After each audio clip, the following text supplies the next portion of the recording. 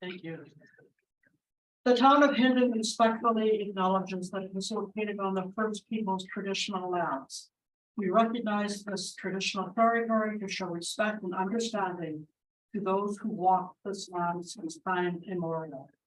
Today, we uphold our ongoing responsibility to work together in the spirit of the intent of the treaties with all First Peoples and nations that call this place home.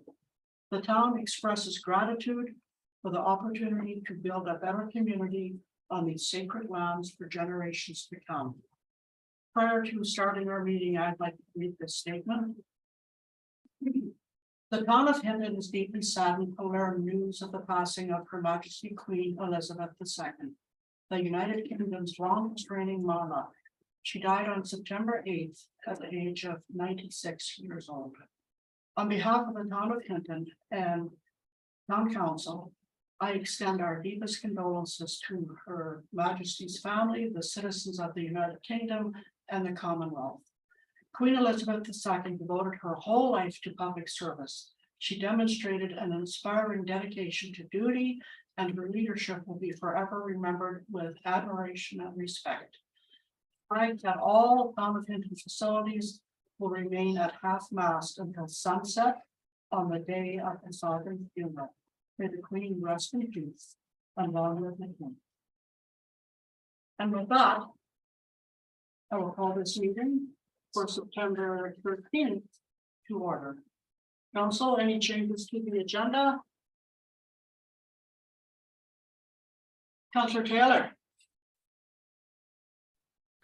I'd like to add an in-camera discussion on the service level review. Thank you. Administration. Madam Chair, nothing from administration, but if I could ask for just a moment, I'd like to take this opportunity to introduce the town of Hinton's new Director of Community Services. Deborah Juke has joined us now. We're into her second week. She came back on Monday, which was very good. And so we are thrilled to have her with us. She brings considerable experience to the position from other communities, most recently with Yellowhead County, but here in Alberta and in BC, a good mix of public sector and private sector experience, and very excited to have her with us, and thank her for joining the team here with Hinton. Thank you.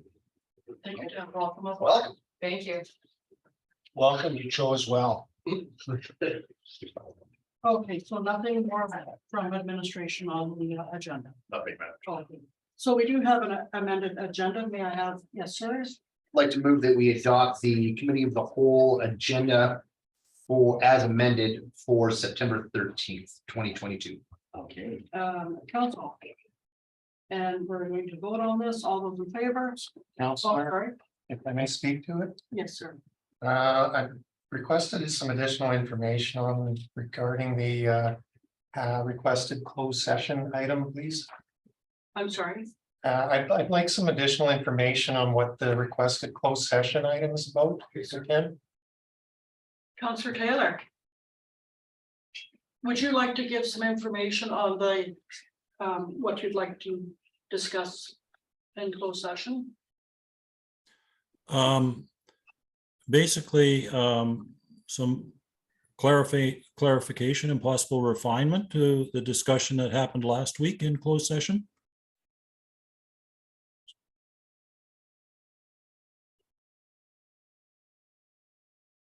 Thank you. Okay, I have to be totally honest, would I take a vote right now to see if council is accepting of this to the closed session, or if no one, is anyone opposed to this? Yes, sir. I could ask an additional clarifying question Yes. to Councillor Taylor. Is it just for background information, as that matter's already been called to question and council's made a decision on it? No, I think there's some possible refinement to what's happened from last week.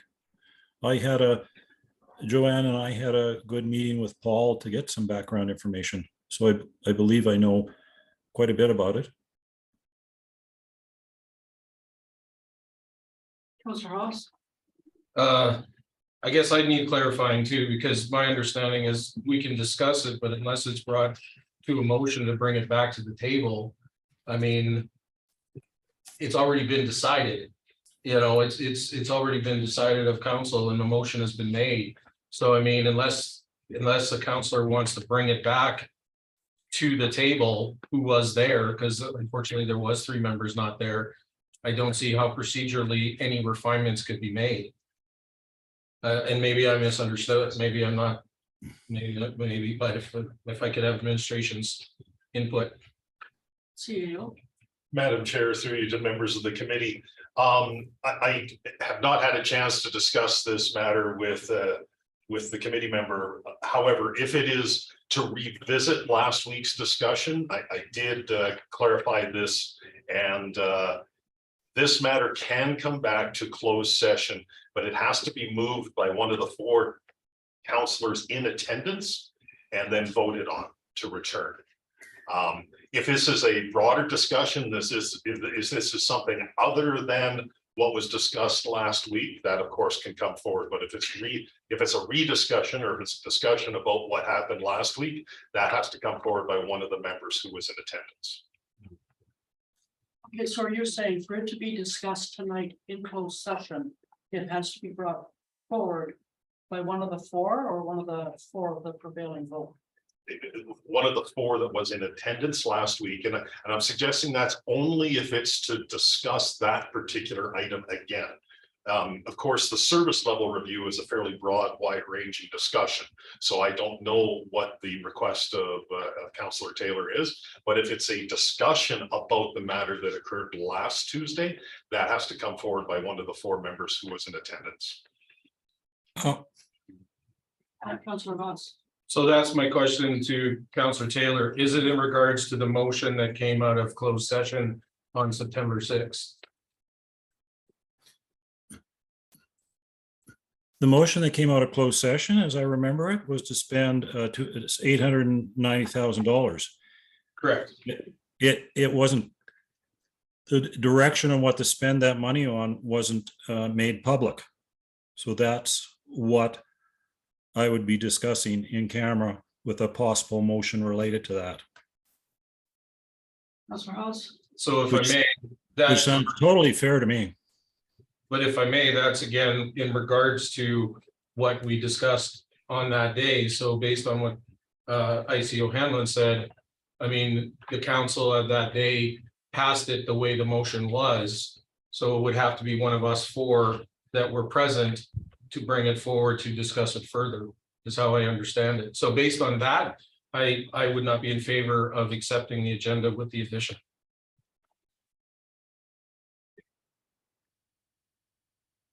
So is there anybody here who was in attendance of the meeting last Tuesday who would Mayor Michaels? Thank you, Madam Chair. Just procedurally, if administration is saying that that's invalid, then that's like an illegal motion. So Councillor Magoon, technically, to my knowledge, wouldn't be able to put forward that amendment in the first place. Is that correct, administration? I just want to clarify procedurally, if there's an appetite to put something on the floor to revisit, great. If not, we have to decide to not move forward with this, or to move forward only in closed session to discuss it, update, but without the possibility of refinement. So those are the 3 options. The way it stands right now, I would not support because it's technically illegal to my knowledge, hearing the CAO. Any comments, administration? Councillor Magoon. Thank you, Madam Chair. I'd like to withdraw my motion, but if I could speak to that just briefly. Yes. The reason for that is I don't have enough information, because we can't discuss it openly, obviously, on what the intent of the discussion is. I think the safer bet is simply to move to approve the agenda as it's presented, and then give the agenda prep committee and the councillor in question time to talk about it in conjunction with administration, and decide the best way forward, potentially with any future motions. So, thank you. All righty, thank you. So in regards to the agenda, it will not be an amended agenda. We will accept the agenda as it's come to us today. Go ahead, sir. I'd like to move that we adopt the agenda for the committee of the whole meeting for September 13th, 2022 as presented. Thank you. So we do have a motion on the floor. Council, all those in favor? Okay, and that is a 6-1 carried. Okay. Jen, do we have citizens minimum council, anybody? No, we don't have anybody in person or online. Okay, good. So we're gonna move on to our delegations and presentations. Our first and only delegation today is the Hinton Municipal Detachment Multi-Year Financial Plan, and that is presented to us by Staff Sergeant Chris Murphy. Thank you, sir. Good afternoon. Thank you, Mr. Mayor. Thank you, council. Thank you, administration, for allowing me an opportunity today to come discuss the multi-year financial plan for the Hinton Detachment. And it is my goal here today to address any questions, concerns that one may have with respect to this multi-year financial plan. I want to ensure that I give enough time at the end to answer any additional questions, but I had 6 questions posed to me prior to this meeting. I'm just going to cover those quickly so everybody knows what those questions were. So the first was, how do we know when policing is effective and financially sustainable? What are the target measures for success? Why are there differences in police population ratios between our town and the average for populations in the 10 to 20,000 range? Third question, can we obtain the year-to-year overall cost of the policing program for the duration of the 5-year financial report with comparisons to past levels of funding? Question number 4 is more of a statement. Some cost information is provided that seems to indicate an 18% increase over the dollar amount council's recently asked to approve. How is this sustainable? The 5th being, can we obtain the long-term crime statistics for 10 years? And the 6th question, do the 19 municipal funded members police outside of the Hinton boundaries, and how is the town of Hinton compensated for this work? I then had 2 additional questions posed to me. The first email that I had, it pretty much contained the first 6 questions that I went over, but there was an additional question. Why do the crime stats for 2021 vary significantly from the Crime Severity Index report to the Hinton Detachment report? The detachment report numbers are higher. And I believe that there was potentially a question as well about the report that seems to support a case to reduce staff according to officer levels and crime levels provided to the action report. So my hope is to address each of these. Before I move on to the next topic, what I will do is just stop and ask if there's any further questions regarding that topic. But I just wanted to lay out the 6 so that you know that I will hit on each and every one of those the best I can. I'm going to begin by saying we do have a section within the RCMP called Operational Strategy Branch. They deal with contracts, budgets, finance side of things. That is not my expertise. So it is very important for me today, if I don't know the answer to one of your questions, that I don't try to guess at that answer. I will take that question back to our Operational Strategy Branch. I have briefed everybody with respect to these questions, and you have the commitment of the entire Alberta RCMP to answer your questions and your concerns. And that's right from the Operational Strategy Branch to the Western District Office. As a matter of fact, should I not be able to address all your questions today, they are willing to come attend a future council meeting to address those. Not an issue whatsoever. For those that know me, my name is Chris Murphy. I'm Staff Sergeant with the RCMP, have been for 22 years. I am currently with the Western Alberta District Office, so I'm no longer at the Hinton Detachment. Typically, it would be the detachment commander here before you today to answer these questions. Because our detachment commander in Hinton does not start till October 11th, we do not want to wait till then. I realize some of these are pressing questions, and I felt that it was important for me to be here today to try my best to answer those. But that is my role, and that's why I'm here today. And again, if I don't address anything adequately in your opinion, I have no issue bringing those questions back and coming back before you, or getting the right people in front of you. So without further ado, I'll start with the first question. Yes, sorry, go ahead. Sorry, before you begin, CEO, do you have a comment? Thank you, Madam Chair. Actually, it's just to our 2 members joining remotely, members Taylor and Michaels. Can you hear Chris okay? Okay, thank you. Wonderful, thank you. So I will begin with question one. So how do we know our policing is effective and financially sustainable? What are the target measures for success? So this isn't going to be a quick answer. I'm going to go through. So there are a number of ways to ascertain whether policing is effective, efficient, and meeting the target measures set out by the community. So the first and the most important, in my opinion, is the Hinton Detachment Annual Performance Plan. So this plan is based every year on consultation from the community. When I say community, I really mean community. So that's the grassroots, so citizens within the community through our town hall consultations or a coffee with a cop, our regular interactions at community events and functions, and our day-to-day policing activities. But it also includes more formalized with yourselves as elected officials and coming to you every year for your feedback on that. We also reach out to a lot of our community agencies that we work with directly, other support agencies. And what we try to do is paint that picture and what are the issues that the residents in the town of Hinton are feeling we should focus on. And it's very important to us that we do that each and every year because things change. And it's not lost on us that what may be a priority in March or April may change come May and June. And we as a policing organization have to be flexible to adapt to that. And we totally are. So the first, again, measure of success on whether policing is effective and efficient is, are we meeting those each year when we identify what our objectives are, what our targets are, what our measures are? Are we meeting those? And I know we provide reports to you quarterly with updates on all of those areas.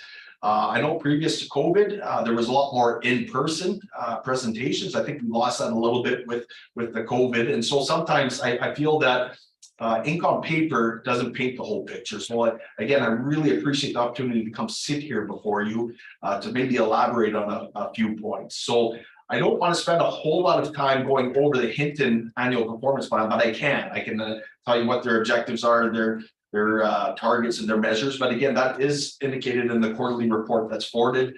You would have received one. There will be another one coming here early in the end of September, beginning of October will be the second quarterly report. And that is a great time for you to look at it and say, okay, are we having success in these areas? And if not, why not? And to have those conversations with the detachment commander, there's nothing wrong with asking those questions. In addition to obviously the reports to council and the municipality, we also have a police advisory committee in this community. Before we go on, can I just ask a question? I mean, as far as those measures go, those are, I don't remember looking at those, like, who sets those? Yeah, it'd be based on us. Yes. So based So on, those are goals as established by the detachment itself, but no involvement in the community. no. So with feedback from the community, they will identify what our objective is. So I'm going to use an example here. So with this past year, I know one of the objectives for the town of Hinton is crime reduction, but specific to theft. So there was a lot of feedback that we got from community members that they had been victimized throughout the past year or past years, people stealing their property. And so we look at that, we get their feedback. Then that is one aspect of it. We look at the statistics. We look at, okay, when are we getting these complaints of theft? What day of the week, what time are we getting these? So based on the feedback from the community, based on the statistics, feedback from the RCMP members, we look at, okay, this is our objective is to reduce it. What's a reasonable amount? And we will set a reasonable amount, say 5%, reduce theft by 5%. Then if you throw an objective without any tactics or initiatives, it's just a hope and pray, right? So no value whatsoever. So let's have some target measures for success and how can we do that?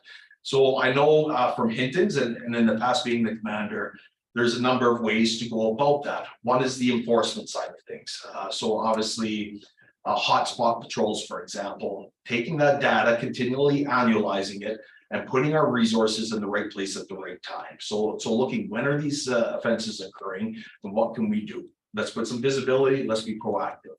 We usually have an education component of it, working with citizens of the community to block vehicles, to remove valuables from vehicles and whatnot. What also is not lost on us is like many communities, it's a select few that are causing us a lot of work. So prolific or habitual offenders. So again, for us, I don't like the idea of that revolving door. So it's working with these offenders, number one, to hold them accountable. But number two, to be working with these other organizations to address some of the underlying issues that is causing the offending behavior. And that's an ongoing process. So when you look at that feedback from the community, the statistics, we start to develop those measures and those initiatives. Again, those are shared at the beginning of our year, so that mayor council knows what those are. And it's also very important that we're sharing it with the community. So when we do our town halls, when we do our coffee with a cop, that should be subject to those conversations.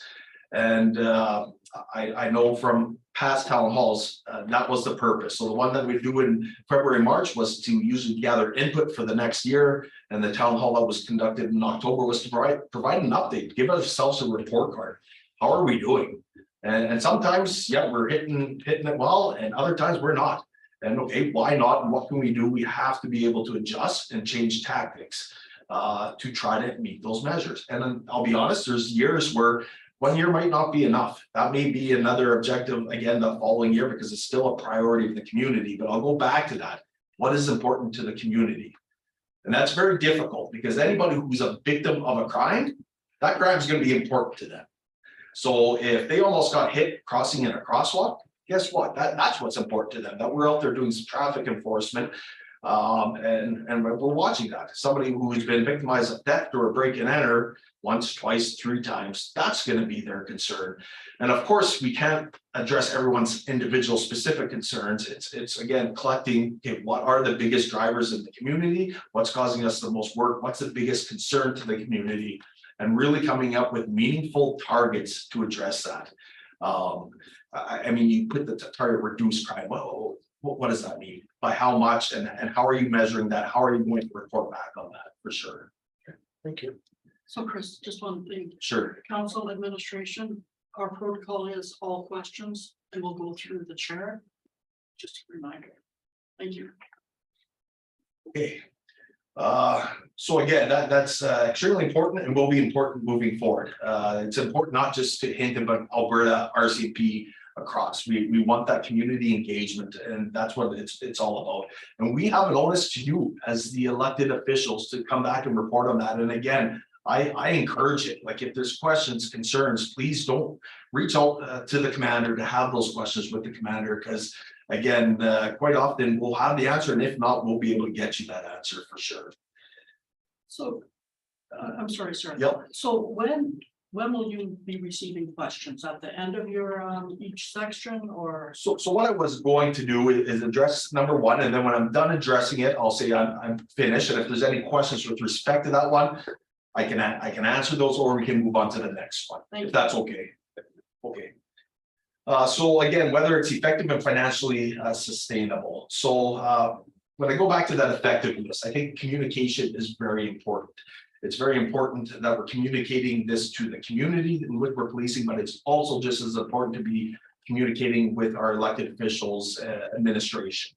And so again, those quarterly reports are important, but I'm throwing it out here before the commander even gets here, but we will come before you as much as you want us. So it doesn't have to wait for that quarterly update. If there is an issue identified within that community where you have a concern that you don't want to be waiting 3 months to ask that question, we have no problem making ourselves available whenever to address those. And I just wanted to throw that out there. When we talk about effective and financially sustainable and being efficient, I'm just going to touch on this very quickly. The cost of policing is not lost on me. It's not lost on the organization. We recognize it is very expensive. Utilizing our resources is very, very important. And again, the days of just going out for random patrols are done. We need to be strategic with our resources. The demands for policing have increased year over year over year. Plain and simple. Sometimes calls for service decrease, but the demands and the expectations continue to increase. And I'm not saying that's an issue, but it's just a fact in what we deal with. So it's just very important to us that we use our resources efficiently. So again, When our members are going out, what's the purpose of that patrol? Where are we going? Is it an issue where we've been, or is it an area that we've been having issues? Are we having an issue with the schools? Back in school, lots of kids running around, we should have some visibility in there. And again, adapting that throughout the year. So as we get complaints from people or our own observations, we try to again change tactics and put the right resources in the right place to address it. Again, easier said than done, because the demands that are asked are a lot, but we have to be efficient and effective in how we use our resources, and that's done on a continual basis. We have members, our commanders, that review those statistics, the calls for service in the previous 24 hours to look for trends, to look for hot spots, and to not wait. I don't like the Band-Aid approach. Let's be proactive. Let's look at what the issues are and try to get ahead of it instead of waiting for people to be victimized before we respond. When we go again to that financially sustainable, it's very difficult for me to answer that question on behalf of the municipality, because that will be a decision that the municipality will have to make on whether it's sustainable. What I will do is do my best to explain costs as best I can, and the costs that are obviously downloaded to the municipality to pay. And at the end of the day, my hope is to give you enough information just to make an informed decision on the best way forward. So that's it for number one, unless anybody has any questions with respect to that. Thank you, sir. Councillor Hollis. Thank you, Madam Chair. In regards to the public feedback as well, and it's a kind of a combination, I would guess. We still do the mapping in Hinton, correct? Correct. Okay, and my understanding is the mapping is to kind of figure out what crimes are happening, plus where they're happening, and then you can target that area with different initiatives. 100%. So we are doing that behind the scenes all the time. The great thing about crime mapping is we're just sharing it with members of the public who want to access that. Right. And so if they want to see where certain trends are, where certain things are happening, they're able to do so. They're able to see that crime mapping. But you're absolutely right that it gives us that ability to have that picture, that map of Hinton right in front of us on our face, showing where these incidents are occurring. So if I may, Madam Chair, is that something that other communities do as well, or is this just an initiative that's done in Hinton? No, it's a provincial wide initiative that we have rolled out the Alberta RCP. Yes. Okay. Thank you. And I'll go back in the queue, Madam Chair. Thank you, sir. Councillor Labarge. I'm not sure if you have these same reports, Chris, but it's labeled, and this is the same chart that drove me nuts the last time we looked at this. It's labeled overall muni under operational equipment. I mean, it sort of lists the equipment between now and 20. So over a 5-year period, I just added those numbers up. It's like $13 million worth of equipment. Because that was the town of Hinton to absorb. Thank you. Yeah, good question. I know it was a question that had been raised to me previously. So I'm just going to, I know I was going to address it later on, but I'm going to just jump and deal with the multi-year financial plan where these tables are part. This is tied to sustainability. 100%. I think of job, it's just a big deal. Yeah, absolutely, 100%. Totally understand that.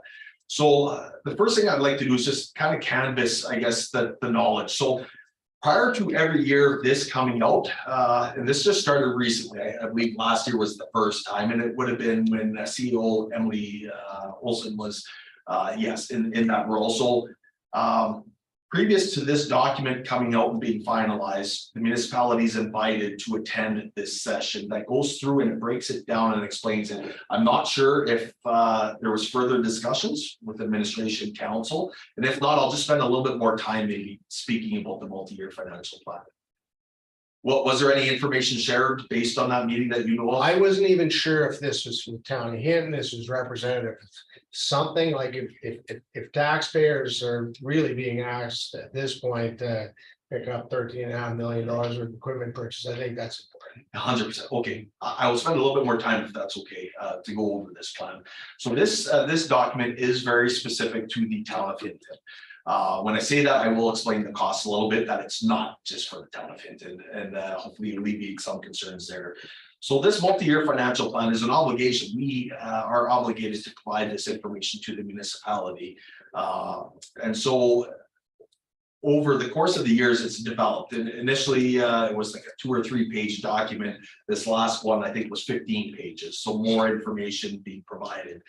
So what this is an obligation on the RCMP to make sure that we have open and ongoing communication with the municipalities, because there's nothing worse than us not communicating anything than a bill arriving in the mail and everybody saying, what is this for? We had no planning here. So this started years ago, and to ensure, again, it's mandated by the province that we're having this open communication. So that each one is very specific to each detachment.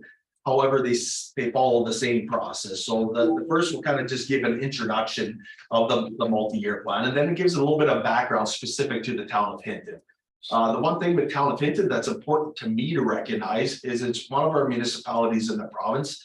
Our population has grown slightly over the years, but when you look around during our summer seasons and year round, it's a busy town. It's getting busier. We're having new businesses come, and that is important for us to recognize as we talk about policing. It's not a community where we've had certain industry shut down and a lot of people moving away. So that's also important to us when it comes to resources. So then it talks about the multi-year financial plan. We'll talk about how many resources or how many positions is the town of Hinton funding. And just for everybody's knowledge, that is 19 positions. Then it starts talking about anticipated increases to resources. And so in this document, I won't spend much time because we are not anticipating any additional resources. There's no request from the Hinton detachment to seek additional resources. It goes in, then starts talking about division administration, accommodations, and then goes into a bit of the costing. And I'm going to get to that because I know there's specific questions on certain pages. So you'll note in here under equipment, there's numerous pages on pistol modernization, body worn cameras, conductive energy weapon replacement, breaching equipment, and it goes on and on. There's plenty. And then we get to the table that's on page 11. I believe there's another table on 13. Yes, those two pages. So those costs are not just for the town of Hinton. So those are for all the municipalities between 5,000 and 50,000. So what they do is they calculate the number of members within all of those municipalities. And again, this isn't quite my area of expertise, so I'll do my best. They will calculate the number, and then it's broken down. Hinton again has the 19. So the cost, they do an average cost per member. What that does is helps municipalities from having a more average cost of policing over the years, as opposed to having huge increases one year over the next. It also gives the organization the ability to buy in bulk, which quite often is cost savings just due to the sheer number. So those numbers that you see at the bottom of those tables are not specific to Hinton. Those would be all the municipalities between 5,000 and 15,000. Yeah, for sure. And I don't blame you for that question, because the first time I looked at that table, that is the same thought that I had. And I was on the phone in 2 minutes saying, what is this? And they just told me to go to another part. So yeah, so thank you for that question. And that goes through again on those other tables as well that identify that. And maybe I'll just stop here and just ask if there's any questions with respect to this equipment and some of these other costs. Yes, thank you. So Councillor Taylor? I don't know if I should ask this here.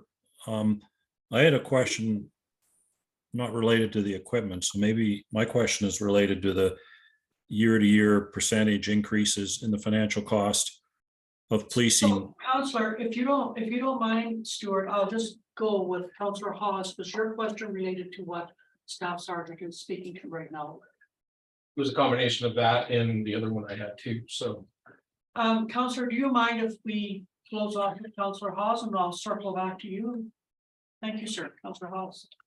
Yeah, I guess I appreciate the fact that, yeah, that makes much more sense. But I guess it goes back in your regards to sustainability and the costs and everything like that. And I guess this is more of a, I don't know if it's a question you can answer, but more philosophical. But my understanding of crime is police are always kind of trying to get ahead of the crimes, but the crime, I don't want to say criminals, but the individuals are always looking for ways around it.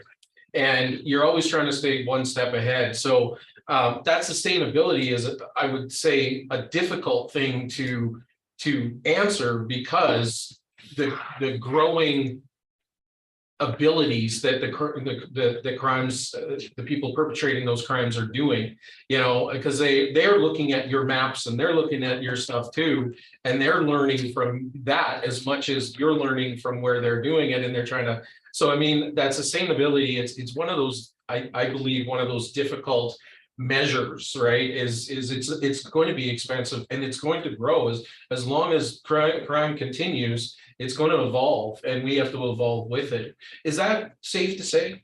For sure, and I will spend a little bit of time in question two, actually even going a little further with my explanation, but you're 100% correct. So we have, again, our clients and those committing crimes, learn and develop. However, they don't have a rule book they have to follow. We have laws and legislation that we have to stay within to do our job. But what worked even 2 years ago doesn't work today. And because they do learn, each time they commit an offense, they get their disclosure to review and get to see what the police did and why they are where they are. And again, we have to be able to continue to develop, but do things in a legal manner and try to, again, a lot of our efforts should be in nature on let's try to do what we can to prevent that crime from happening in the first place. And if that means, you know, visiting that prolific offender every day or every second day, I'm going to talk about resources in a little bit and having the ability to do that as compared to other locations. But just paying that visit every couple of days to them, having those hotspot foot patrols and all of those things is we want it to be a less desirable place for a criminal to commit a crime. And now in a district role, I have a lot of different areas that I'm responsible. Back when I was a commander, I'd say Hinton is my responsibility. So I want to make Hinton, you know, a place where criminals don't want to come. They will go to Edson, Drake Valley, Whitecourt, but they're not going to want to come to Hinton because they're going to see us. And that my approach changes a little bit in the district level, but yeah, going back to that question, it is a very difficult one to measure, but one that we have to continue to focus on and develop as time goes. Thank you, sir. Yeah, I just have one other comment, then I guess it's a question more to council and administration rather than to Staff Sergeant. But we used to get quarterly reports in person. And I remember about a year ago, I think, or 2 years ago, decided that, you know, maybe to lighten the load a little bit, we would get the quarterly, we read it, and then we get a one time. So I don't know if that's an appetite for council to revisit that and look at, would it be better to have an in-person quarterly to be able to ask some of those questions? Because I know for me, you know, we get it as a report, we read it, you know, we may not always ask those questions if you're not there. So it's just something for council to consider and administration as well for the future. So, I mean, I'm happy that you'll come at any time. That's great. But, you know, it's nice to have you, the staff sergeant of the day, to come in and field those questions. So that's all I have to say. Thank you. Thank you, sir. Councillor Taylor. Page 14. 2022-23, it says the budget's going to be that we're going to pay for the town of Hinton's to 2.55. Correct. We used to pay 2.1. That's up 18%. That's not financially sustainable. There's no mention of any of the other numbers for the rest of this financial report. Yet this is a multi-year financial report. Can we have those numbers, please? Please, can you clarify exactly what numbers? So you're looking at numbers of what the forecast is for, say, years 23, 24? Yeah, for the town of Hinton's going to pay for the rest of the financial plan. I didn't see those numbers in the report. No, so what they've done in this financial plan is, again, anticipated future costs to and those tables. So that information in those tables formulates to this 2.55. So it's not on top. So this, you know, pistol modernization, for example, isn't another bill on top of this 2.55. These are costs that they're forecasting for the upcoming years. Now, they do not provide, and I don't have, and I'll see if they're able to do so, other than the future year that we're going into, just because so much can change within that year. Now, I'll use example, the pistol modernization. I've been hearing about this for quite some time. It still has not occurred. I know they're starting now the billing, I believe next year for the pistol modernization. But it is again possible that it doesn't happen next year for a number of reasons that it's put off to another year. So I think they're very hesitant in putting a dollar value too far down the road. But that is a question I can pose to our operational strategy branch to try to get those numbers. Now you say the increase from 2.1 to 2.55. I actually requested just kind of an invoice as to what's been billed to the municipality. So I was just looking at the fiscal year of 2021 to 2022, and that actually turned out to be 2.594. So above the 2.1. And I think part of that was with the announcement of the pay wage increase for the RCMP members likely had an impact on that. But that's what was actually paid by the municipality of Hinton. So with respect, I guess your specific question, I will have to get back to you on that, Mr. Taylor and Councilor Taylor, and see if our operational strategy branch is able to provide any more forecasting numbers. But I know next year's multi-year financial plan will have the future year forecasted, and that's typically how it was done. However, with these tables, they're just identifying additional items from our day-to-day that we expect to incur as an organization. Thank you. It seems appropriate that they could provide it because they do call it a multi-year financial plan. But thank you. You're welcome. I will get back to council now. Thank you, Councillor Taylor. Mr. Mayor. Thank you, Madam Chair. Thanks again, Staff Sergeant Murphy, for being here. Just for maybe those watching and for myself, I just want to make sure of what the actual cost is for the town of Hinton, the bill that we pay yearly with all these tables and the salaries of all the constables, etc. Would you be able to explain in simple terms, like what our bill is for the next year? Do we add up these tables with the 2.55? And are there any other funding that takes place to fund this? Like what would be our bill for the next year? So what, of course, certain costs are dependent on the year that we experience and certain crimes, the amount of prisoners that we process, types of investigations. So there could be some fluctuations in overtime or guarding of prisoners. However, based on this forecast, based on those tables that were outlined here, what they expect the bill to be for Hinton next year is at 2.555. That is broken down quarterly into $638,750. And that is what they're anticipating with those tables in mind. Perfect. All right. That's what I thought. I want. Thank you for that clarification. Thanks. Thank you, Mr. Mayor. Councillor McGowan. Thank you. Staff Sergeant Murphy, trying to stay sort of at a policy level in terms of those things that councils can impact, by lobbying our MLAs and our MPs, those sorts of things. I think about past practice of the RCMP where the reserve program was, in effect, and we were able to utilize, that service as part of our protective service. My first question, because I don't know, did that have an impact on the cost? Were there savings there because we could utilize a reserve force? And do you think, if it was the will of the government to institute that kind of system again, to allow that to happen, could that have a cost savings for municipalities? Yeah, great question. I'm going to seek a little bit of clarification. So when you say the reserve program, are you referring to like the volunteers we used to have called auxiliary constables? Yes, okay.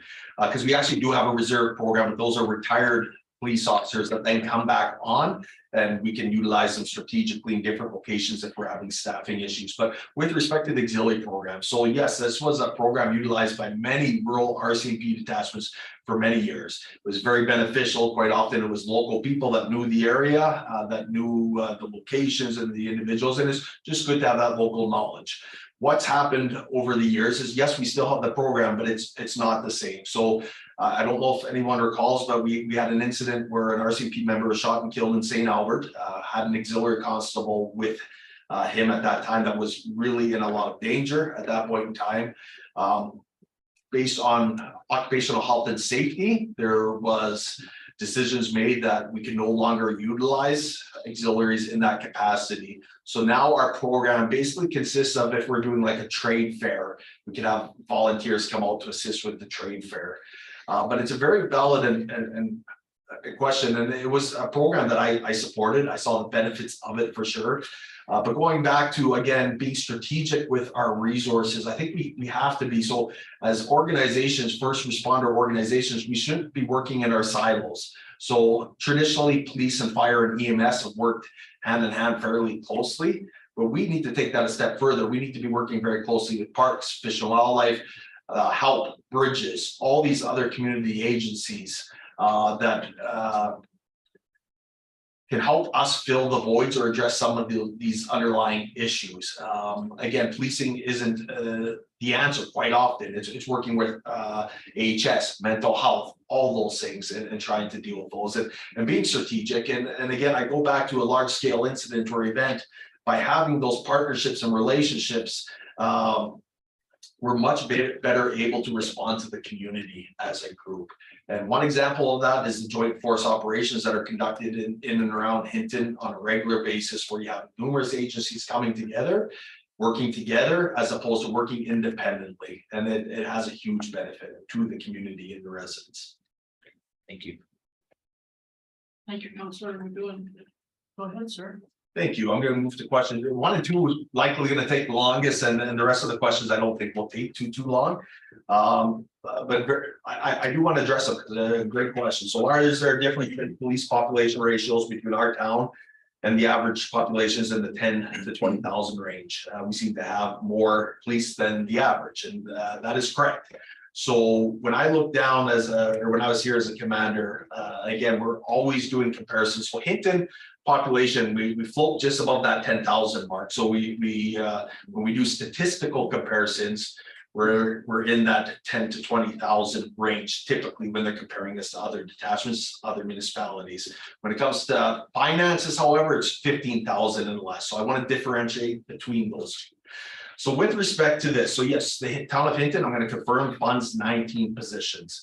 So quite often with what the RCMP does a caseload analysis. So we get, and in some of your reports, you will see that. I think I shared a report with everybody that shows the criminal caseload per member of the Hinton RCMP as compared to the provincial average. And actually, I'll just maybe refer to that document here in a second.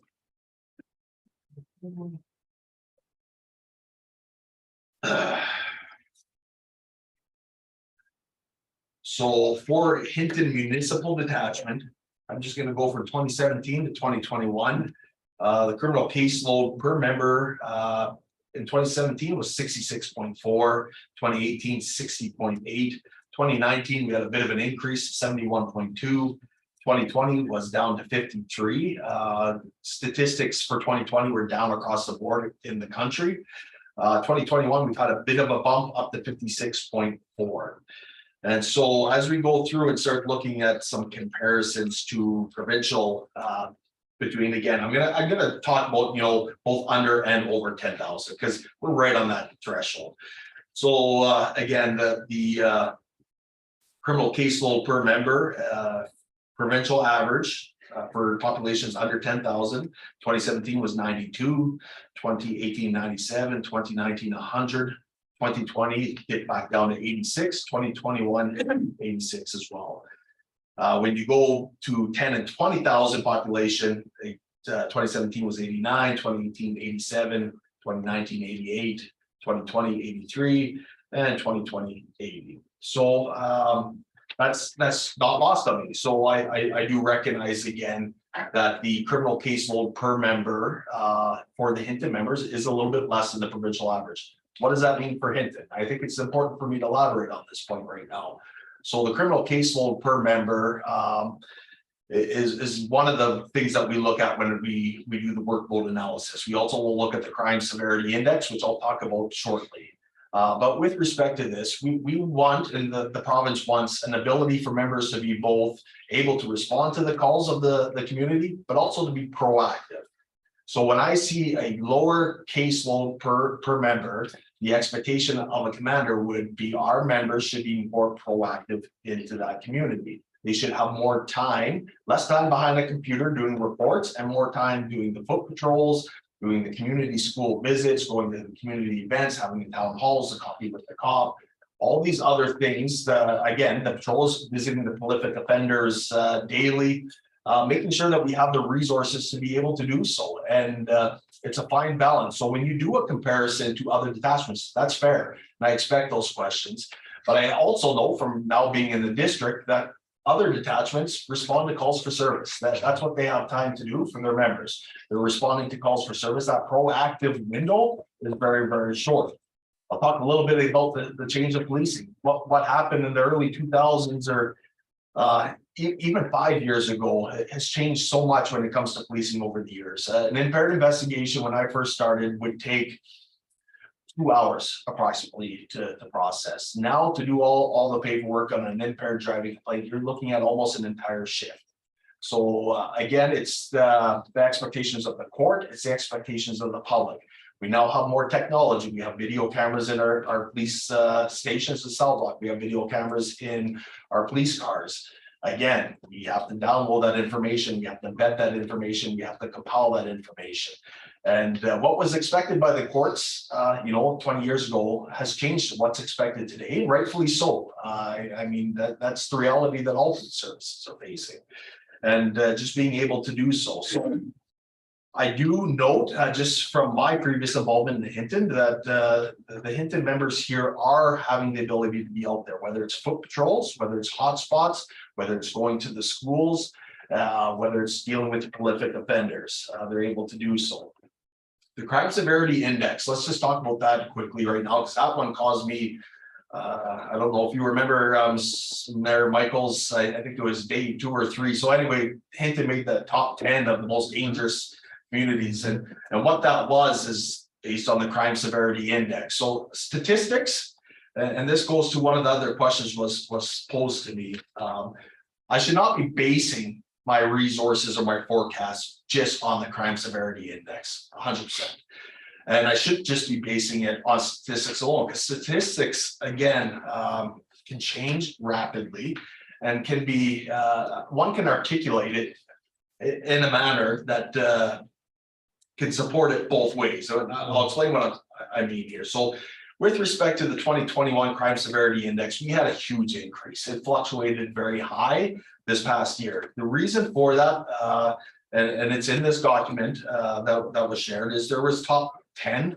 However, it was we had unfortunately that double homicide occurred in Hinton, and that raised our CSI value quite high. But as I look over the years and look at the trend, because I don't like going based on just one given year, we ranged anywhere from 156.6 to the high of 164.9 back in 2019. With a bunch of years, around that 130 mark. The provincial average, I believe, I saw was about 111. Now, the one downside of the crime severity index is it doesn't take into consideration all the offenses. So all it's doing is, if I have a call where a house has been broken into, the person has been assaulted, and there was also theft that took place. Our statistics that you get provided, those will have all of those captured. So all of those will be captured. The assault will be captured. The break and enter will be captured. All of these offenses. However, when it comes to CSI, it's only the most serious offense, which is a person's crime, so will be assault only. So when you look at the numbers, they don't add up. When you look at all the statistics that we're getting from these other reports don't add to this, that is why, and they won't. So this is, again, just one document that is very important to a detachment commander when we look at resources and whether we're using our resources effectively and efficiently. That is definitely one of the areas that I'm looking at. When we look at Hinton detachment, I just want to point out a few things too. So Hinton right now is staffed in a manner that there's 24-hour patrols, and there's always somebody working in the community of Hinton. There's many other detachments that don't have the positions that Hinton has, that does not have that. So there will be the on-call period where members are placed on call to respond to certain things. So there is that as well, just for your knowledge. The other thing I want to mention is Hinton is one of the detachments in the province of Alberta that is attracting experienced members. So we have members coming here with previous experience wanting to come to Hinton. And I'll tell you, obviously our location is beautiful, the town is wonderful. I don't want to leave. I want to stay in Hinton. But part of that too is, and we talk about mental health, and we talk about, you know, the mental health of police officers as well, and that work-life balance. In a community where you don't have as many members, there's a lot more on call. So you work your shift and then you're on call for the next 16 hours. Where Hinton, we have the luxury again of 24 hours, there's somebody on duty. And so members who have experience that want that little bit of a balance, a better balance, are putting Hinton on their list to come to. And I just, that was an important point, because that can't be said at a lot of places. A lot of places are getting brand new members. Yeah, some questions, I think. No, I just wanted to keep, no, it's fine. The other thing I just want to note with respect to the position numbers is like any organization, we're a large organization, we deal with members that go off duty because they're sick or for health reasons. We have our mat leaves, we have our pat leaves.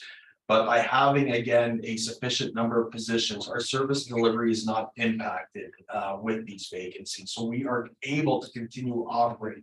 And I can throw training into that as well. Members going on training.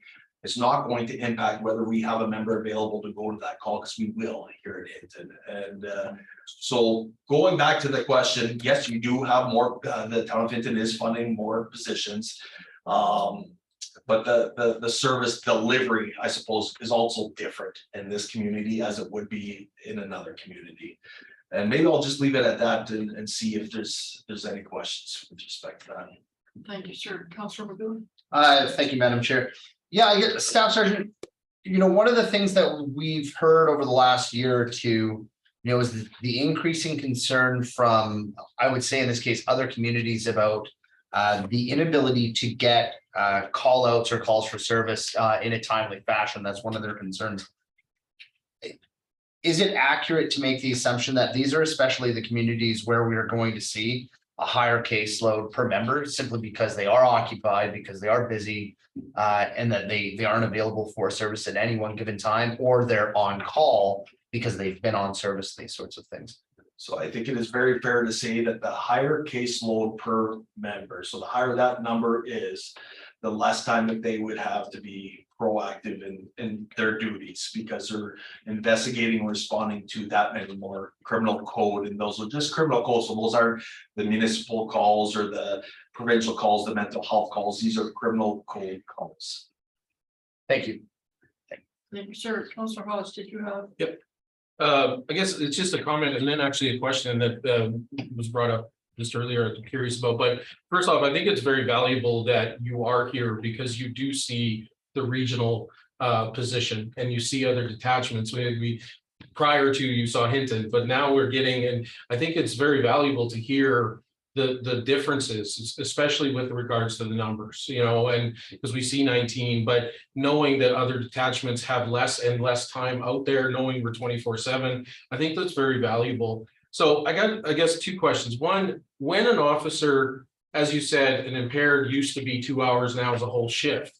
So are they taken out of the field for that like shift that they're working on that, or are they in the office, they get called out, they go out, they come back in, they keep working, or like how does that work staff wise? Yeah, for sure. And each case is going to be a little bit different depending on the facts that are presented before us, but depending on the complexity of the impaired driving investigation, whether it's actually a criminal code investigation or provincial sanctions. Provincial sanctions would go a little bit faster, but should we be doing a criminal code investigation, say a fatal collision resulting in bodily harm?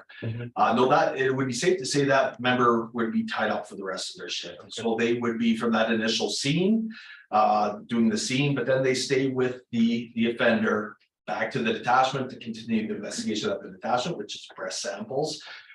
then that carries on, but then it's the documentation, both the requirements by the Criminal Code of Canada, but also the provincial requirements of documentation, the report writing, the video evidence, and for us having this package together, because we're part of the pre-charge pilot project, so having a package for our Crown Council to review to see if they support charges proceedings. So again, it was back when I started, there was a lot less forms to fill out, lot less documentation. And it's just evolved over the years, and it's evolved with the case law, so decisions in the court, and then us being obligated to follow those decisions, that case law, to make sure that yeah, we're doing a proper and thorough investigation to give the Crown the best case possible to present before the court. So if I may follow up, Madam Chair, so that what I'm hearing then is if we had less officers potentially, then the service level would be drastically adjusted basically because they are tied up. But now with having a few more officers in other communities frees up people to do out in the field while others are working on that paperwork and that other stuff, right? For sure. So if you have some small detachments, you may have 1 or 2 members working. That could be taking the member that's on duty, tied up with that, then the on-call person being put on call, or one of the 2 being placed. And I should mention, like, we will do our best to provide the best service to the community, regardless of the number of positions that we have. That's a commitment I see from every single detachment, every commander that I work with. They want to provide that best service, but I just want to be realistic, and that should there be a reduction in members, should there be, that increased caseload per member, that is less time out doing those proactive, those community things, responding to certain calls. I mean, we can use the big cities as a comparison. There's certain complaints that from a shed or that they won't attend to. It's done now virtually on a computer, where residents of Hinton will have a member contacting them, quite often a member attending to see if there is that evidence and to deal with that. So. Is there another? There's just one person in the queue. Okay, we can go and I'll go back in. All right, see you. Thank you, Madam Chair. Through you, first, I want to thank Chris for coming. The timing of this is great as the town considers its budget for 2023 and possible implications of policing and community policing. A couple of things in regards to this, and I'm sorry if you're going to get to this later, and I'm really sorry if you already addressed it, because that means I wasn't. Anyways, the first I had was we confirmed 19 members, and I wanted to touch a bit because I do understand if the town were inclined to reduce the member coverage, there's a process and there's a timeline around that, and if you could just kind of go through that quickly with us. And I do understand there's also a grant for one of those members. So if the town, if council and administration were to seek to reduce numbers, really that first individual that we would discuss removing is grant funded. So we'd actually have to remove 2 members to realize any potential savings to the town. Could you just share that with us and just confirm I'm correct? No, for sure. Thank you. Thank you for that. So this is information again that I had mentioned previously that I had reached out to our operational strategy branch with respect to funding and the processes of funding. So this goes whether there is a request from the community to increase members, because we get those, but also to decrease. So I'll start with that. So if there's a request from the community to decrease members, it's a letter that is sent. And then once that letter is sent, and I'd be able to provide you exactly who that's sent to, then the RCMP is obligated as part of our contract to the province to do a caseload analysis to make sure what they're asking for will still fall within those parameters if they feel that it is still going to be safe policing. But basically in the contract, it states that we will try to address that within the year. That's again, if the RCMP feels and the province feels that we can do that, we can lose those members. With respect to the grant, I can confirm that, yes, sir, it's called the Municipal Police Assistance Grant. And I want to say 2012-ish, it was prior to my time here in Hinton. It was from the province of Alberta. And it's for municipalities of various sizes, one being between the 5,000 and the 15,000. And I don't know the inner workings of this grant because this is an Alberta government grant. This isn't an RCMP grant, it's an Alberta government grant. But basically, they are providing grant funding yearly to municipalities for a position. Some places it might be even more than a position. But it is my understanding that Hinton did receive one of those positions and continues to receive funding from the provincial government for that position. I do not know for certain whether it would be the first, should there be a reduction of members, whether your grant application would be impacted. That would be a question that would have to be answered by the Alberta government. I'm sure that they would want to know that there's going to be a reduction of members, and I'm not sure how that grant is phrased or written, and whether that would be one of the members that would have to be gone first before.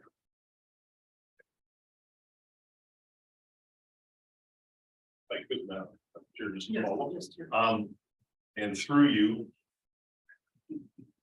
Chris, if you could just speak to, we've talked about the members, we've talked about the financial support coming from the town of Hinton.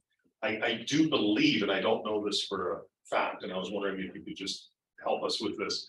I believe that a percentage of the members' time is for the town of Hinton, typically, and percentages for highways and regions outside the town of Hinton. And just to confirm that the town of Hinton does not pay 100% of the salaries. I believe it's there's a split, and if we could just confirm that for council. Thank Yeah. you. For sure. So that will bring me, actually, we're able to hit question 6 here, because that was one of the questions asked me whether Hinton members work outside the boundaries and how is it compensated. So I'll begin with the split. So because we're between that 5 and 15,000 population size, or sorry, under that 15,000. So right now it is a 70-30 split. So the municipality of Hinton is billed at the 70% rate for almost everything. There are a few things such as overtime, which would be 100%. No overtime, I believe, would also fall in that 70, but guarding matrons, prisoners and whatnot would be at the 100. But for members' wages, you're being billed at the 70% and the federal government is being billed at 30%. Why is that important? So one of the questions being posed to me, of course, is do we have town of Hinton members working outside of the boundaries? So yes, the answer to that is yes, we do on occasion have that. I will tell you, it benefits both the town of Hinton and it benefits our surrounding residents who live in the county area. The reason I say that is the majority of calls for service, when we look at statistics, are happening within the town of Hinton. When I look at, so just for everybody's awareness, we have 3 provincial members that are funded by the province. That's based on, again, that workload, that case, the amount of calls that are coming from the community. You go to a place like Edson, it's 6 to 9 provincial members, so a lot more provincial members on that side, but that's because their provincial area, they're receiving a lot more calls for service. So the majority of calls for service are here in the town of Hinton. I can tell you, if a Hinton municipal member is out in our rural area, I'll say a missing person, for example, any extra costs that are incurred are billed to the province, not the municipality. So if the work is occurring outside of the boundaries and we go way past shifts and we're talking overtime and compensation like that, that's billed to the province. It is not billed to the municipality. Vice versa, we have provincial members working in the community of Hinton. I have a provincial corporal, I have 2 provincial constables.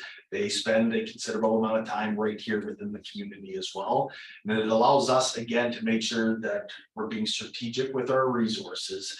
And I'm addressing both the needs of the municipality and the needs of the county, or the detachment commander is, sorry. Thank you, CEO. Councillor Haas. Yeah, I just get the question on the online option, and I realize that, I know the city of Edmonton does this, you were mentioning it, and here we have a member go out to everything. Has the RCMP looked at the possibility of at least giving the option? Because I realize there are some people that may not be comfortable with online and familiar with that, but for others that may have had that break-in of a shed who need that report from the RCMP, for insurance reasons or whatever, and to report the crime. Is that something the RCMP in rural areas, say in the town, might look at to try to loosen up some of that interaction and focus on other things? 100%.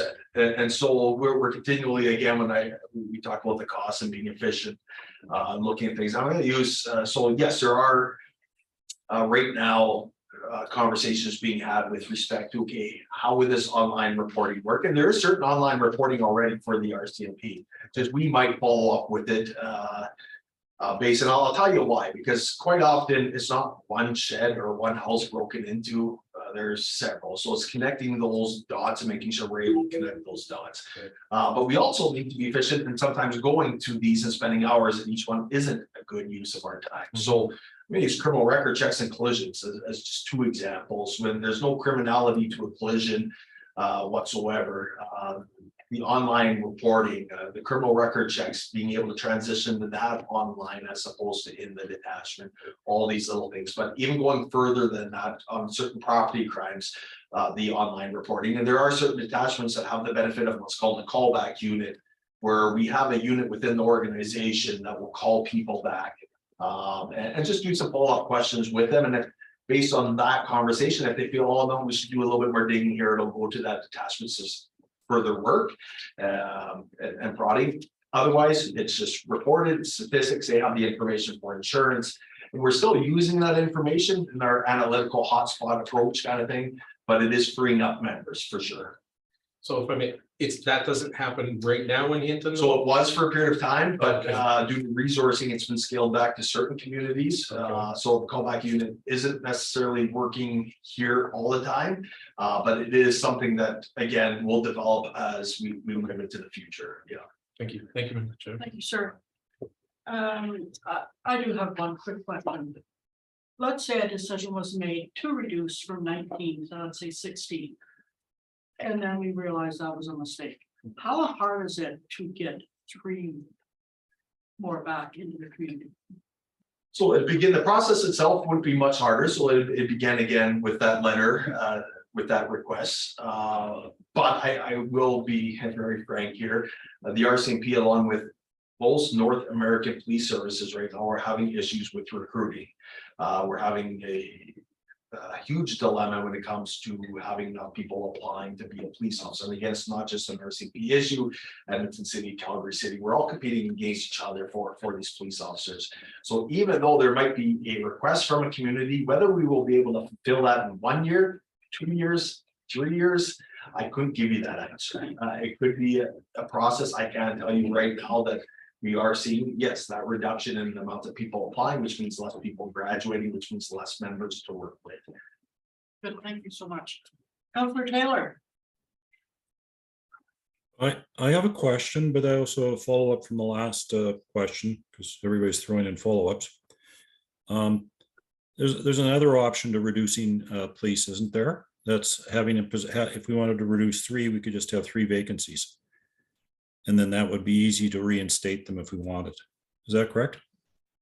So, okay, so you're just talking about not getting rid of the position, but not filling that position with an operational member. So that, yeah, no, for sure, fair question. So this, again, as we move through, and an important, I guess, point even in that multi-year financial plan is quite often the RCMP recognizes that we're not running at full capacity, that there are certain vacancies. Right now, the town of Hinton has 2 vacancies, the staff sergeant spot, so 2 vacancies, which would bring it to the 17 positions.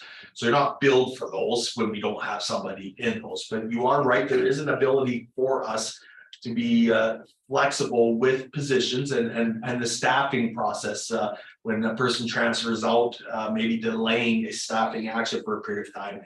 With that comes additional challenges again in the interim, but it's not something that that we as the commander would be able to work with the municipality should there be some issues financially, that we try to work together to address those.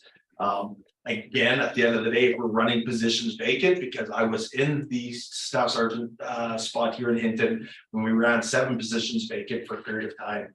It impacts the service delivery. It impacts the amount of members we have working, the amount of on-call, the amount of overtime because members are being called in. There are, but it is an option for sure.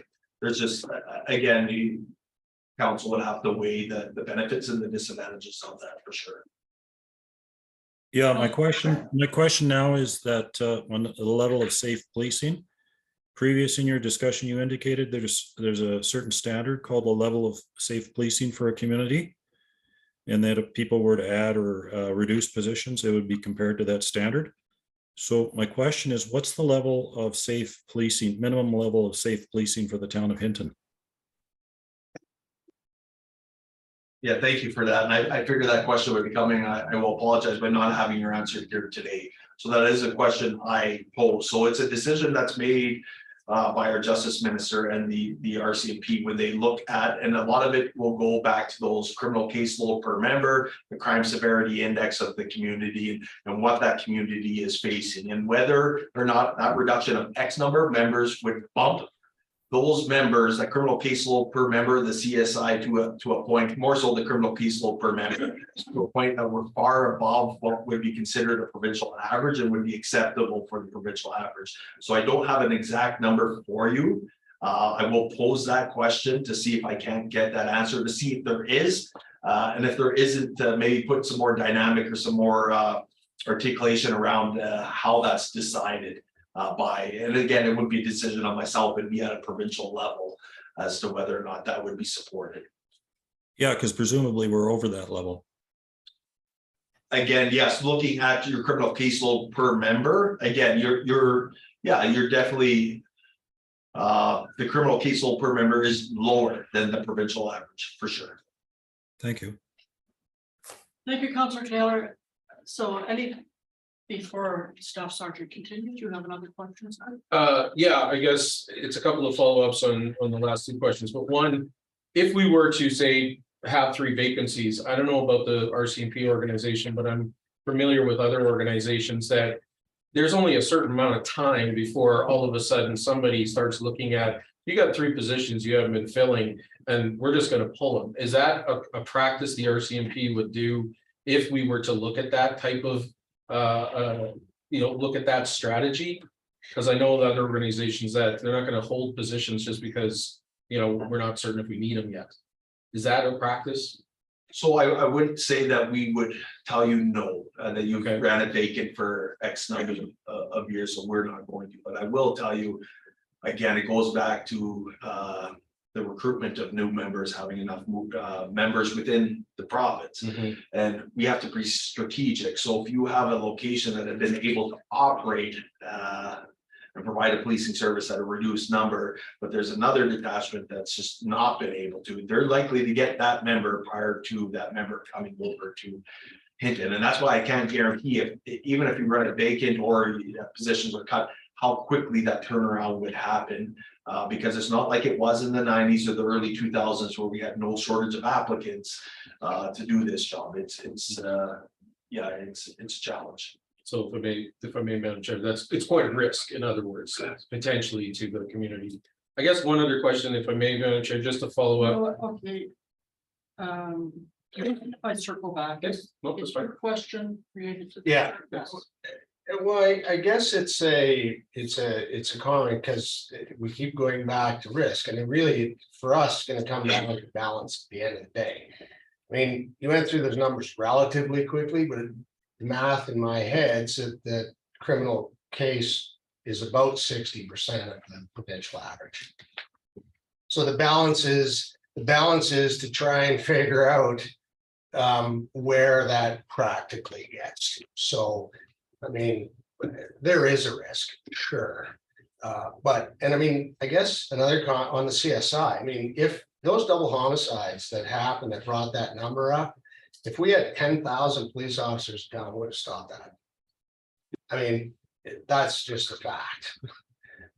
So, as we have this discussion, let's keep it in balance.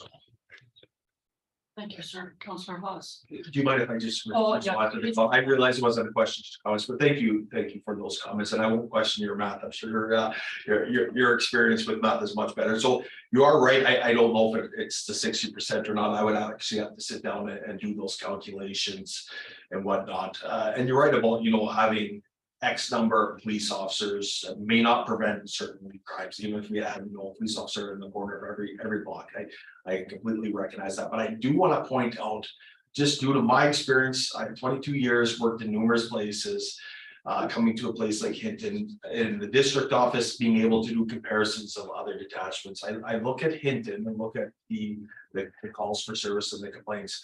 I'm not going to name any specific location, but we have a lot of locations that are very similar in size and demographics to Hinton that have issues with organized crime. So you will have organized crime groups within that community. I can tell you from experience here in Hinton is we have that ability through the GIS unit and through having members funded to be out visible, to be proactive. It's tough to measure that. It is, and I get that. It's just very difficult to measure how important that is in certain communities. I can tell you from experience, again, criminals will commit crimes where they feel comfortable enough to do so, because they do a risk analysis as well. And they may say, well, you know, I would have a better chance of not being recognized or spoken to by the police if I lived here as opposed to here. And they do that. There's those talks are a lot of our clients are criminals, won't stick in one specific location. They're bouncing around, but some will settle down in certain other areas rather than others because of the contact with the police and the levels and also the community. Because again, policing isn't just a policing, this is a complete community approach to things. Police can't solve this on our own, but if we, lock our doors, we're calling in suspicious vehicles, we're calling in suspicious people, but it goes back again to that relationship between the police and the community and how important that is moving forward, for sure. Thank you. Thank you, sir. Councilor Hollis. Okay, I guess I'd like to just mention for the public, and I think understanding.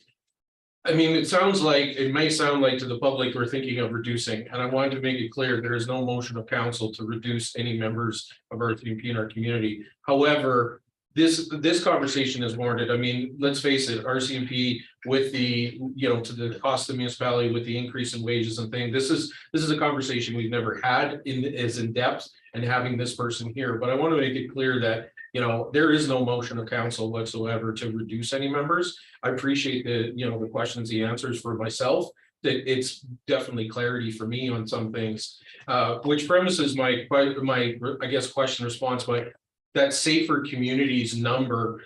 I'd be interested to know what other communities who have reduced members, who don't have as much proactive, who don't have as much time in the field, whether or not that is their safe number. If they match it, because for myself, I'd rather be over that number and be proactive than just be at what is considered safe.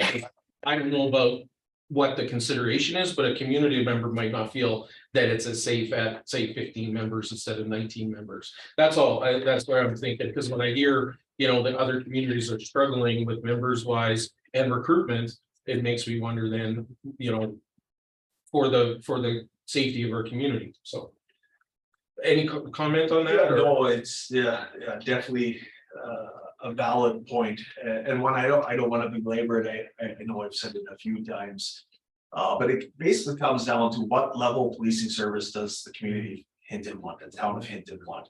What level of policing is expected by the residents, and what is affordable, and that balance. And I completely get that. And again, that's why I had no issue coming here today. I'm happy to have this opportunity, because I think at the very least to do my best to provide some input. So for you as the elected officials to be able to make an informed decision moving forward.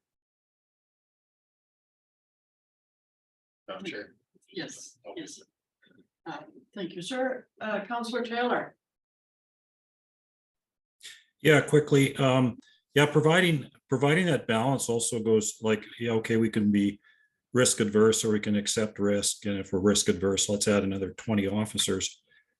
But providing part of that balance also deals with financial information. The last financial number I approved in a budget for policing in this town was 2.1 million. And that was before, you're right, that was before the backlog pay thing came in. So to me, it's an 18% increase from the last number I approved to the number I see in this report here. And if we see those kind of increases in the other years of this report, then our policing costs are increasing at a very high, unsustainable rate. So that's something we have to consider too. Thank you. Sir, did you want to comment? Yeah, no, I acknowledge exactly what you said, and again, it's not lost on the organization as well, the cost of policing and making sure that we're doing what we can to communicate these costs to the communities in which we police and being efficient and effective with our resources. I can tell you from my experience, we have policy units that spend a considerable amount of time and don't take these decisions lightly when it comes to, certain equipment upgrades or whatnot. And I do recognize again, with the wage increase, this had been something that had been communicated for a long time. Nobody knew what the number was going to be. I know municipalities were told to prepare for it. Very difficult to prepare when you don't know what you're preparing for. So I do acknowledge those issues, and I will work to get some additional numbers from our operational strategy branch. And I know if there's ever any questions, I'd be more than happy to come present and to address mayor and council directly, and administration directly. Thank you, Staff Sergeant. Thank you, Councillor Taylor. CIO. Madam Chair, thank you. Just if I could through you to everyone, and a comment was just made by Member Taylor, and I just want to clarify, the town of Hinton has not paid any retroactive RCMP pay. No community has yet. We continue to hope that there might be some direction either out of Ottawa or out of Edmonton. What I will clarify is there has been pay increases out of that contract agreement, but the retroactive pay remains unpaid, not just by the town of Hinton, but by all municipalities in the province. Thank you. Thank you, sir. So, sir, would you like to continue your presentation? Absolutely. So I think we've actually covered off quite a few of those points, and I can just go through fairly quickly these remaining ones, and again, address any questions that may have.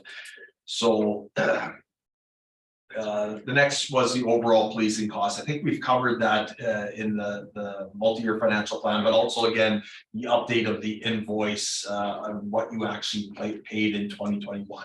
I will be following up with operational strategy branch with respect to whether they're able to provide specific numbers for those future years as well, with the recognition that that can change at any given time due to a number of factors. So I will look into that, but I will say as an organization, it's just important that we continue to provide the service to the community, to offer a first-rate policing service. And I will acknowledge it's not cheap. I get that it is expensive.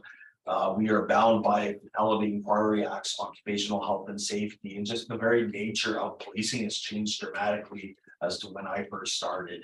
And there's a lot more requirements, a lot more training, and a lot more equipment that we, is it a nice to have? We have to have. And that again, I think it's just very important as an organization that we're open with our communities. We provide the communities the opportunity to ask questions, ask those tough questions. And my hope next year for this multi-year financial plan, when we do that presentation from operational strategy branch, that we, definitely invite people to attend and to be able to ask those. When I say people, I'm referring to the potential CEO or elected officials that would like to participate. I think that'd be very important. The one thing I do want to point out when it comes to the RCMP, when it comes to costing, is again that there are benefits for the municipality that the municipality doesn't pay for. So I'm going to talk about our major crimes units who come in to assist with major crime investigations. Those are not billed to the municipality. I'm going to talk about the traffic units. We have regional traffic units that will come through our areas and do operations. When I'm talking about joint force operations, those are in charge to the municipality. We have a crime reduction unit within our district where they come out and they will deal with some of our prolific offenders or property offenders. That's not charged to the community. We have a sexual assault review team based out of Edmonton that will review sexual assault investigations and provide feedback to our members, support, guidance, and advice. That's not charged to the community. We have a missing person unit that does the same thing, and analysts. We have a real-time operating center now where we have supervisors in Edmonton working 24 hours a day to provide that additional support to detachments and guidance. So I just think it's important to note that as well. So unless there's a specific question with respect to the overall year-to-year costs, and again, until I can get you some numbers, I realize there may be additional questions at that point in time, but I will do my best to get what I can for you. And this number 4 goes into, again, Councillor Taylor, your question about the 18% increase. Again, I will try to get some information for the future years. I do anticipate, as has been mentioned, that difference between 2.1 and what was actually paid of 2.5 likely was due to the wage increases that occurred, and probably some reconciliation near that financial year end. It could be prisoners' fuel costs or whatnot. But I will do my best to get you as much numbers as I can moving forward. I also want to state, because again, when the detachment commander starts here next month, that it is our responsibility to keep you informed. So if at any point in time, again, that you have questions, concerns or whatnot, we have no issue making ourselves available. I talked about the 70-30 split, the pooling of costs. And again, when I say the pooling of costs, that's for the municipalities in that certain range. You asked for 10 years of long-term crime stats. I did provide that. I don't know if there's any questions with respect to those statistics. You'll note again, yes, they vary from what the CSI says. So when I look at these numbers, you know, from 2011, I guess over to 2021, there's fluctuations each and every year. But overall, there has been a downward trend. And again, you can argue that two ways. You say, okay, well, geez, we don't need the police officers to do that. Or you argue that by having X number of police officers, we're having an impact on these numbers. I realize it can go both ways. I understand that. I think what's very important just to recognize is that don't look at one given year in by itself, because you will see those fluctuations. What you want to see, obviously, is a downward trend in certain areas. But I'm also alive to the fact that it takes, again, a select few people to have a huge jump in our stats, especially when we're talking about a community that, you know, has relatively low crime. So it doesn't take much. So a homicide, for example, you're having a 200-300% increase just like that. So it looks horribly statistically, but when you look at it, the same could be said for break and enters. If you go from 5 to 8, it looks like huge as 3. Again, it's looking at the totality of all of it. And obviously, as police officers, we want to keep our citizens safe. We want to reduce crime, but we want to ensure that we have that engagement with the community where they're reporting stuff. So it's that fine balance. I talk about traffic, or I look at traffic, and again, traffic is an important part of our job, especially living in the community of Hinton with the amount of vehicles we have come through Hinton. But a lot of our measures are on collisions and reducing the number of collisions. And again, I look at that number and I see that downward trend, which is a positive thing in my eyes. And again, I think I'm going to throw it out there. Some of that is those proactivity, that visibility of putting the right resources in the right place at the right time and working with our partner agencies effectively and efficiently. So we're not trying to do this on our own. We're working together. And I've already touched on number 6 as well about working outside of the boundaries. I hope I spoke enough about that. So that's really all I had here today. I'm hoping I've addressed it, and if not, I have no problem saying as long as you want me to stay. Do my best. So I do have a question. You speak about the importance of working with other agencies. The citizens on parole or patrol. That's been brought up in the past. Where are we at? 100%. So that is definitely a community-driven initiative that, again, I support. I've had very effective programs we call Citizens on Patrol in other communities. What the struggle is in most communities is you have a select few people that volunteer, but they volunteer in a lot of committees.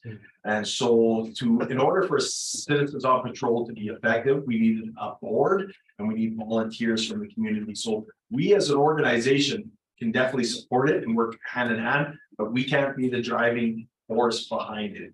It's a community-driven initiative. And I can speak, when I was commander here, we had some interest. I reached out to the individuals and it just didn't go anywhere, unfortunately. But I can tell you, definitely it's a program that we support. The more eyes, the more ears that we have out there, the better, for sure. And it gives us that ability again to get that feedback from the community as to what's going on. Yeah. Also, so sir, is your presentation complete? It is, yeah. Council, any other questions for Staff Sergeant? You know, I wish I could say this really eloquently. Oh, Counselor Taylor. You mentioned that Hint's a community with relatively low crime. I think that's what you said. Could you explain that, please? For sure. So when we look at the statistics again, and I want to put this in perspective because again, if you're a victim of a theft or break and enter once, that's one too many times. I completely understand that. What I'm talking about is more of a global perspective. So when again, doing comparisons, and I was very frank and forthright about the criminal caseload per member, it is a bit more compared to other communities of similar size and demographics. And when we look at statistics, we just have to be mindful of that. So when I look, sorry, just bear with me, I put some of the papers away. All right, I'm gonna look at the offense of kidnapping, hostage, and abduction. So we don't get a lot of those in Hinton, thankfully. So there are some, but we can go from 0 to 1 the next year, and that's a huge increase in that area. And I just want to make sure that we're aware of that in the totality of it all. When I look at person crimes, again, I look at certain numbers. I came from a northern detachment where the numbers were much higher in a smaller community. And it's just, again, one of those things where I'm not downplaying anybody who's been a victim. And that's not what I'm intending to do, because I know that's traumatic just once. But what I'm saying is overall, when we do those comparisons of criminal caseload, this gives me an opportunity again to reiterate, this is criminal code files. So this isn't, we get a lot of calls for service. And again, the criminal ones are captured in this. We do try to capture on page 2 some of the other calls that we get for service. But there's certain things such as the Mental Health Act, for example. And if, for those that were sitting on previous council, that was a huge issue that we had identified as a police service. And we were just seeing huge numbers on that. We thankfully saw a bit of a decline, and unfortunately this year we're seeing a bit of an uptick again. So those calls for service won't be reflected in that, but it is a call for service that we're responding to. And again, it's my hope moving forward that we're providing, again, enough statistics, information to council, to the community. And if not, don't be afraid to ask those questions of the commander and get those answers. Because Counselor Taylor, you're good? Staff Sergeant, I can't thank you enough. This is an hour and a half of information that is so beneficial to us and the community. To hear you say that you want to work, and you have been working with, other organizations within the community, for people, watching this, hearing that you want to interact with our citizens, that you're here for us. You always have been. Is great. So thank you so much. thank you. Honestly, it's a pleasure to work with the administration and the mayor and council that are so engaged and recognize the importance of it. So anytime, I have no issue, and I do appreciate your time, as I know you have a number of things that you guys navigate through. So thank you. So I would like to call for a 7-minute break right now. Before we carry on.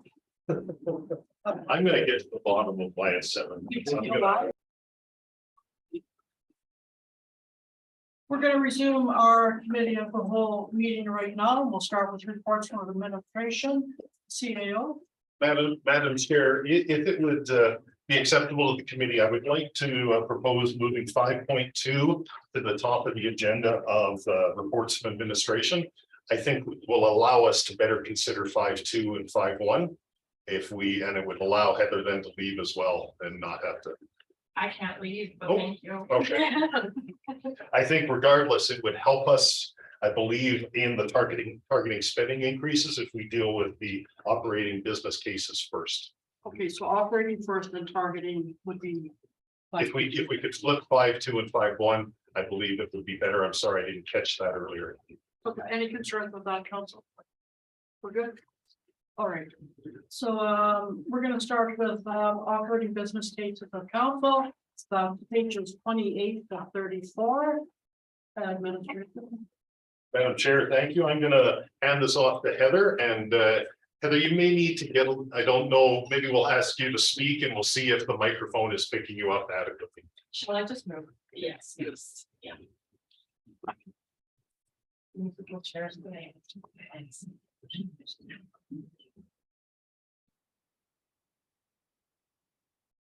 Excellent, thank you. Through Madam Chair to all members of the committee, thank you for the opportunity to speak to this item.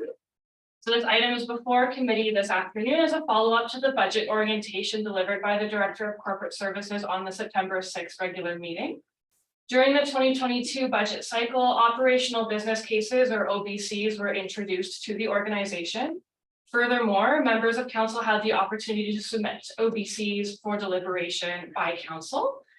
To increase administrative organization during 2023 budget deliberations, administration is requesting that members of council interested in inputting OBCs do so via submission to ICAO by October 5th, 2022. Administration would appreciate the opportunity to review OBCs prepared by members of council to ensure the presentation of information during deliberations is efficient. The template for this year has been revised aesthetically to conform with town communication standards. And the director level identified an opportunity to include a section to comply with the strategic plan of the current council. This template, if not already distributed, will be via email to members of council in doc format by the executive assistants. And the second attachment to this report is merely a hypothetical example of the information sought by administration in an OBC prepared by the Director of Corporate Services. Thank you very much. I can take any questions on this item. Thank you very much. Council, what questions do we have? Councilor Magoon. Yeah, I'd like to ask specific to, if you look on page 33 of the exemplar template, the strategic plan alignment. When we're talking about operational business cases, and I mean, let's face it, that can get down into the weeds pretty quick. Why do we, is it necessary to have a strategic plan alignment on that level of detail? Or is this can this essentially be an optional section? Because I can't imagine that there's a lot of possibilities where a councillor might want to put forward an operational business case that might not have a specific strat plan alignment. Through the chair to Councilor Magoon, thank you for the question. This item is not mandatory for members of administration that are doing operational business cases because we want to ensure that administration internally is always aligning with the strategic plan of the current council. That could be up for deliberation during this committee of the whole, whether or not councillors would also want to be in alignment with the strategic plan. It's just for efficiency, especially as we consider initiatives by council to maintain an efficient budget. So, Madam Chair, if I may continue. Yes, sir. Yeah, for myself, I think all of us have been in the position where we've, filled out a form because we're filling out a form and there's certain sections that we just have to fill out. For myself as a counselor, when we're just talking about budget, I don't feel like I need to spend a lot of time on the strat plan alignment. If I'm putting forward a business case, it's because I think I can try and get the rest of council on side. So I just don't want to be filling out sections I don't think I need to be filling out. That's it. Thank you, sir. Councilor Boggs. Yeah, I guess along that line, I appreciate the strategic plan alignment. I think we should be considering, if we're going to bring an operational forward, considering that strat plan that we have. So I personally, I welcome it. It actually, when I saw this and what I have in mind, it made me think of, is it? And it does. And I feel comfortable with it. So I appreciate that the strat plan alignment is in there and that consideration as well. And I encourage council to consider that when they're coming forward. Does it fit? We spend a whole day, got to put package together. Does it fit with our strat plan? I realize we can't always be on a strat plan, but I think it should be a consideration. So I appreciate that line. So thank you. Council, any more questions? So I'm looking for a motion on this item. And Councilor Magoon. But move that move that committee of the whole acceptance report for information. We have a motion on the floor. Is there any discussion, council? And nothing. Sorry. We'll get this up.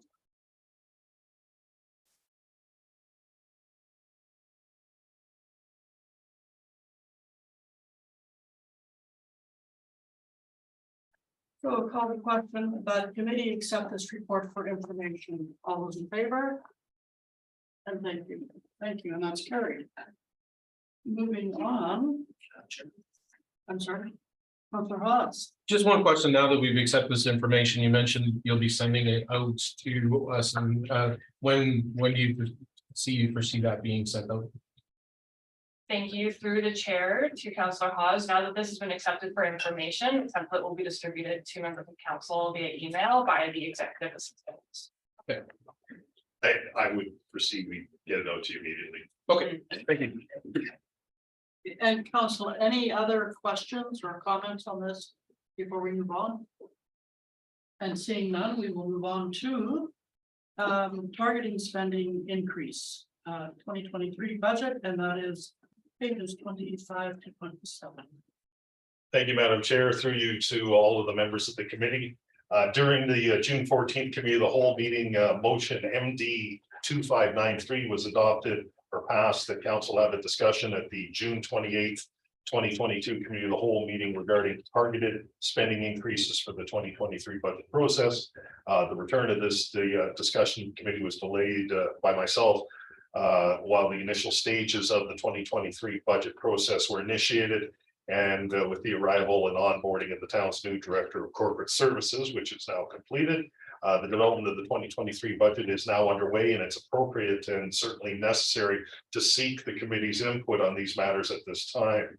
I do want to stress, we're not looking for firm direction right now. We're not looking for specific numbers.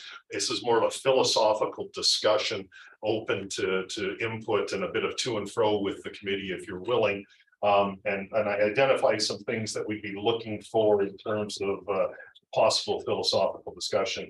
Response to 2022 inflation rates possibly upon the 2023 operating budget. So for instance, I heard today they've now set the inflation rate year to date at 7.2%. So a philosophical discussion would be, does council want us to take any or all of that into account as we bring forward our operating budgets and so forth? The second one, and some of this kind of crosses some of the discussions we've had since my arrival as interim CAO, proposed increases or decreases to existing operating operational funding. So, you know, this presumes a bit of, I think, of what we'll see with the service level review. But if there's anything that council is currently, that the committee is currently aware of, and that's been brought to your attention, that you had made notes during the 2022 discussion, you know, that you did not want to miss this coming forward. Let's make sure we don't, and let's sure we can kind of give administration a chance to take a look at that. Possible mill rate discussion, direction that would impact revenues in 2023, i.e. property taxes. So if council wants to provide some direction that you would prefer that potential mill rate increases be no greater than X, no lower, you know, between X and Y. That would give us something to bring forward and to consider. I was a bit shocked to hear about another municipality, a CAO that brought a double-digit tax increase to his council without the direction of his council, and it didn't go well, of course. This is one of many steps that we want to consider here philosophically, and we're looking for possibly some input there. Possibly some consideration on a mill rate split, or discussion on the mill rate split. Does the town wish to increase its commercial industrial tax rates at the same rate it might consider its residential, or at a greater rate? And that's one item that has had some discussion through the last budget cycle. Another one, and I believe I was the one that brought this up or introduced it, and I got to admit, I'm not sure that we've got time to do it this year, but the possibility of a minimum tax levy implemented or that could be phased through the 23, 24, 25 cycle. And top of page 26, of course, any other discussions providing direction on the development of the 2023-2025 budget cycle. One of the things I've been discussing with my team, and just I'll remind the members of the committee, we do adopt in effect a single year budget, but we also adopt 2 years of, if you will, a placeholder budget. So we don't need to put everything into 2023. We need to be cognizant that we're also looking at 24 and 25. And of course, council will not ultimately be adopting the 24 or 25 budget, but it allows us to kind of just realize we don't have to put everything into next year's budget. So again, further opportunities, well, we talked about operational business cases already, thank you for changing that around. Again, a reminder, the committee's intent at this stage is to present possibilities and not to decide or confirm any finalized budget initiatives or numbers at this time. With that, Madam Chair, and it doesn't have to be 8, it doesn't have to be anything, but looking for some discussion and any possible consensus that the committee may wish to share with administration as we're preparing the budget. Thank you. Thank you, sir, very much. Council, what questions do we have for administration on this item? Mr. Mayor. Thanks. Thank you, Madam Chair. One thing that I've heard from the community that I'd like to see the business case in the next 3 years, preferably a little bit earlier, is a water slide at the pool. That to me is either something that I know I'd have interest to bring upon my own, but if there's some appetite to see that business case in the coming years, that's something I would like to gain consensus on, that I've heard the community yearning to have at our rec center, especially with nothing in place to imminently replace the pool. So to me, that's one of my top 3 at the moment that I wanted to share with the council. Thank you. Thank you, Mr. Mayor. Councillor Taylor. Yeah, when I see this topic, this is kind of a question. I'm thinking that it was kind of intended when we brought it up to bring some sort of targeted or spending increases guidelines for administration when they made the next budget in general, in order to prevent them wasting time preparing a budget that was many times over that kind of increase. So that's what I'm thinking we're going to get out of this. Am I wrong? Is this the same discussion we're having today, or is that a different discussion some other time? Thank you, sir. Administration. Thank you, Madam Chair, and to Member Taylor. That's exactly the sort of direction we would like to accomplish here. And if it's not today, certainly come back and make sure we do that. I appreciate the desire not to waste administration's time, but also not to waste the time of council on this as we go forward. We hope to be aiming generally at the same thing moving forward and to best utilize all of our time. Yeah, in that case, like I said, I would be thinking of, like a couple of options for spending increases, a higher one and then a more medium one. And that's the kind of guidance we would give. And then we discuss what those options were in terms of a % spending increase. That's sort of what I'm thinking. Anyways, that's it. Taylor, CEO, did you have something to add? Nothing further to add. I agree. Oh, Councillor McGowan.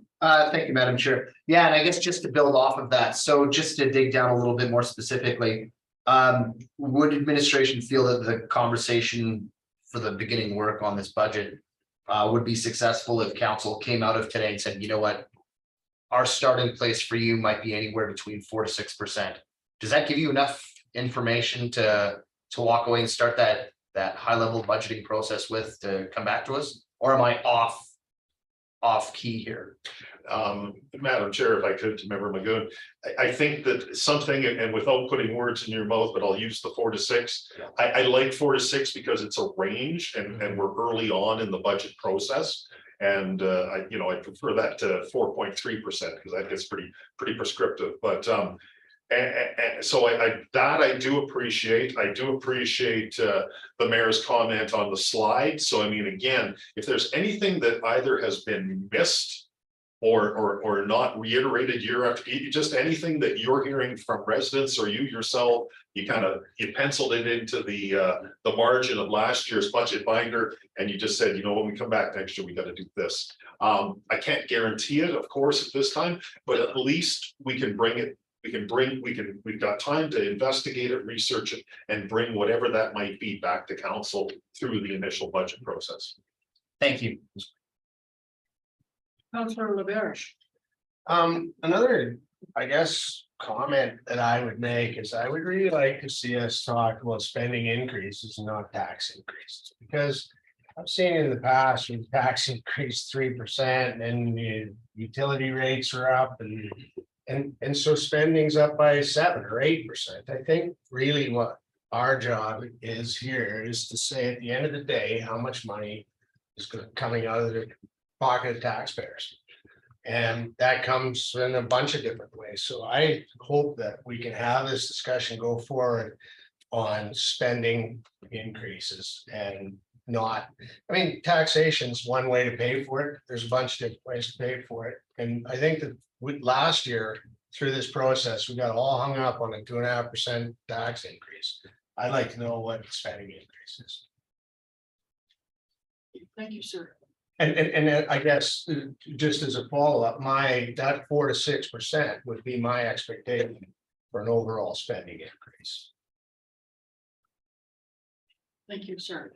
So I do have a question. So tonight, are you looking for direction on what, Councilor McGowan had said 46%, or Mayor had said a slide and pool? So I think if I could, Madam Chair, it's a committee of the whole meeting, so I wanted to be careful in the motion, but essentially this is looking for direction and it's why I crafted actually the motion in that the committee direct administration include the following for the consideration of council in the draft 2023-20. So this is simply consent. So we've dealt with some other committee of the whole items with seeking consensus. So if we were to achieve consensus on 2, 3, 5, 8, 10 things, again, philosophical, possibly higher level, that goes to Alicia and her group, and they take that away and okay, we've got a range, a mandate on revenue. We've got possibly some capital items to take a look at. We have some direction on a couple of these other items. And it focuses us with limited resource to bring something back that doesn't have council kind of saying, well, why are we looking at this? Why is there a 12% increase in spending? We didn't want that. And we wouldn't do that, I trust. So. thank you, sir. I know for me, getting a better understanding what option 1 is all about, I wouldn't want to make a direction tonight without having, conversation with citizens. So, Councillor Ostashek. Thank you, Madam Chair. As we move into the 2023 budget deliberations, I think it's important that we have clear understanding of service levels and how inflation, which is ridiculous this year, is affecting service levels. And I want that conversation to be separate from potential increases, changes to the service levels that we're providing. So with that, I'd like to seek consensus of committee to include response to 2022 inflation rates upon 2023 operating budgets included in the recommended action. Thank you, sir. Council, we do have a direction. Any comments, questions? And Councillor McGowan. Just a question really through to Councillor Ostashek. Councillor, are you talking about the overall 7% inflationary rate that's been sort of established recently? Go ahead, sir. Thank you, Madam Chair. So in the analysis section, one of the bullet points is to address what 2022 inflation means to the 2023 operating budget, with the assumption that, we're having consistent service levels moving forward, and what that means in terms of increased expenditure just to maintain that. If we have that as a consideration in the 2023 budget, then we can keep that conversation separate from changes to service levels, with whether they be increases or decreases. May I speak to that then, Madam Sure. Chair? Yeah, I'm fully supportive of that. Really, that's gonna give us an understanding of what does it cost to do what we've been doing, but based in this year's dollars. So yeah, fully. Good, thank you, sir. So council, we do have a direction on the floor. Any more comment, questions? Can I ask a question, council? Are you wanting me to draft? Like Mayor Michael, I added his water slide. Well, do you guys want to see consensus after each? So Jen, Councilor piece of Rosado. direction? Thank you, Madam Chair. I think it's important that each individual consensus request is considered and voted on separately. And then potentially there would be a direction which would likely be the recommended action with all council's consensus added to it. So individually is my preference. Thank you. So all individual motions, Each request would which will be in individual motions. You don't want it all tied to, okay, thank you. So Councilor Ostache can repeat what you.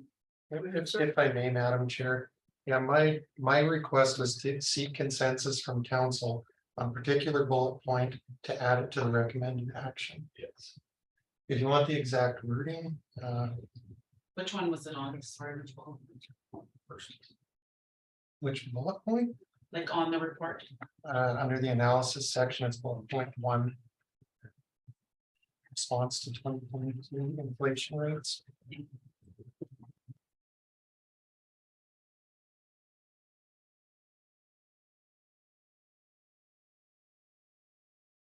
The chambers. Thank you.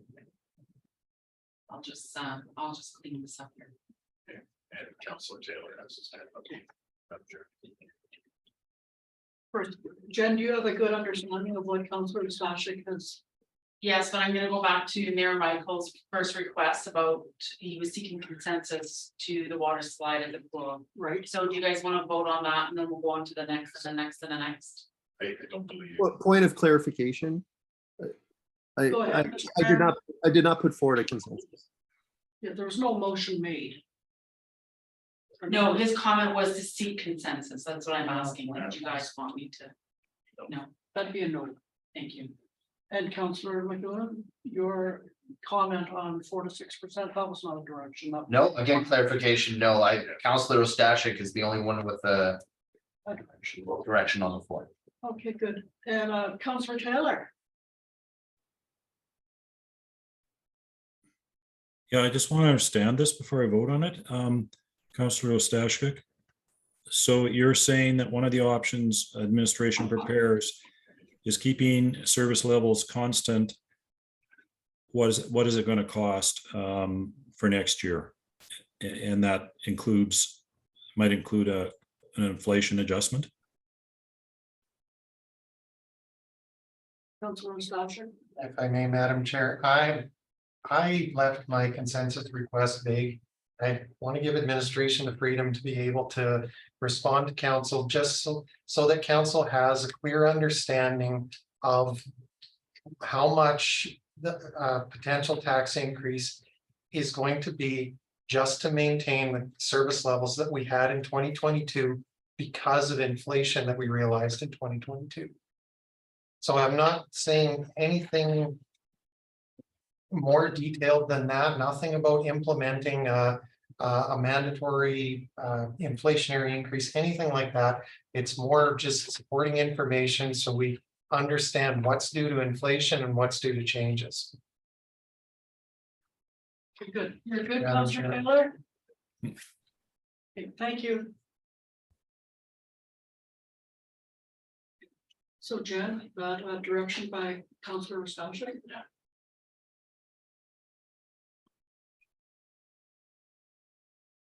So council, any more questions, comments, anything on this? We do have a direction before us.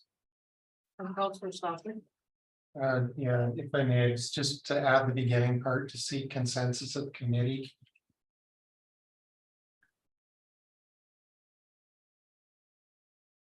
To add that middle point to the targeted spending increases recommended action.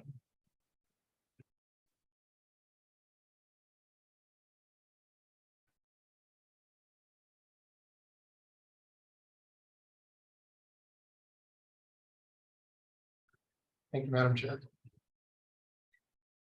Council? I'll let you read this. Can you read it? I can't see it, please. Okay. To see, is it to seek consensus? Seek. To seek consensus of committee to add response to 2022 inflation rates upon 2023 operating budgets to the targeting spending increases recommended action. The targeted.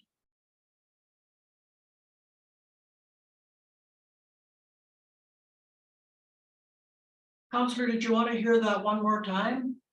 You're good. Okay, so not seeing or hearing any more discussion on this, we will call the question.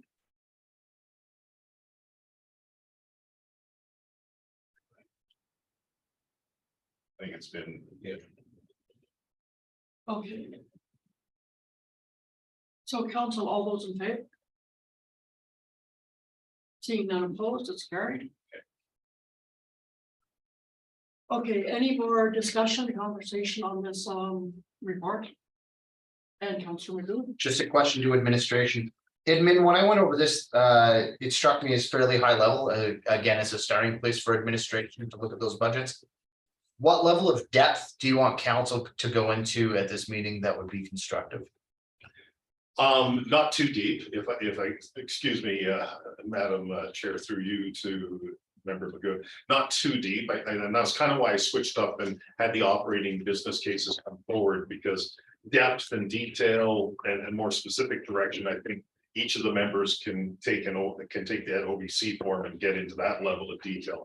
As I mentioned in the lead sheet, really philosophically, I'm looking and if the Director of Corporate Services wants to add anything here, we're really just looking, if you will, our marching orders for this year's budget. I wouldn't want to get into specifics or details yet, but ranges, you know, I gotta see this in the budget. I don't want to see greater than X in whatever it might be. We can't lose sight of this. That's, and I don't know, Alicia, if you want to speak a little more to that.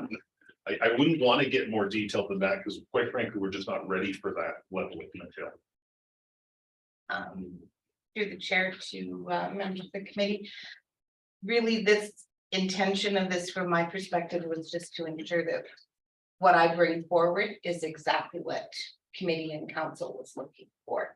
I don't want to have my team working on a number of initiatives or directions that isn't the will of council, the will of committee. So truly, as ICO Hanlon expressed, this simply just to get a feel for where council wants to start.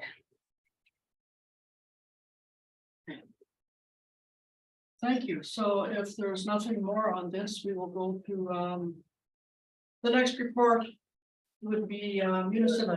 Madam Chair, I'm sorry. I think we're premature moving on. There's several councilors who communicated thoughts and ideas, but they haven't put forward a direction yet. So Certainly, sir. I'm not speaking for anybody. I'm just saying I'm not sure it's. You know what, and Councilor Slastrick, you're right. I remember the mayor spoke to a slide and Councilor Magoo spoke to something, so my apologies.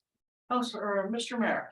Thank you, Madam Chair. I'd like to see consensus that the mill rate increase be, or that the mill rate increase for the draft 2023 budget be no higher than 6%. And if I may speak to that. To me, that's the draft budget is the starting point. Then we know what we do. We go up or down. I don't want to commence at 8, 9, 10%. I think seeing something up to 6 gives a lot of latitude to administration. And I think this is the exercise of what are we palatable. So for me, 6% is the highest. And then we see from there, and if there are cases to increase it, then so be it. If there are efforts to lower it, or also something that I'll be looking forward to. But I think that captures at least where I stand as a number. Thank you. And Councilor Hollis. Yeah, I'm in support of this consensus in this direction. I think 6% is a reasonable amount. And it gives still the latitude to administration, you know, if to come in lower than that, right, but it's but I agree with Mayor Michaels as well. I'm not, you know, I mean, if case may be, and it needs to be more, then we'll find that out, you know, after it starts being developed, the draft budget. So I'll be in favor of this. Thanks. Thank you, sir. Counselor Taylor? Can I ask, seems high to me, but can I ask why you pick 6%, please? And Mr. Mayor? Thank you, Madam Chair. 6% not what I want, but for the purpose of allowing administration to bring forward their draft budget and their rationale. To me, that number has to be higher than what I'm personally comfortable with, because not knowing all the information, I may get there or not. My preference is lower, but to start extremely low, I believe it makes it more challenging to then include services that we may want as a council. So to me, to have that latitude to have up to, then we see. So it's the rationale. This is not saying that I support a budget that will be 6%. This is just the beginning process that administration knows that the most palatable is 6% at the moment until further discussion. So again, there's a lot of interpretation with this. This is part of an exercise, which then the heavy work from a council perspective comes later to see what number we, as a council with information, so then we can say, no, 2% is reasonable, 3%. But picking 2% without knowing those variables to me would just be really making it challenging for administration. Thank you, Madam Chair. Thank you, sir. Counselor Taylor? Are you good? Well, just to follow up, my fear of picking a number that high and not picking an alternative, which is a little bit lower than that, is that number then becomes the de facto number that we're shooting for. And it's difficult to change that later on. That's why I preferred it. That's why I preferred an option. So 6 and 3 or 5 and 2.5 or something like that. So then we know that what the lower option looks like. We've got the higher option. So we're not just stuck with one option. Thanks. Follow up, Mr. Mayor? Thank you, Madam Chair. This, again, there could be a following direction for council to bring, to direct administration to bring multiple versions. I'm simply just, again, there in the report, I think there's 7 lines. There could be 8, there could be 20 things that we add to here. So one element is very exclusive or inclusive to itself. It's just saying that the max will be 6. Now, a following direction could say, please bring back 2 options, one at 3% or whatnot. But I'm only speaking to the maximum draft number. This does not preclude any further direction, and I encourage council to add to this list, which is laid out by administration, to add multiple things in order to capture the will of our council. Thank you. Thank you, sir. So we do have Labarge, Ostashik, McGowan, and Haas. Councilor Labarge. I guess, and I'll go back to what I talked about earlier, is I wouldn't support this the way it's written again. I mean, whether we choose to finance the increase through a tax increase, utility increases, or any other thing, we're talking about a spending increase of 4 to 6%. I'm okay with that, but to say that we're going to increase our mill rate by maximum 6%, utilities maybe up to, and there's just no way to control where we're headed. So if I would like to talk about how we finance the increase later, but I'd like to talk about the increase to the spending first. So I would say you're not supporting this direction. No, because it's really what we're talking about is we said we'll collect no more than 6% increase in our tax rate with no discussion of what we spend. So, Councilor Ostashik. Thank you, Madam Chair. So before I can make a decision about whether I'm going to support this or not, I'm going to have to look to administration and see if they can respond. Because this goes back to exactly what I was talking about in that first consensus request that I put forward. And I need to know if 6% is even a reasonable target to be able to maintain even our current service levels, considering inflation is, as CAO Hanlon indicated, over 7% this year. So Madam Chair, if I could, to the members of the committee and to Member Labarge's comment just a moment ago, he's quite correct. I mean, for the Director of Corporate Services, for myself, we have to take a look at all revenue options available to the town of Hinton. And they aren't, there's not a lot of them outside of taxation, but they are there, and they have to fund a portion, if you will, of the toolbox we utilize going forward.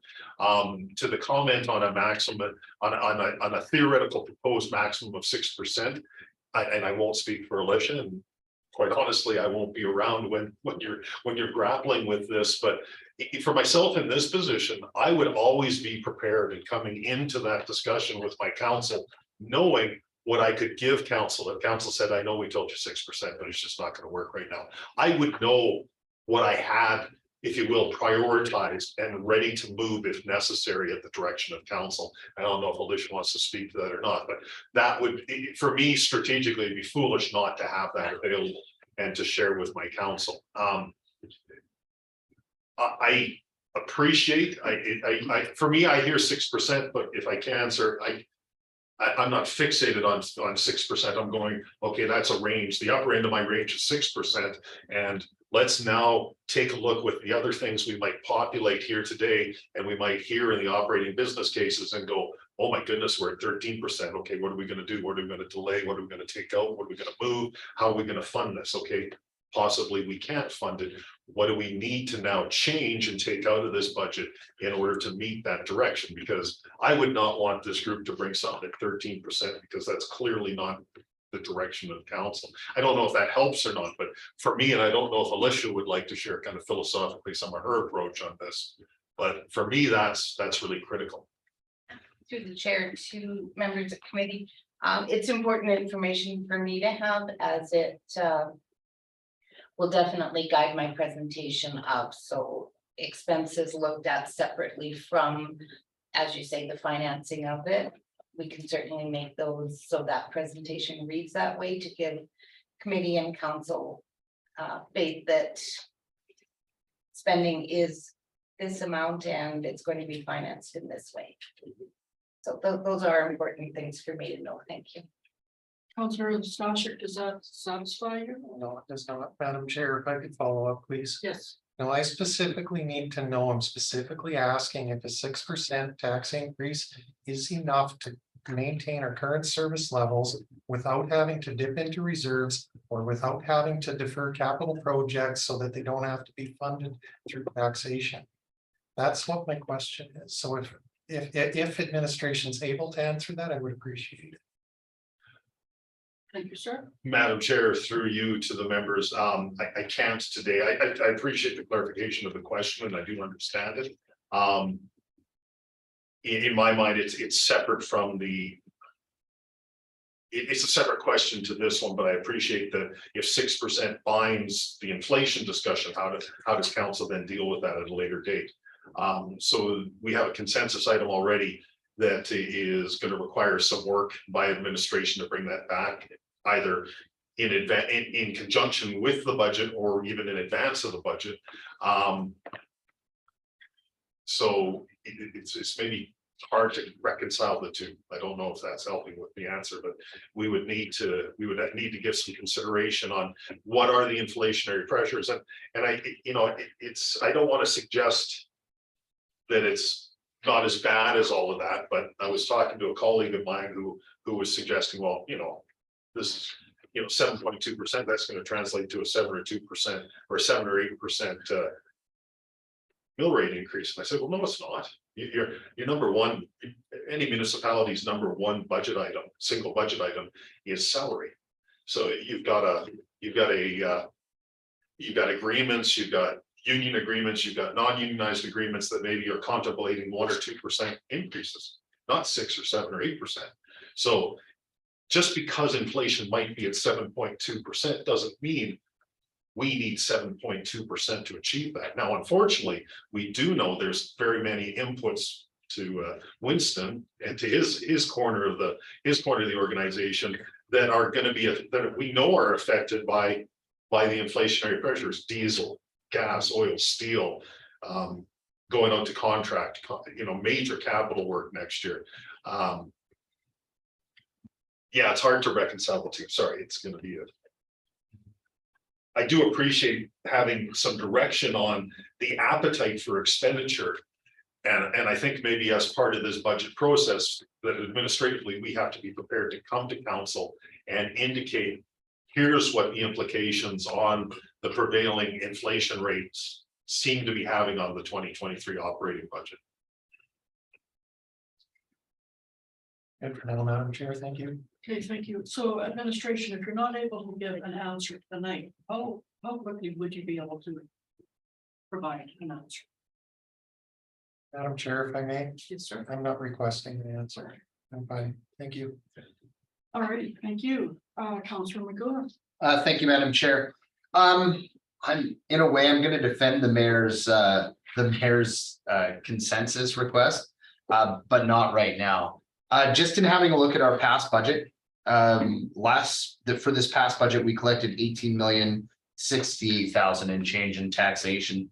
An increase of 6% would bring that to 19.1 million. But our long-term budget had set, our goal at 18.7 million. The idea is right now we're shooting in the dark. I agree that I absolutely want to see what the cost of inflation is going to, look at for us in order to just do what we've always done.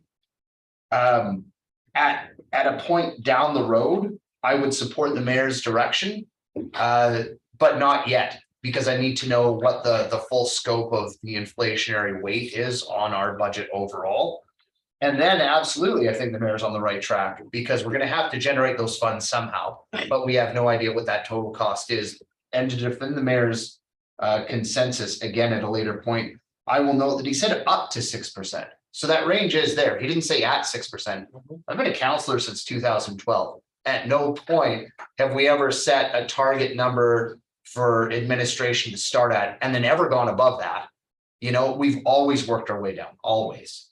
So that's, again, it's just a matter of setting a range. And when we say up to 6, we'll find the happy middle ground for the will of all of council, not at the top end. Thank you. Thank you, Councilor McGowan. Councilor Haas. Thank you, Madam Chair.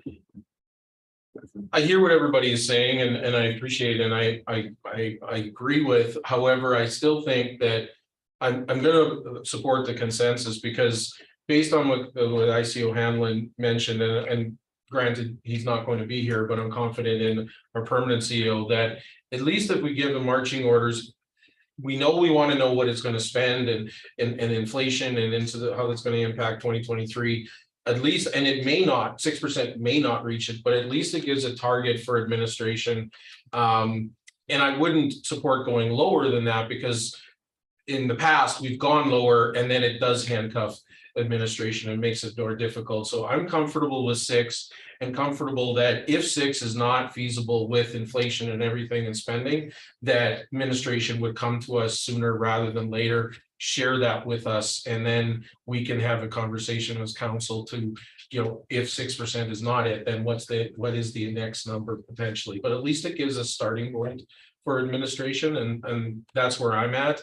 And that's what I feel is looking for that tonight. So I'm still going to support the 6%. Thank you, sir. Councilor Taylor. Yeah, I'd like a number, but I kind of agree with Brian. I'd like a number based on percent spending, because I think that's more critical. The other thing that I kind of liked, this is why I like Councillor Ostashchuk's direction, is that what do we need to do to maintain the level of current service levels? And that might be some inflationary factor worked in. But then in last year's budget, what we did that I remembered that I thought was good was any of the new stuff we separated out, and we had a list of any of the new stuff. So that wasn't included in the basic budget. There was about 23 things that we looked at separate. So I'm hoping that we keep that process for next year as well, because then we're just looking at the current service levels. And if people want a new business person, or people want a new a slide, or people want something else, that's separate, and we look at that after we've looked at the service levels. Are we going to do that in the budget coming up like we did last year, Paul?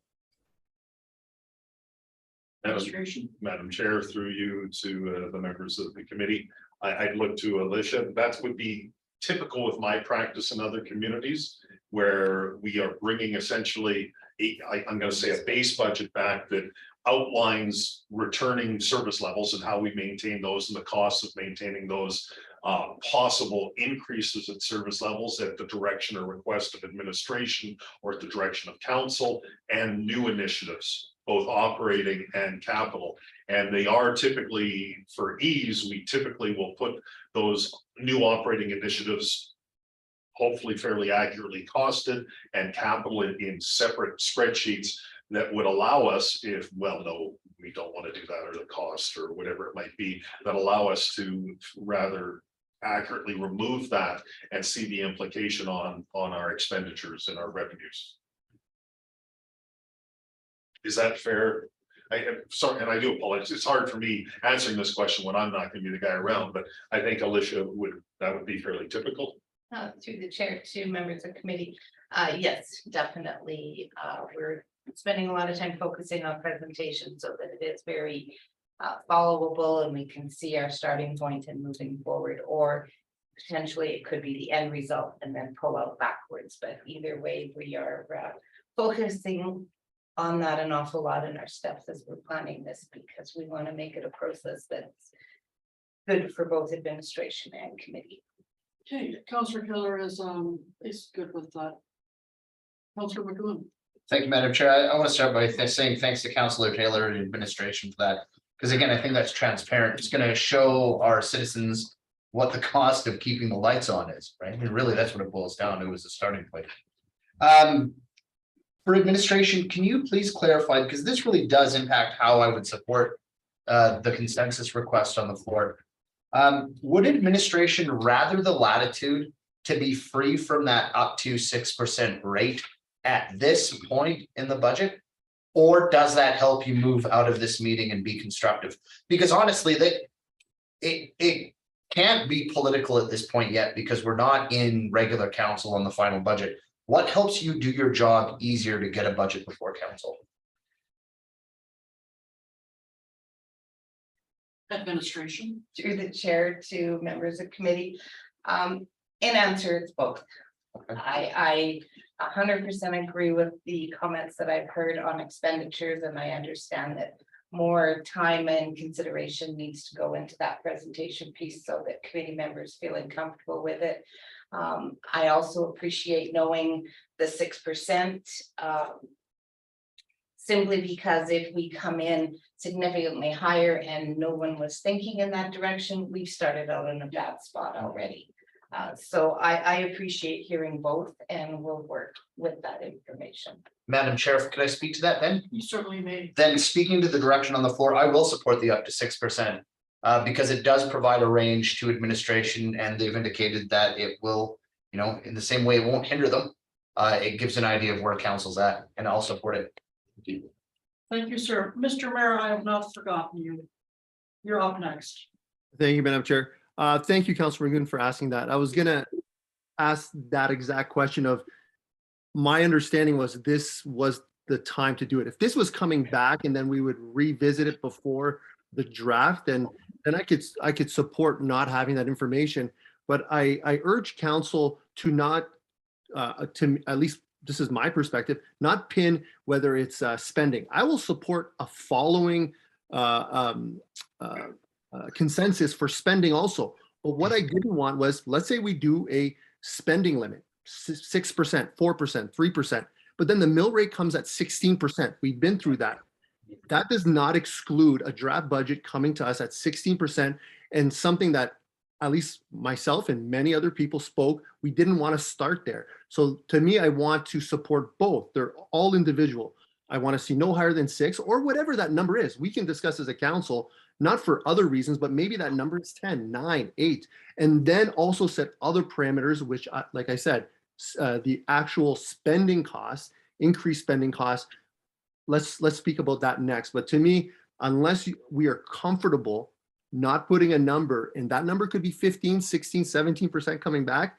That is something I do not want to begin our draft budget talks, because we've been down that road and we know what that looks like. So that was the concept. So I look forward to many more. And thank you, Councilor Goon, for reiterating sort of the process and the clarity to administration. Thank you. Thank you, Mr. Mayor. Seeing you, Ellen. I don't know that it needs to be labored, but I just think possibly if I could on a bit of a further discussion here, I certainly, for me, the concerns around inflationary pressures on next year's both operating and capital is a concern. And cost control for administration, for council is an issue.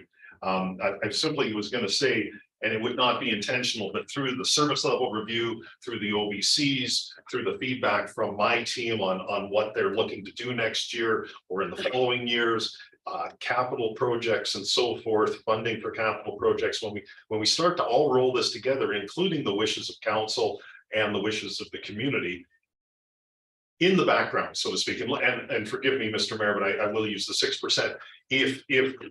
If we do our best as administration in this room, and Alicia's got her spreadsheet up, and we're adding and we're increasing and decreasing and removing, and if we land and say, you know what, I think we're really close. I think this is what council wanted. I think this is what we heard in our public engagement. This is what the survey was suggesting. And for me, it just stuck in my head.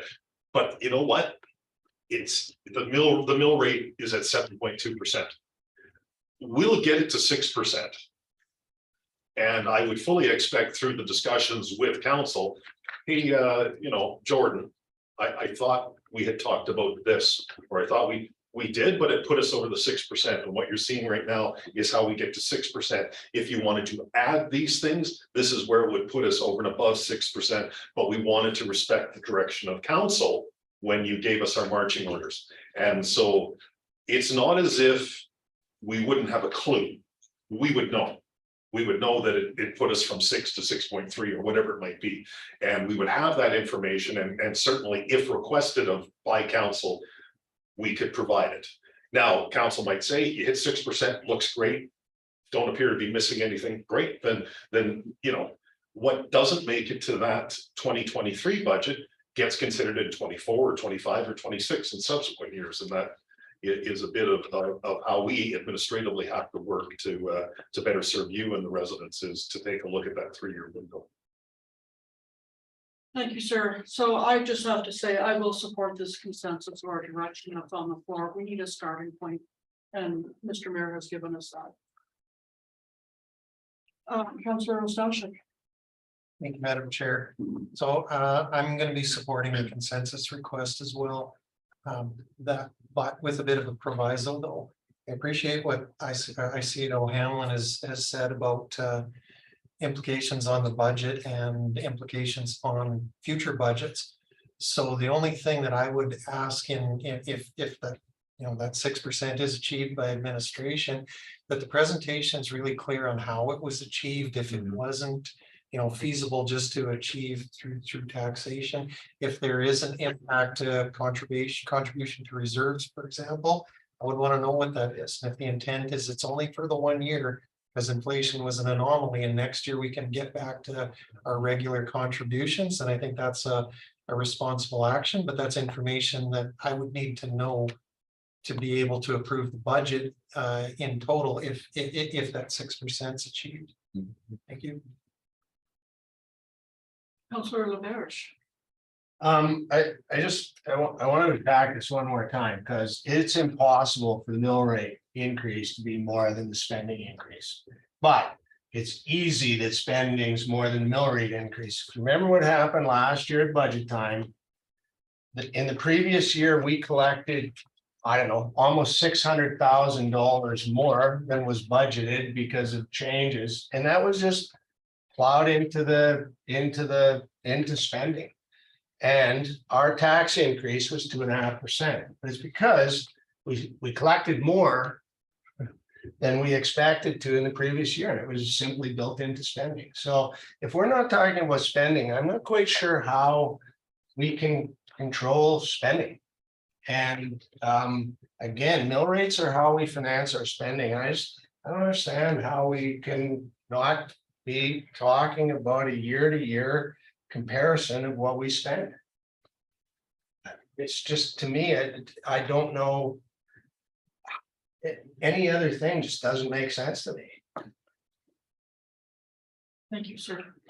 Councillor Hawes? So based on that, and I mean, there's nothing stopping Councillor Labarge from making a consensus on the next one, but is that administration's goal is to, yes, we have 6%, but also looking at the spending and bringing into the presentation, you know, that their point that the Councillor Labarge is making, is that the intent? Can that be done so that we are understanding? Because I don't disagree with him 100%, but is that possible to be done in the presentation so we understand what we spent last year compared to, and if we do the, you know, whatever rate of spending or a rate of the mill rate, that can be understood both for us as council, but also as the community at large as well. Through the chair to members of committee, from my perspective, absolutely. Okay. I would never present a budget based just on how much it's going to cost. There has to be some discussion on what brought us to this point, which is the expenditures. Thank you, Madam Chair. If I could just follow to that, certainly part of the budget process as well should be taking a look back at this year. And so, you know, certainly it would not be unreasonable for us to be bringing various reporting or variance reporting forward. So for instance, we're increasing, likely there's going to be increases and in some areas, in certain areas. And we should be able to come in those areas where we are noting, where council is noting significant increases. We should be able to come and say, in 2022, we had some pretty serious issues here in infrastructure, and it was in fuel, and fuel went crazy. We don't expect it to be the same in 2023. However, it's going to be higher. So that's one of the reasons why the budget in this area for these services is increased. Similarly here, you know, you don't want to get down to a line item, line by line by line, and look at increases from one year to the next year of 1% or 0.5%. But if it's 10 or 15 or 20%, we better be able to communicate why and what's driving that, and not just what drove that last year or in the current year, but if we believe it's going to continue to drive that upward, or if it's stabilizing for the coming years. Thank you, sir. Okay, I just have to say one more time, you know what, this direction or consensus is giving us a starting point, There's a lot of unknowns that may still come our way before we get into this budget session, so everybody has spoken several times on this consensus. Does anyone want to speak again before we call this question? Okay, Jen, could you put it up, please?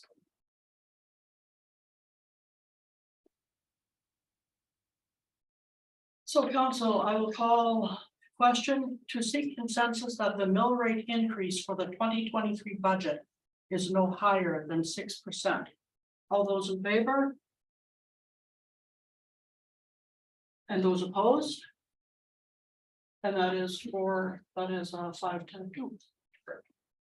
And so it's carried.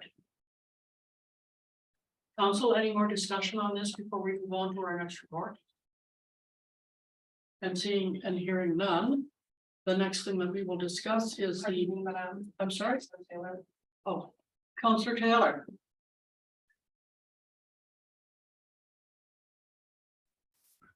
Yeah, I'd like to use the same wording as the mayor did and put in the word 3%. I'd like to see a couple of options for the budget as well, with respect to the number he was talking about.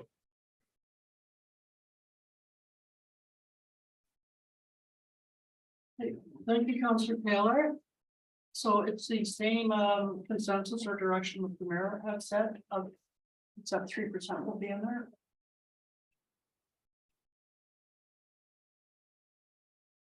Yeah, I think this gives us a high, this so that we don't hang our hat on the 6%. And think 6% is the only thing next year. We'll have a couple of, we're going to have, it sounds like 3 options. We're going to have like the inflation option, we're going to have the 6% option, and we're going to have a 3% option. And that gives us a good range of options to look at. Council, we do have a direction on the floor. Is there a discussion, comments on this? And Councillor Stashik. Madam Chair, I think the wording is gonna have to change slightly, because if that passed, that would negate the previous consensus. I'm sorry. The wording is likely going to have to change somewhat, because if this consensus request passes, it negates the previous one. Because it indicates a maximum increase of 3%. Councillor Taylor, I can't see it. Could you offer that wording change on my behalf, please?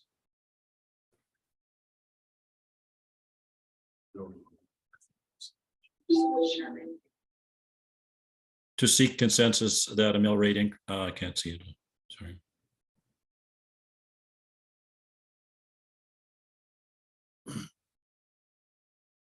I guess you See take that, out, Councillor Taylor? pardon me? Can you see that? No. so I'm gonna need a little bit of help here. So our last direction was 6%. Now we have a direction coming in at 3%. So, and the wording apparently is not. Respectfully, Madam Chair, through you to the member, it does pose a bit of a quandary because it negates the previous motion. Yes.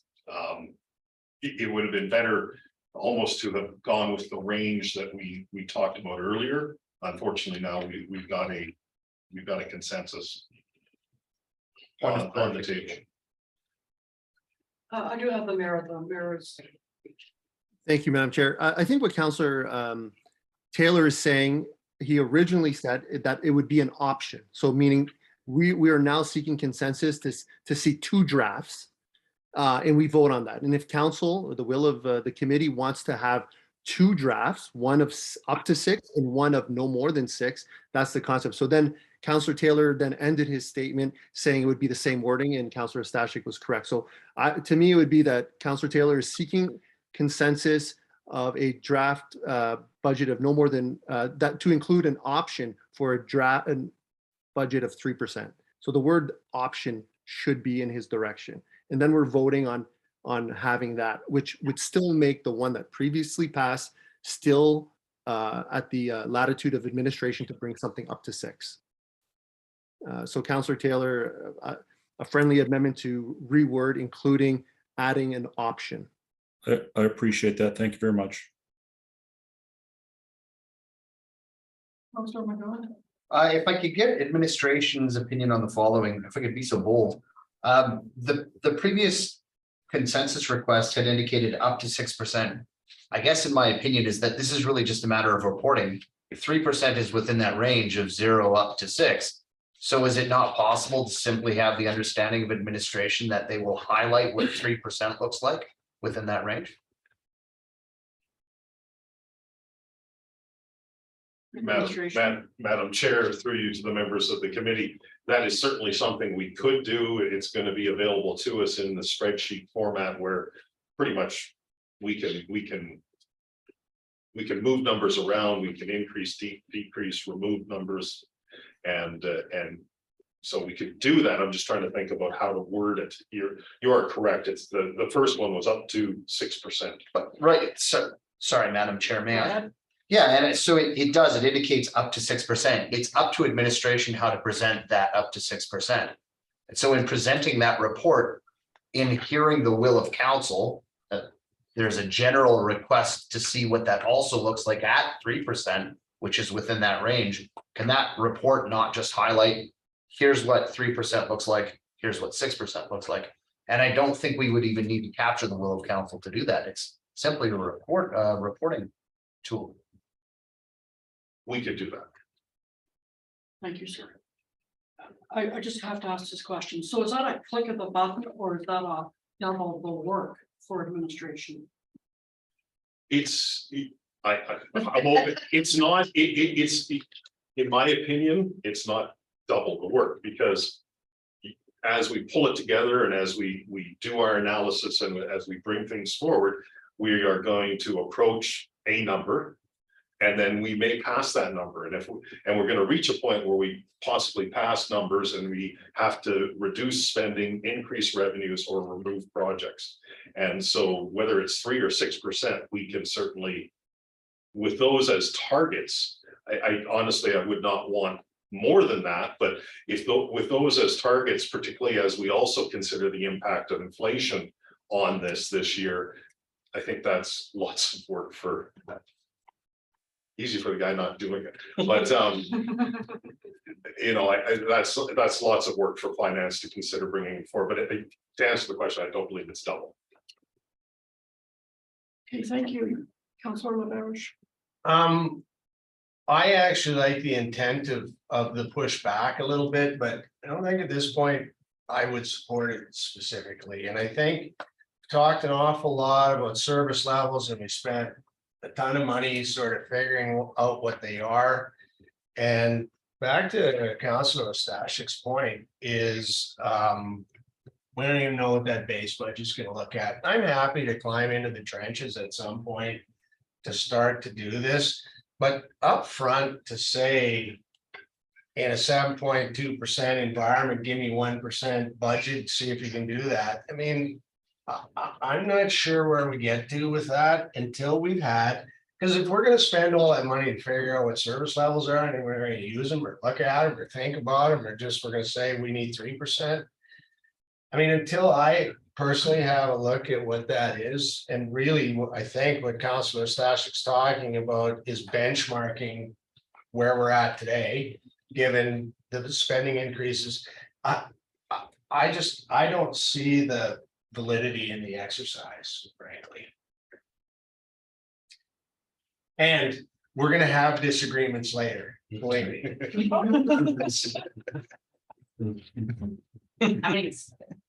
Councillor Southwick and then Councillor McGowan. Thank you, Madam Chair. I'm actually gonna withdraw for now. Thanks. Thank you, sir. Councillor McGowan. Yeah, just in short, Madam Chair, I'm not going to support the direction on the floor. Maybe I come in at 3% later, maybe I come in at 1% later. Again, as Councillor Labarge just indicated, you know, this is a good starting place, and then we'll have the hard debates later. Thank you.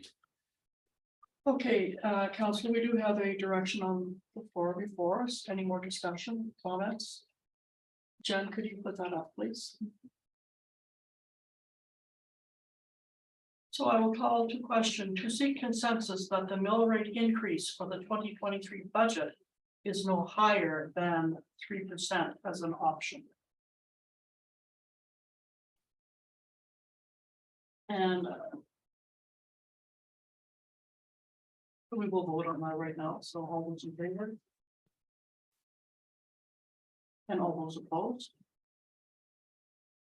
And then it is 6-1. It's carried. Sorry. Oh, no, I'm sorry. It did not carry. Sorry.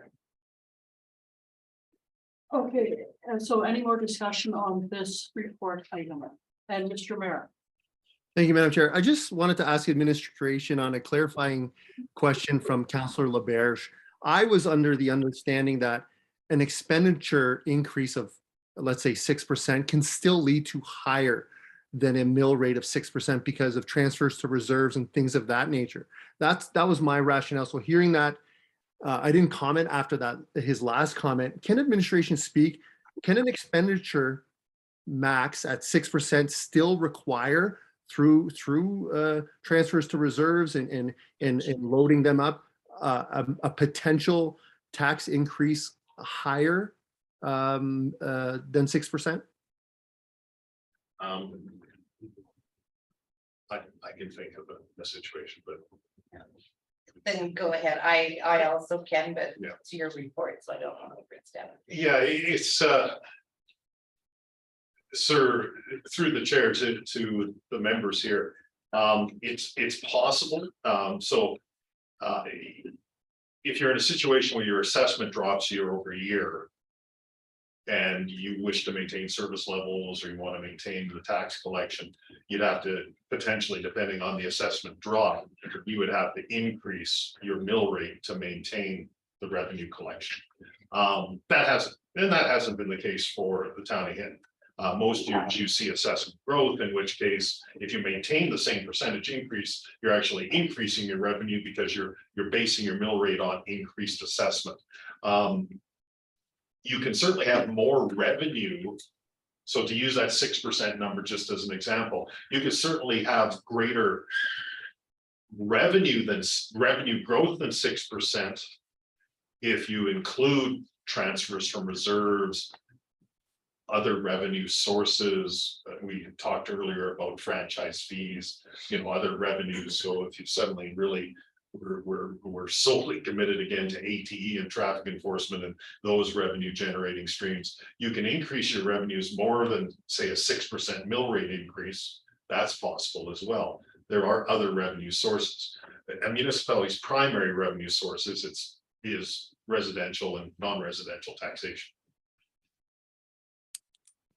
Okay, thank you. Councilor Stashik. Thank you, Madam Chair. Sorry, I have a clarifying question now. I need to make sure my understanding of the motion regarding increase in taxation is the same as administration's understanding of it. My understanding is it's a maximum 6% increase in taxation, not a maximum 6% increase to the mill rate. To me, that's a marked difference. 6% increase in taxation is 6% more collected through taxation was collected in 2022. And then when the tax rate bylaw is set, that mill rate is adjusted to reflect the revenue, not to limit the actual mill rate to a maximum of 6%. So can I ask administration, do we have the same understanding of what that motion, what that direction entailed? Thank you, sir. Administration. I'm the author. We'll start with me. Madam Chair, through you to the members. For me, it's the 6% on last year's revenue generation. So 6% on the taxes collected is how I interpret what was shared earlier. It wasn't necessarily a 6% mill rate increase. It was an increase of 6% on the revenues collected. Okay, great. That's my understanding too. I just want to make sure we're on the same page. Okay, good. So I have nobody else in the speaker queue. I'm sorry. Michael's. Oh, Mr. Merritt. Thank you, Madam Chair. I'd like to see consensus to see a business, what is it called? A business case for the addition of a slide at the Dr. Duncan Murray Center. If I may speak to it. Go ahead, sir.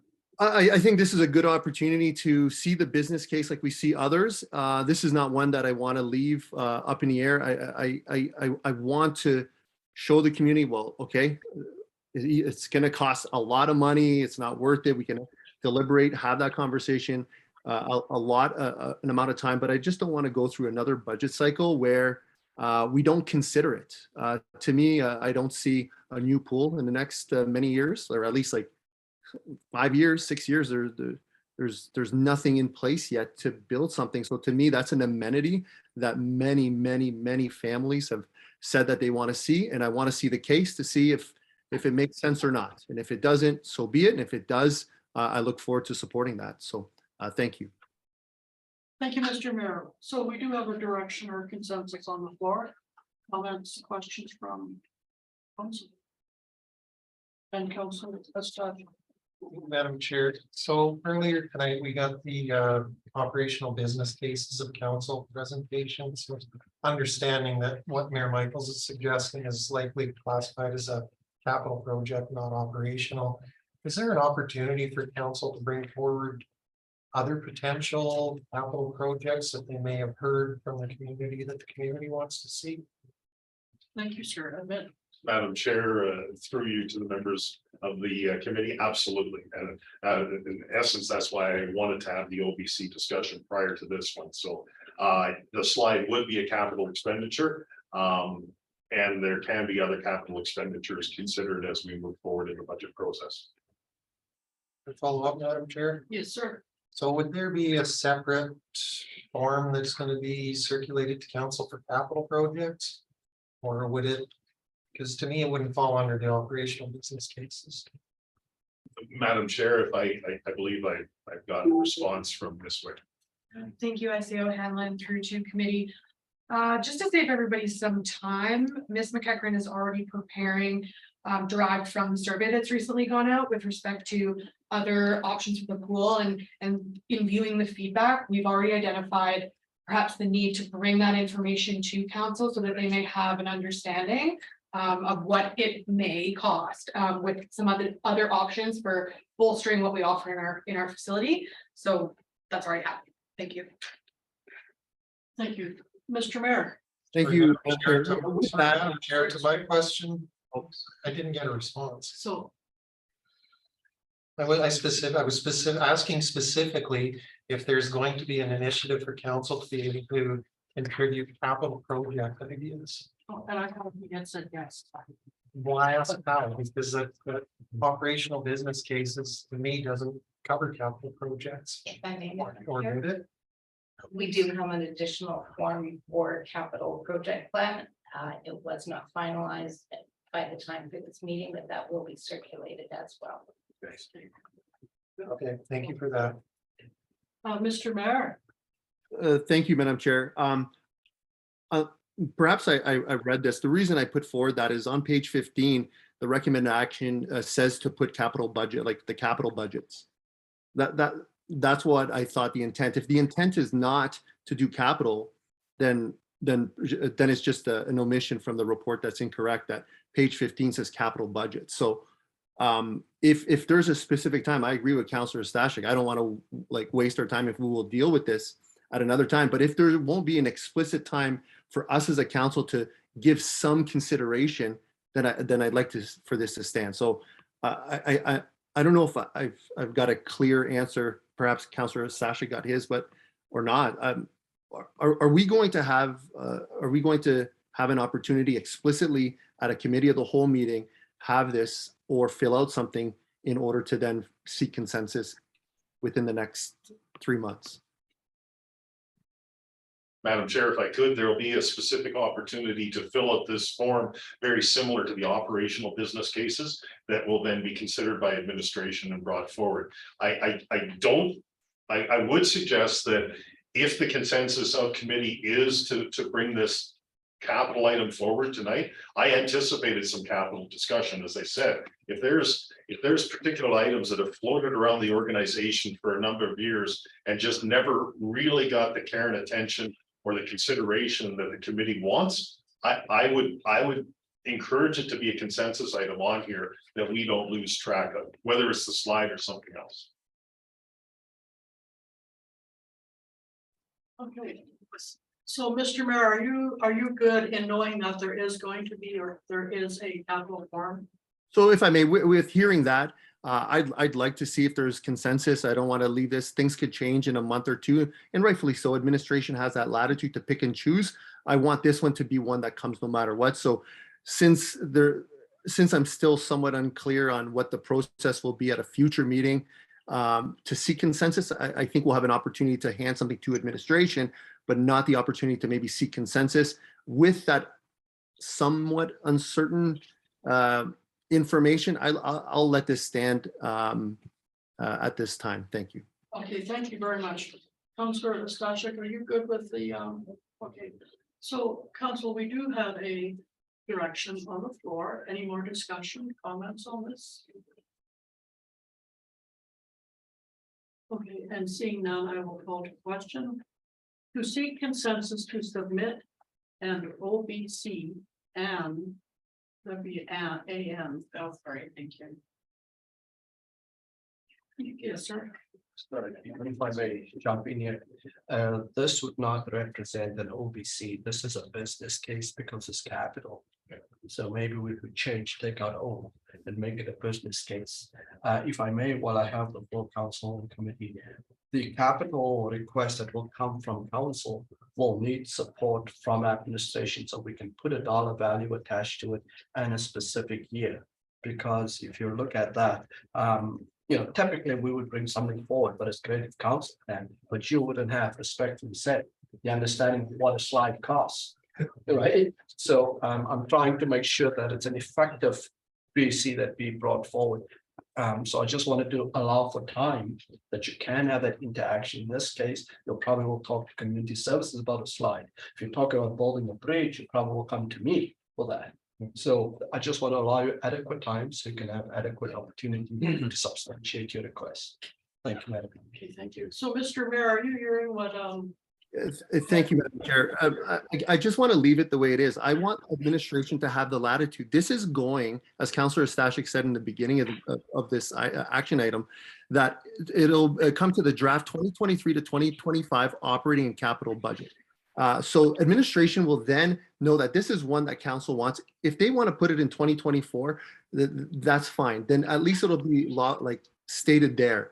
I'm not trying to control the whole latitude. This is one additional line in the recommended action, and whatever administration recommends, because it is September, perhaps they can't do it, but then we would see it either in 2024 with a price amount or 2025, and then we could follow up with that. So again, I'm just following this process, but leaving the latitude with administration as per the recommended action, which would, at the end of this, we'll have to give direction that committee direct administration to include the following and that'll be one. And then administration goes and does their thing.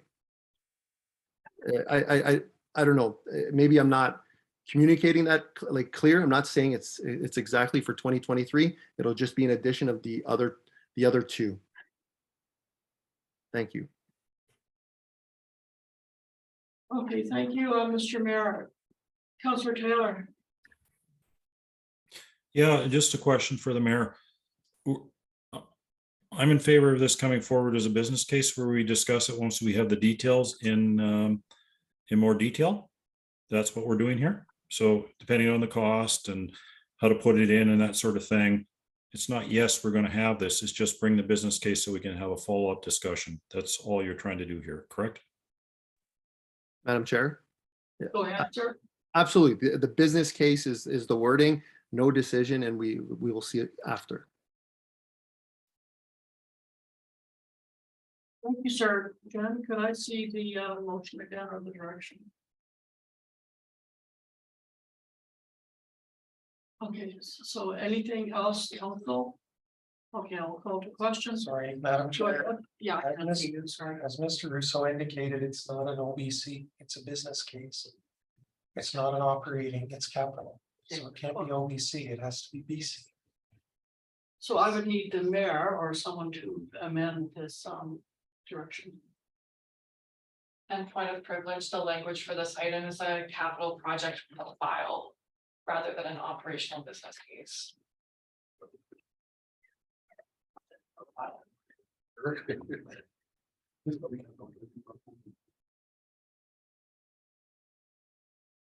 So would it be to seek consensus to submit a capital project profile? Exactly. Okay.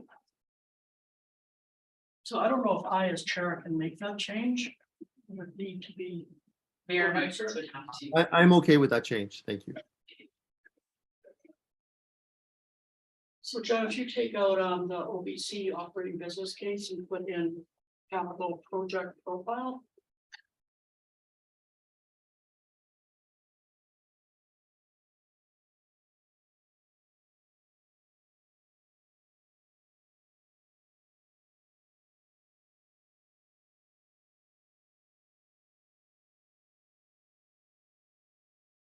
Mr. Mayor, can you see that? No, you can't. Okay. Okay, so I will, no, council, in looking at that, does that look good to council? Okay, and hearing nothing, I will call to question to seek consensus to submit a capital project profile for the addition of a slide at the Dr. Duncan Murray Recreation Center. And all those in favor? And that's carried. And Councillor McGowan, I'd like to put forward a consensus using the same language at the beginning. go ahead, sir. I'll just wait till Jen's ready.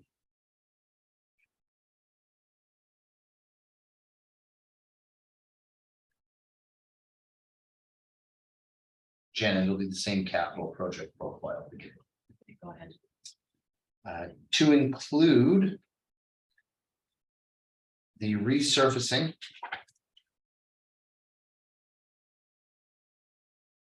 of the tennis courts and installation of basketball nets at or near Harry College High School. And if, yes, please. This is one of those projects that's sort of been in and out on a long-term capital project. Due to the cost, it's sort of wavered back and forth. You know, as Councillor Taylor had mentioned, I'd like to see what impact this has on the budget because it's one that has been brought to me many times by our citizens. So I'd like to see it considered this year. Thanks. Thank you, sir. Council, we do have a direction before us. Any questions, comments, discussion? And hearing and seeing none. I will call to question.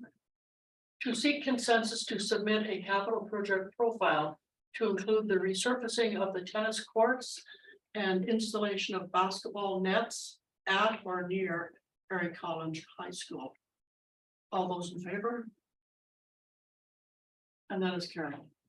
Thanks, Council. And council, do you have anything else on this report? And Councillor LaBerge.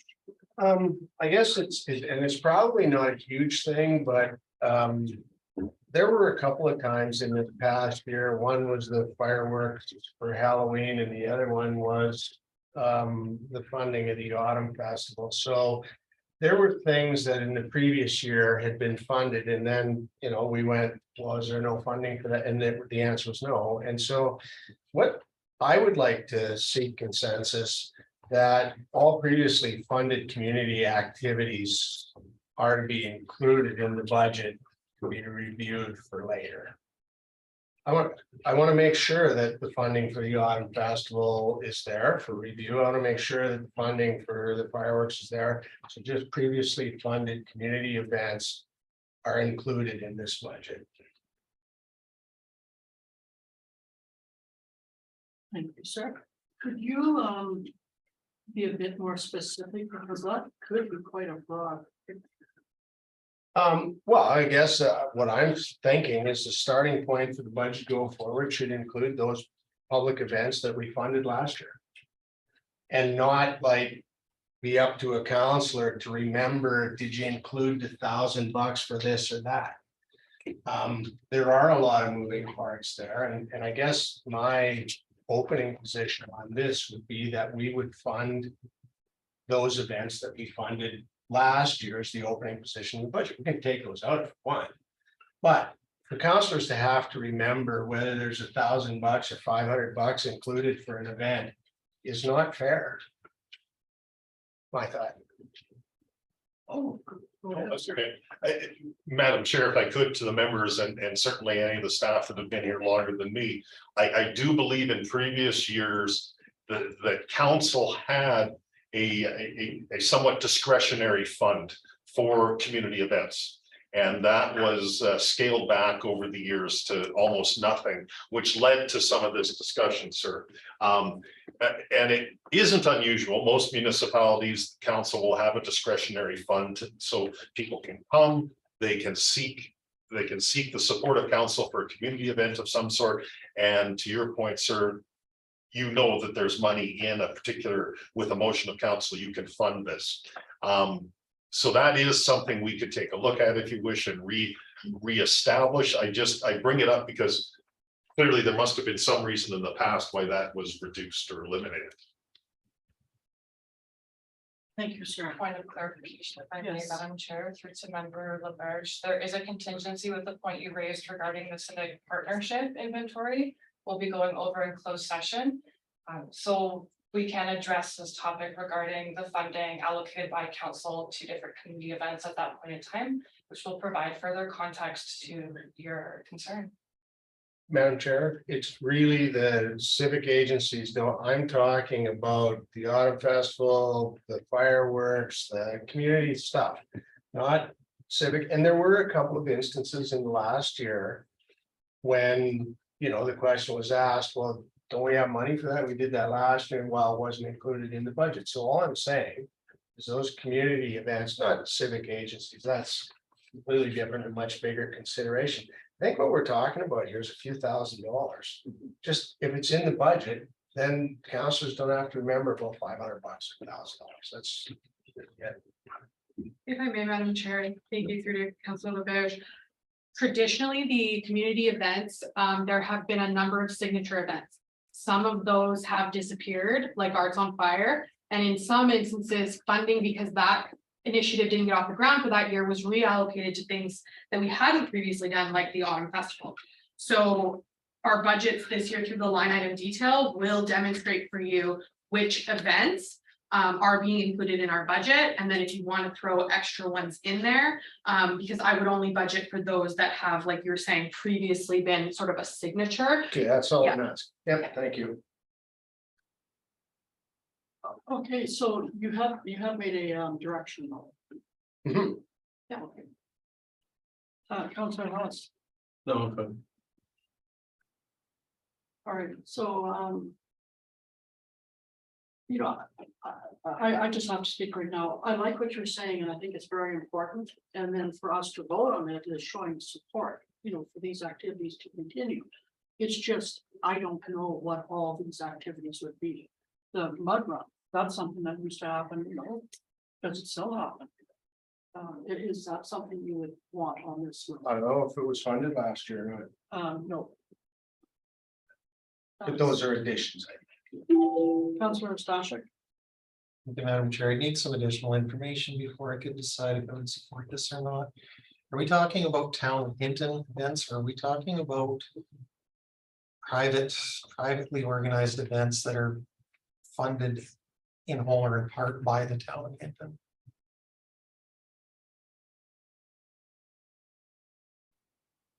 Well, I guess my feeling would be to use the autumn festival because it just happened last weekend. I don't know that it's the town of Hinton's event, but it wouldn't have gone ahead without the town of Hinton. So, I would like to see at least a consideration, and I don't remember seeing any events listed last year in the budget. I don't remember having any opportunity to have a look at that. It was in there somewhere, I'm sure. But that's, I guess I would say if there's town of Hinton funding for that event, that I would like to see it be considered as well. Follow up, yep. Okay, if that's the case, I can't support the consensus request then. The civic agency's policy was put in place to try and prevent ongoing repeated requests from groups that were organizing events for funding.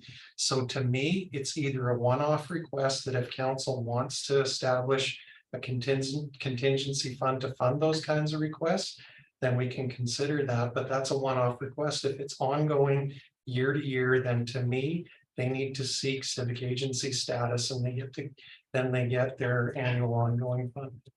So I won't support this, but I'm happy to talk about other options. Thanks. Thank you, sir. Councilor Ross.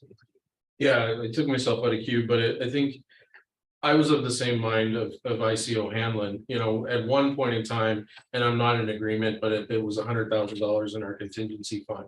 And that was what was proposed. And I think that's what was the reason we reduced it, but we reduced it quite drastically. So I think we've learned over the years and from this, I'd be more comfortable with, say, because I think currently it's $20,000, which really limits us. So I mean, considering a $50,000 potential, contingency fund, that maybe these things are funded through, if they are one-offs, but I agree with Councillor Stashik. If we have events like this, that is the reason for, and the civic agency policy. You know, and I mean, if we want to make the Autumn Festival a regular occurrence, if the group that puts it on, then it did tend to fill out that application, get that status, and then, you know, see what funding we might need. So I think that's more appropriate, but I think we still need more discretionary money from, as a council, so that when those one-offs do come to us, we aren't saying, I don't know where it's gonna come from. We feel, and then we have more latitude to accept more potentially than, you know, choosing this group and not this group because we don't have enough money. And I want to remind council too, that that contingency fund, we're also earmarked for the Wildcats and subsidizing them for another at least year or 2 years through that contingency fund. That was a decision made by council. So that will deplete that contingency fund already, I think, by $7,000 at the start of the 2023 budget. So it really limited us. So that would be I can't support it this way. I agree with it, but I think there's another option that is available. So thank you. Thank you, sir.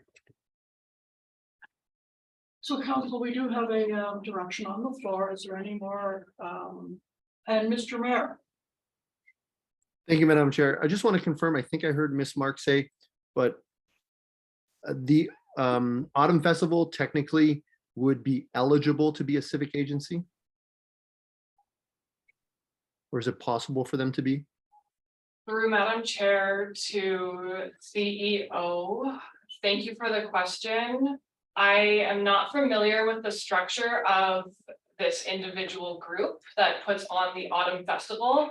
If they were compliant with the Societies Act and had a board in accordance with that act, they could apply for civic partnership status through the administrative process. However, at this point in time in budget preparation, we would be looking at 2024 deliberations for inclusion. If I may, Madam Chair? Go ahead. With hearing everything, I'd rather do one more year of a one-off for some of these events. I do see where Councillor LaBerge is coming with.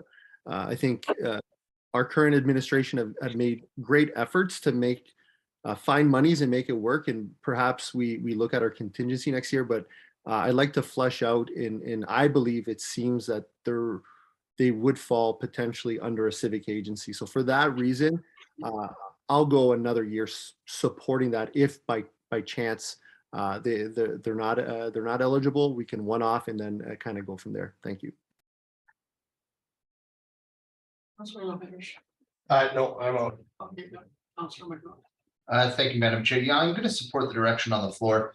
I think for a lot of the same reasons that were just mentioned. One of the things I think the onus is on us, though, as a council and a greater administration, to reach out to those events that, I mean, let's face it, there are some events that we as a town take pride in that, you know, they're not Town of Hinton events, but they draw a lot of popular support, the Autumn Festival being one. So I think that does put some responsibility on us to maybe treat this next year as a bridge year and seeing to what degree can we help them become civic agencies so it does fit within that scheme properly. But we have to understand that a lot of the people who are involved in these events, they don't understand the complexities of that, right? They just, you know, to the degree they're aware, it's like, the Town of Hinton helped us, they'll probably help us next year. Let's go do our good thing. Okay, but we're gonna have to work with them for education over the next year, I think. So I'm only to support that. Thank you, sir. Yes, I'll, Madam Chair, through to the rest of the committee. I'll speak up because there's some consistency across Alberta and in different towns and different communities handling these exact matters. Typically, you have your service level is established by your civic agencies. Those are groups that you want what they're doing, you support them, you maintain that service level, and you sort of farm out, as it were, or delegate to them some recreation and culture services. With the, you also need a fund, or typically municipalities will have a fund where people can apply, groups can apply, typically with society status, but not always. for one-off grants, and you have what you're calling a contingency fund for that. That can be funded less and more depending on what your budget looks like. And that's usually a place where if there is reductions, it's usually taken from that sort of a community grant fund. So those are grants, and then there's funding that's on a regular basis, agreement-based, 1 to 3 years in length, or maybe sometimes longer, sometimes much longer, with established community groups that are providing that service in a delegated manner. And then you're leveraging your volunteerism, you're leveraging their fundraising abilities. So you're getting sort of more service for your recreation and culture bang for your buck in that respect. So my preference would be to see both kinds of funding in the budget. And exactly for the reason that members are expressing. Thank you very much. Councillor Stasha. Thank you, Madam Chair. So my concern is that if we're gonna approve to have all the funding available for these groups who got funding last year, I don't know what these groups' plans are. They may or may not be intending to do their event again. And if it's as simple as, if it's council's will to establish a contingency fund that's available to consider those requests, all it's going to take for them is to come before council and request some money for funding for this one-off this year event. So that's why I'm not supporting this consensus, but I'm fully willing to have a conversation about a contingency fund that could be available to fund those events when those individuals or groups come forward. Thank you. Thank you, sir. Councillor Magoo. Sorry, I'll speak to that. Then I think Councillor Ostashik brings up a good point that I hadn't considered. Is that you're right, it sort of does earmark it that it's already available to you, but I will absolutely support a contingency fund for those sorts of events so that they can happen. But the one thing I want to point out that Councillor LaBarge brings up, because I felt like I was caught flat-footed a couple times last year, and part of it's my fault too. We had some events that we know occur. And then all of a sudden, I feel like they're on our doorstep going, well, council needs to help us out, otherwise this isn't happening. It's like, well, we really should have made this part of our budget. How did it not make it in there? And it's embarrassing because it's not a surprise, but by the same token, I feel like we're chasing the money at that point and trying to, magically find out, well, where's it going to come from? Because this has to happen. So yeah, I will be in favor of the contingency, assuming it happens afterwards. Thanks. Sir, do you have your hand kind of? No. I'd like to call this the question, Madam Chair, please. Yes. Okay, I will call the question. To seek consensus that all previously funded community events are included in the 2023 budget. All those in favor? All those opposed? And that was defeated. Yes, it was convincing. You took that very well.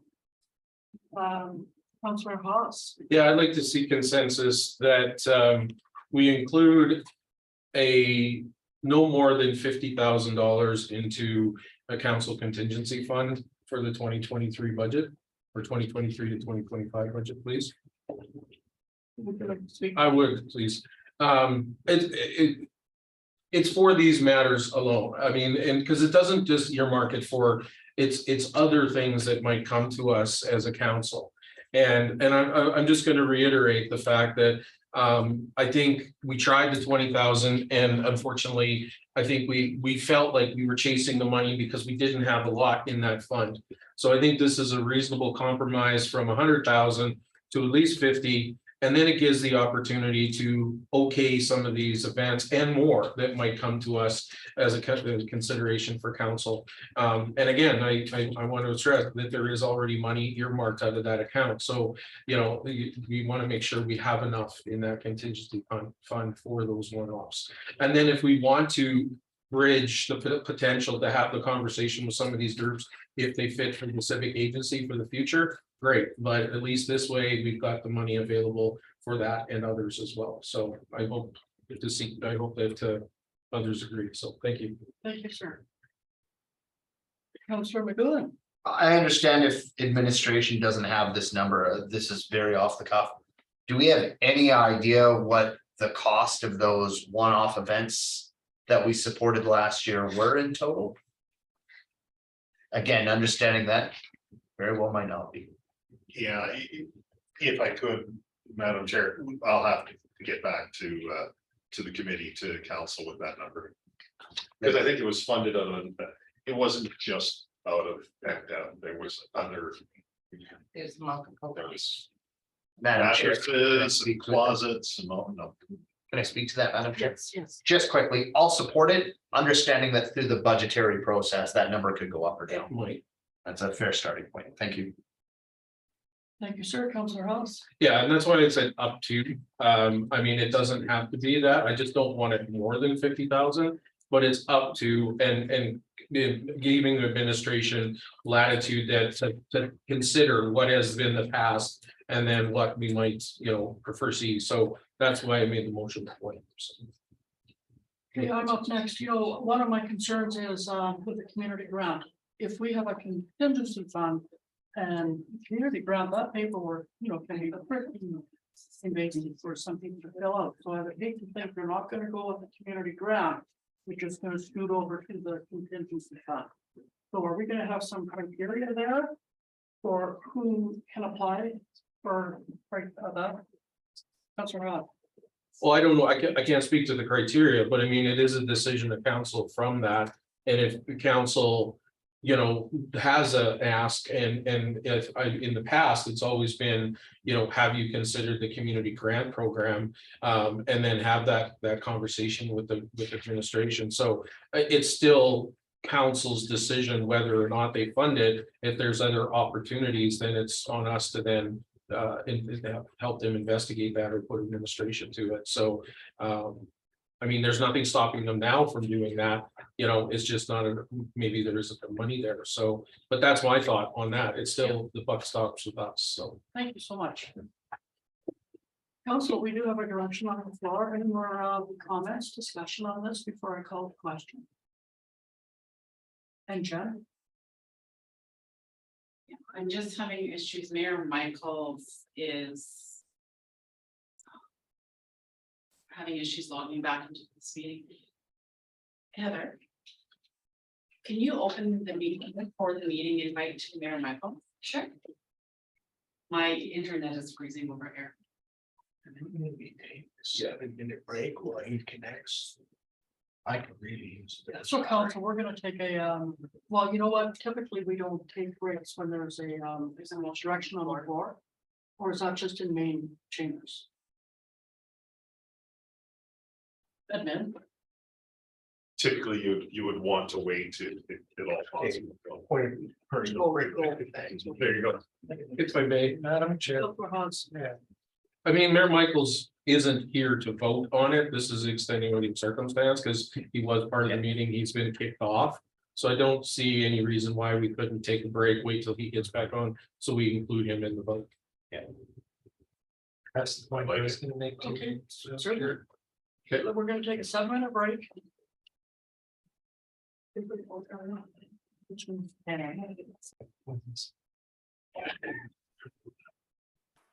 Okay, council, we're gonna resume our meeting. First thing I want to say is, the mayor will not be joining us in person. He is on speaker, so he can hear everything that's happening.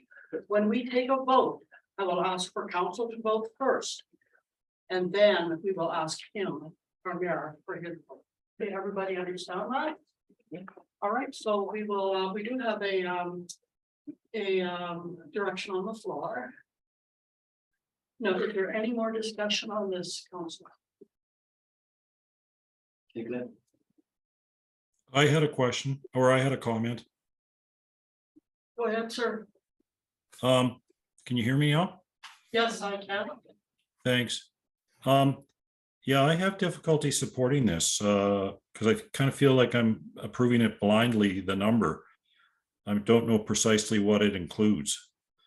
And my preference is to wait to find out a little more carefully what it includes. And this amount seems to me to be large. It seems to exceed or match our community grant program allotments. And these kind of funds to me are potentially troublesome because often they get totally spent when they're not tightly defined. Thanks. Thank you, Councillor Taylor, Councillor Haas. Yeah, if I can speak to it, I mean, I did up to $50,000 because I'm not aware of it either. But I look at it similarly to, you know, our percentage we talked about earlier. It's a figure that I wanted to give administration to consider what has been taken from that in the past, what potentially could be taken, and it could come in at 40, it could come in at 30. It can come in at 50 and then we decide it. And as for spending of it, it is only spent by a decision of council.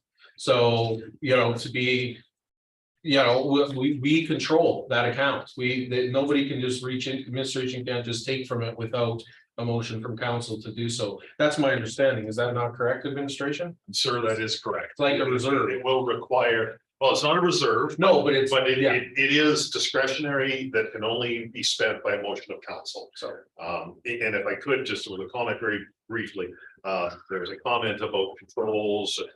You've got that with your civic agencies. You've even got that in the spring and fall community grant program. Honestly, you don't need another program with more strings attached or so forth. This is for the hockey team that's doing a drive and you want to give them $1,000 to go to the provincial championships or something. That you know, they're not an agency. They don't have not-for-profit status. It's just you exercise some discretion. And the number can be ultimately whatever council chooses it to. and I guess for me, if I may, Madam Chair, I mean, if we don't have enough in there, then we're maybe potentially robbing from other areas to make it happen. And I don't want to see that happen anymore or happen either. So at least this gives some latitude there. So hopefully that, you know, eases your mind, Councillor Taylor, but thank you. Thank you, sir. Councillor Ostashik. Thank you, Madam Chair. Yeah, specifically to Councillor Taylor's concern, I share all of those concerns. And I actually want that number to be as minimal as possible to be able to achieve the end that we're looking for. So I'm okay with it now at the 50,000, up to 50,000. We'll see what administration brings back, and then through the budget process, I'm looking forward to getting that down to, like I said, the minimal amount that is feasible to achieve the end we're trying to. And I actually prefer that number is borderline or less, so that when a request comes to council has to actually think and consider if that's something that they want to take a portion of that fund to support, knowing that it might impact future decisions. I think that's the way that it's managed responsibly. If there's too much in there, it's too easy to give it away. Thank you. Thank you, sir. Councillor LeBaron and then to Councillor Taylor. So is this motion to move that discretionary amount then from 30,000 to 50,000? Ish? Because that's where we're at currently, is that not right? We're at 20. So then I guess if I may continue is, I think we're coming up against a tough budget here. And we've said, why don't we give ourselves 3 times as much money to discretionary spending on things? Yeah, I don't know that sort of sends right message. We're gonna go back to other people and say, listen, you gotta tighten your belt a little bit. They're saying, but let's take what we spend from 20 to 50. I share the same concerns as Councilors Stashik and Taylor, and I think that kind of consideration is high, and it would just as Councilor Stashik said, that should not increase. We got by with 20 last year. I would like to see us sort of really consider that $50,000 number. Thank you, sir. And Councillor Taylor. No, I withdraw. Thank you. All right, and now we move to Councillor Haas. Yeah, I guess we can look at it 2 ways too. It is going to be a tough year and there may be some events that can't happen. And if we don't have the money in there, then they don't happen. And I'm not in disagreement. If we, again, as Councillor Stashik said, I don't necessarily want it at 50 either, but it gives a latitude, and this is just a ballpark. We're going to debate it at another time when the budget comes to us, the draft budget. and we can reduce it. I mean, I have no problem with that whatsoever. I just thought this was a place to start. But I do believe that, yeah, these are tough times, and I don't want to see these events potentially not happen because the funding isn't there. So, you know, I want to be able to at least, you know, give the opportunity if necessary. So, but I'm not agree. If somebody wants to propose a lower number, I'm open to a friendly amendment. I just threw that number out there. So that's where I'm at. Thank you, sir. Counselor McGowan. Actually, ma'am, can I go in queue for after the call to question, please? You certainly can. Thank you. Okay, I'm next in line. You know what? To me, this $50,000 is a starting point. It's not carved in stone. It can be changed. So I will support this. And I'm not, I do not want you, or I prefer you not to go to a lesser amount. It's a starting point. So I will certainly support this. Council. Now we do have a direction on the floor. Is there any more discussion, comments, anything? Okay, so Jen. I will call the question and then I will ask our mayor for his.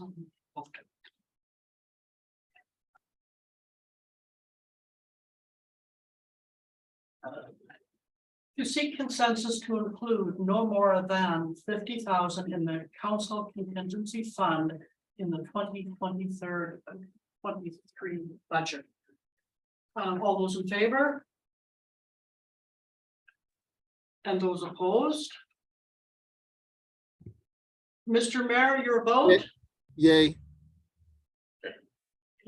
So that is 5 to 2 in favor.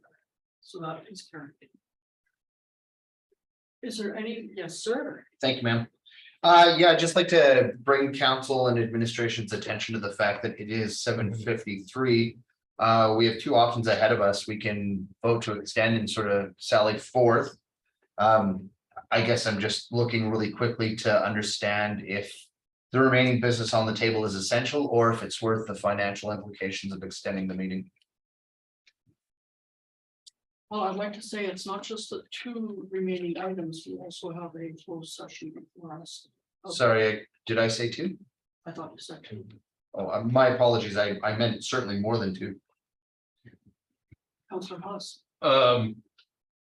Understanding from ICO's email earlier that the next meetings are pretty heavy.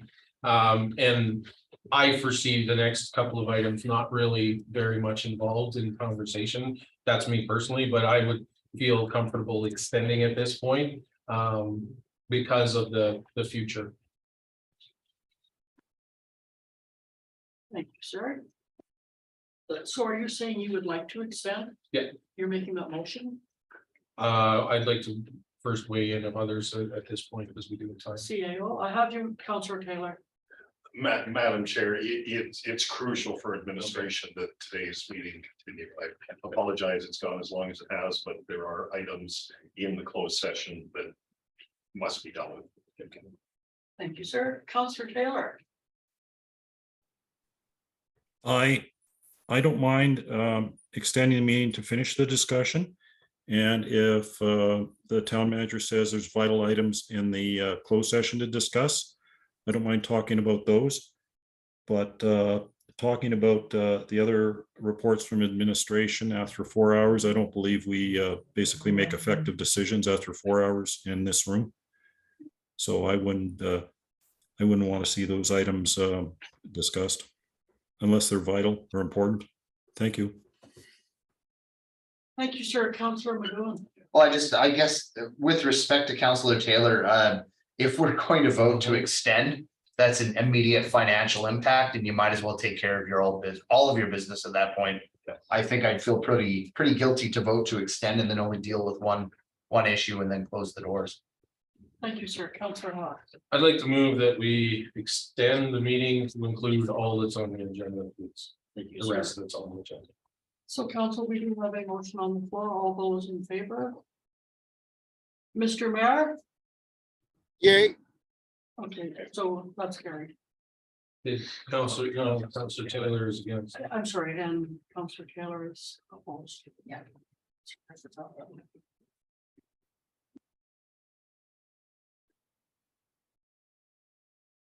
So no, I was thinking, where are we at? We have, Madam Chair, if I could be so bold, I believe we've got pretty good direction from committee in consensus items here, and I would encourage the committee to possibly consider wrapping that in a motion that would allow us then to commence the work on the budget and or continue work on the budget, excuse me, and finalize some of the details necessary for council to further consider this. thank you, sir.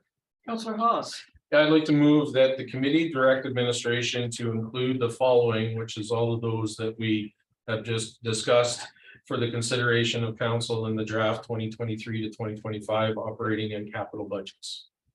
And I have nothing to say about it. we'll just wait for Jen to bring that up. Is there any discussion on this motion from council? Councillor Taylor, Yeah, just to clarify, this doesn't exclude further things coming forward from the October 5th submissions, correct? Through you, Madam Chair, no, it does not. Thank you.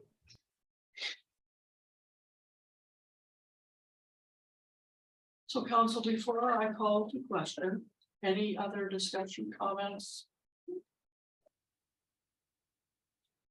And I'll add them as we go. Okay.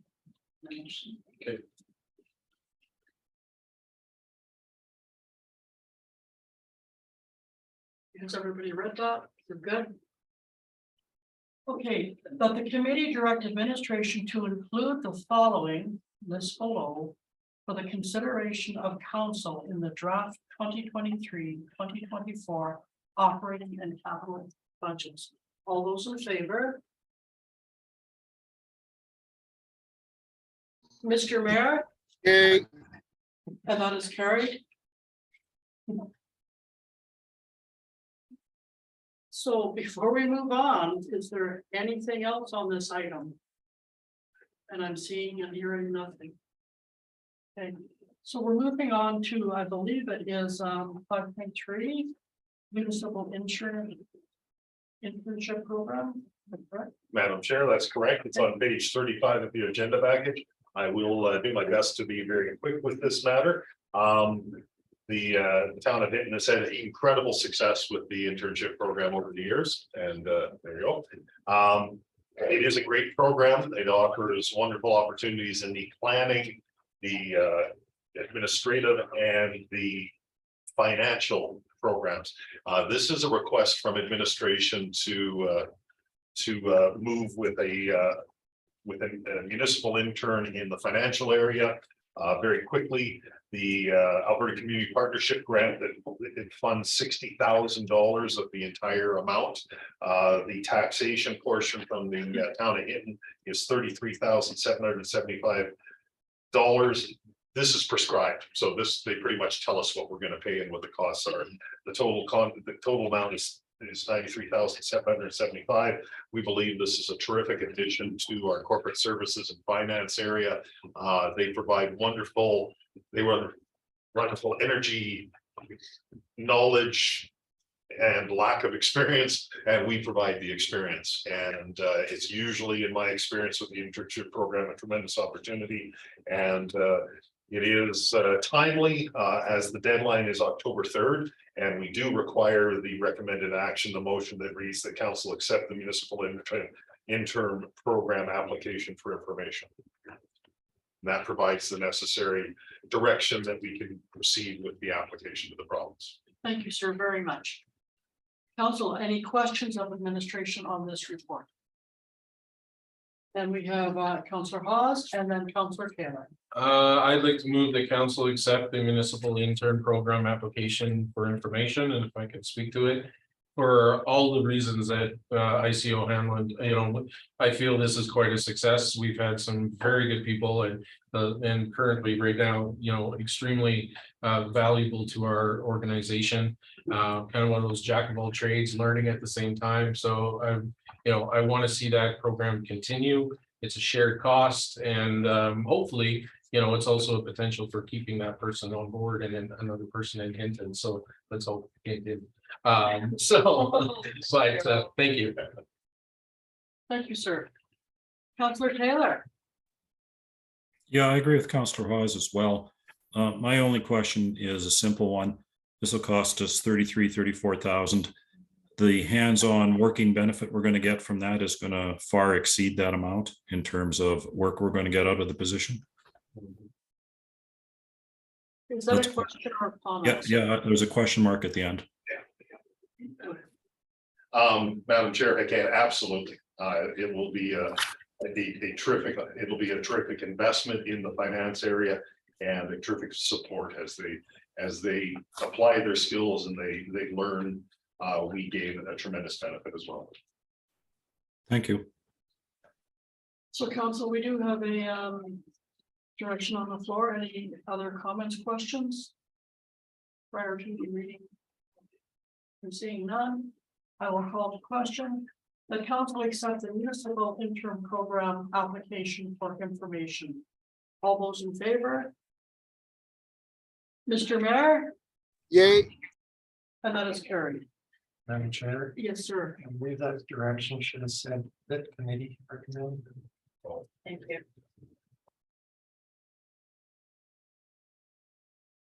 I was trying to get your attention before you called the question, but it's okay. There's probably Brian leaning forward, so I couldn't see. I was leaning way back. Yeah. A lot of things are my fault. with that one.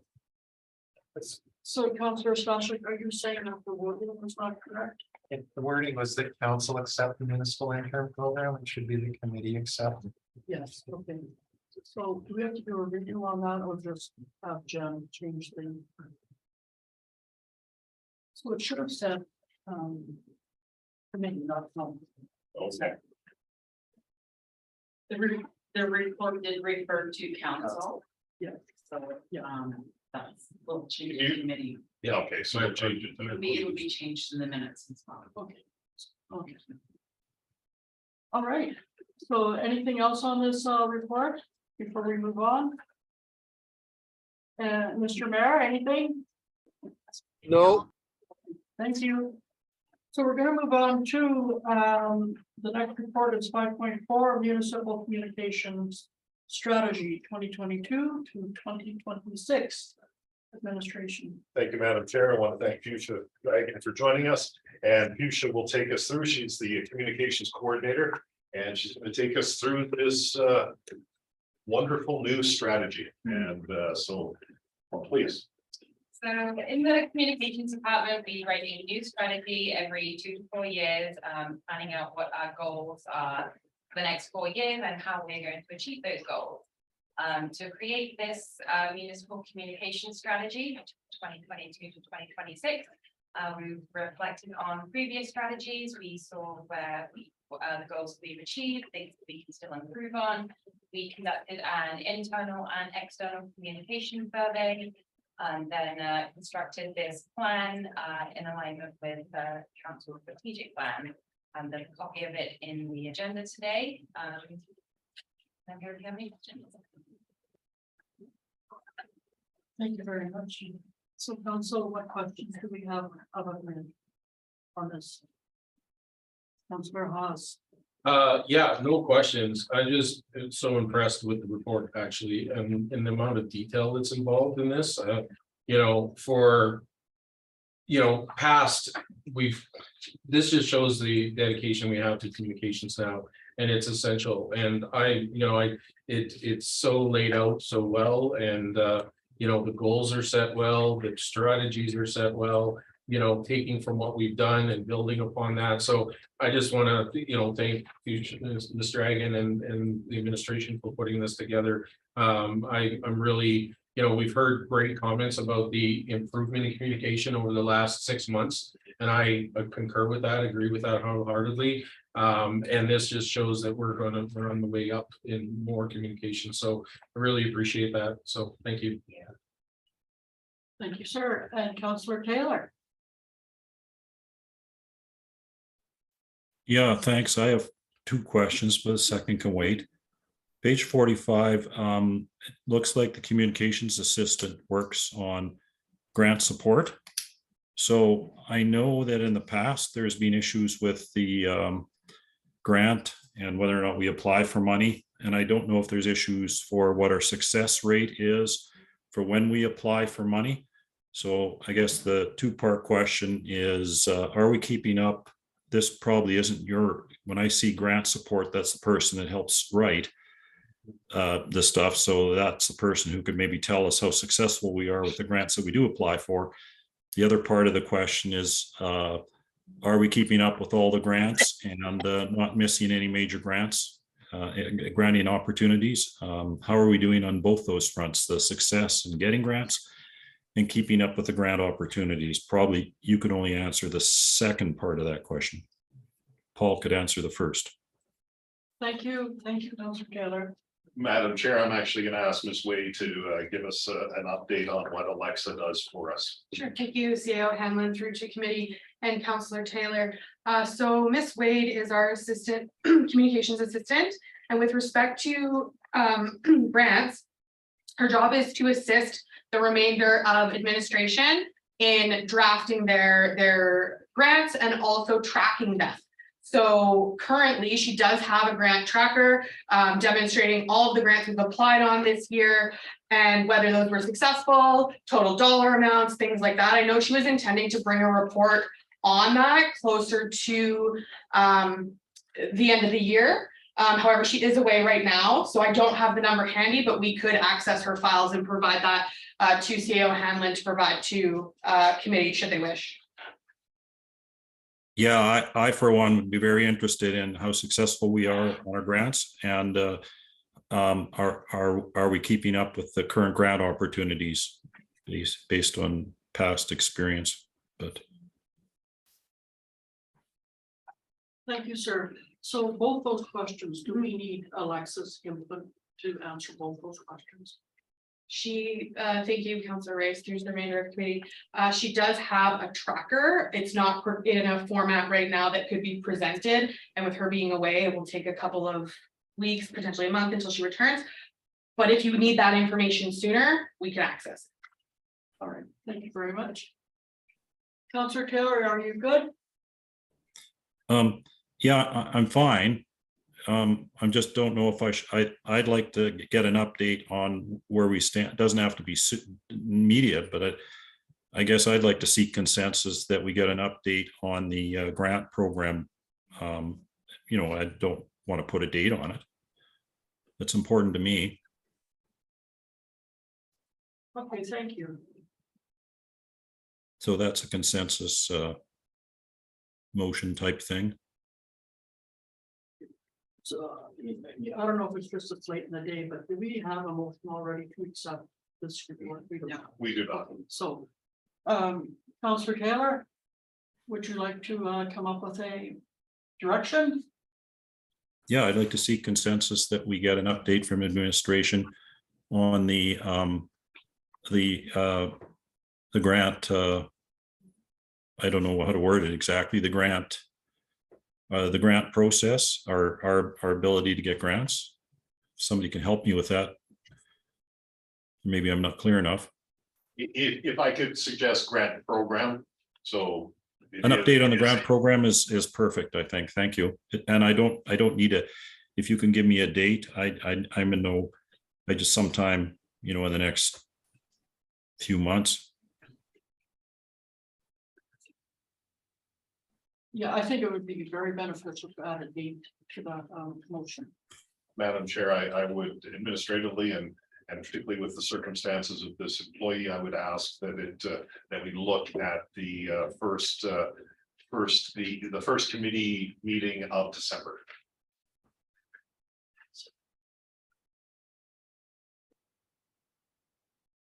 Thank you, sir.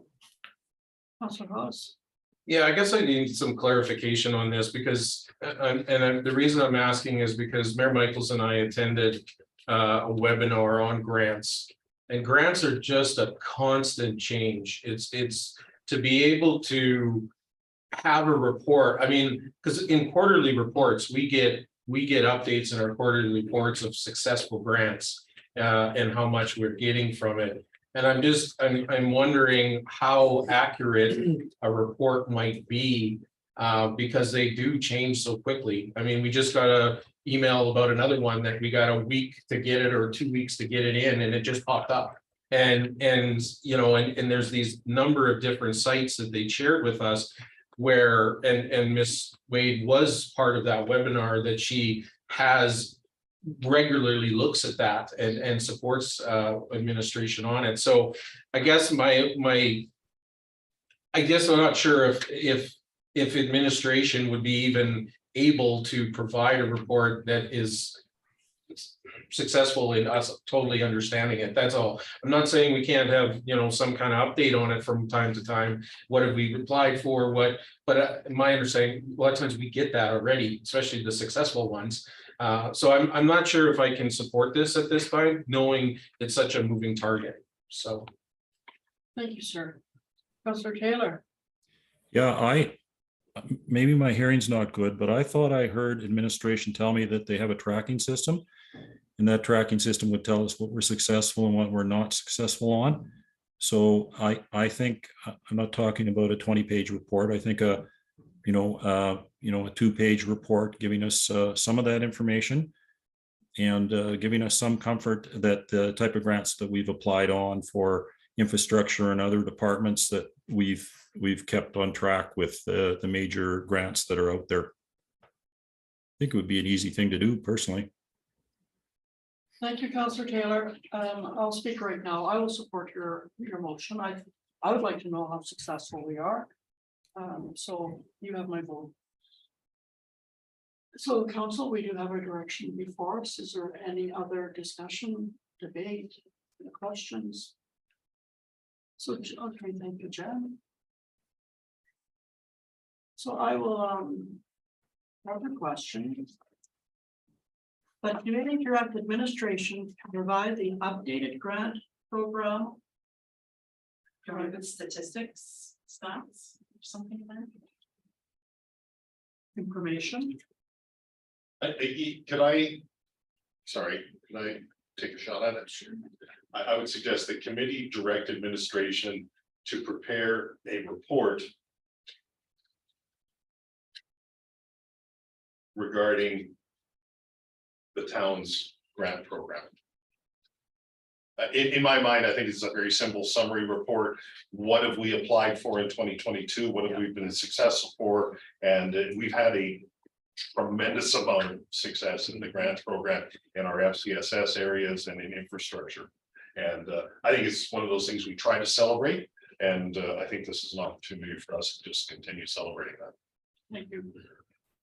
Yeah, I'm okay with those wording changes, and I agree. I think it's going to be a celebration, but it's also going to give us some comfort. Thank you.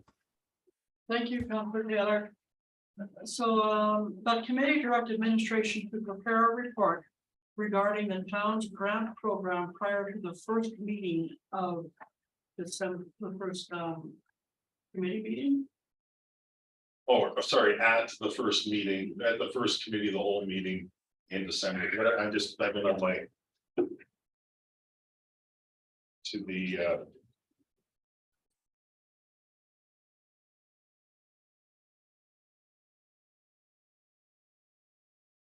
that would be to the December 13th meeting of the committee of the whole. So I think that counts. Yeah, the committee direct administration to prepare a report regarding the town's grant program at the first committee of the whole meeting in December 2022. All those in favor? Mr. Mayor? Yay. And that is carried. Okay. So yes, sir, go ahead. Just, page 15, I'm really worried about the accuracy of some of the data our respondents gave us. Like maybe 3 to 4% said they were interested in council meetings. I don't know. No, I'm just kidding. I use that as a nice way to sort of lead into the fact that I really appreciate the work that communications has done. And more so than just me, I think the flavor of what we heard from the public over the past several months at the very least is that there's been some really, really positive changes and efforts done out of communication. So at this point, just thank you. Thank you for the hard work. And I think the communication strategy represents the direction that, that we've demonstrated practically in the last little while. So I'm fully in favor of that. So Madam Chair, if I may, like to put forward the recommended action that committee accept the municipal communication strategy 2022 to 2026 more information. Thank you. Thank you, sir. Counselor Taylor.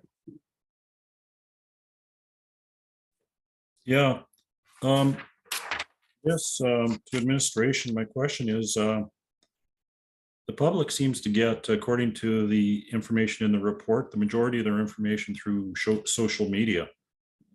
So are we spending too much money on newspaper advertisements, more so than we have to beyond the legal minimum? And why would we be doing that? And how much are we spending? Thank you. Thank you, sir.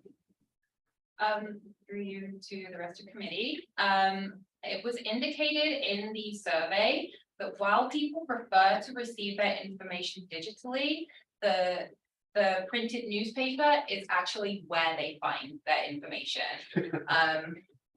But when we kind of analyze that a little bit later, we realized that the newspaper, a lot of people do read it digitally as well. So that can account for why the statistics for the digital is so popular.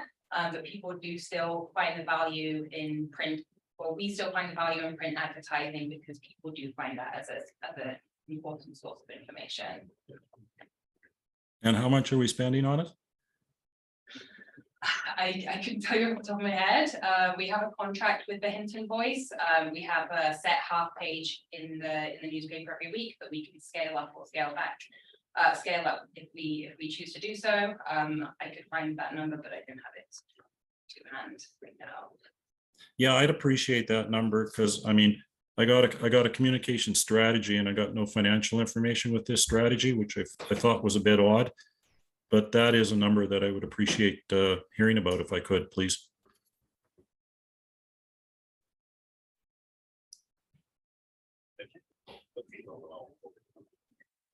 Thank you, Counselor Taylor and Counselor Ostash. Oh, I'm sorry, CEO.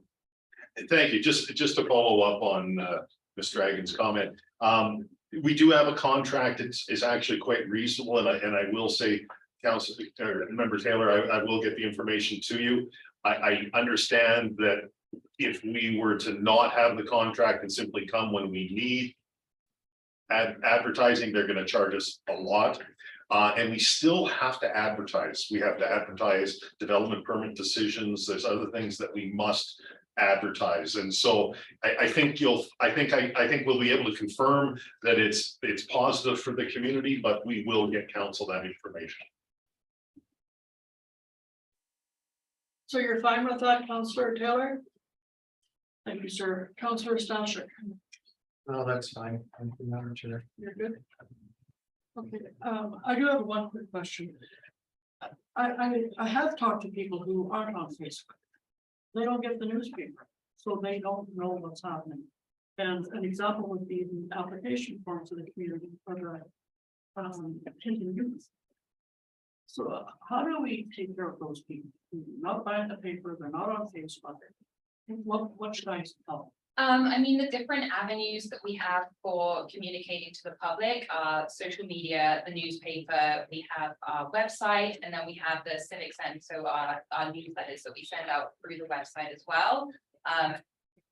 Any communication that I send out on all of those channels.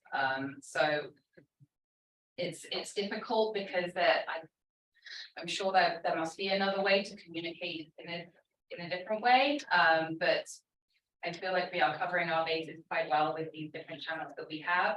I would recommend people to subscribe to the Civic Sense. You can just do that through our website. Those come through email or they can come through text message. Or give you a call. And you can... Absolutely. Absolutely. Absolutely. Oh, good. Thank you so much. It'll be a town crier in the budget. That's in the budget. Out of contingency.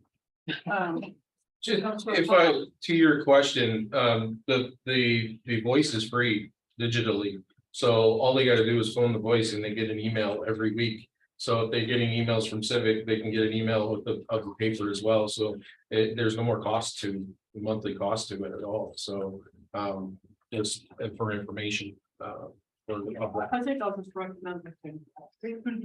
Make it new friendly. All right, so, where are we at?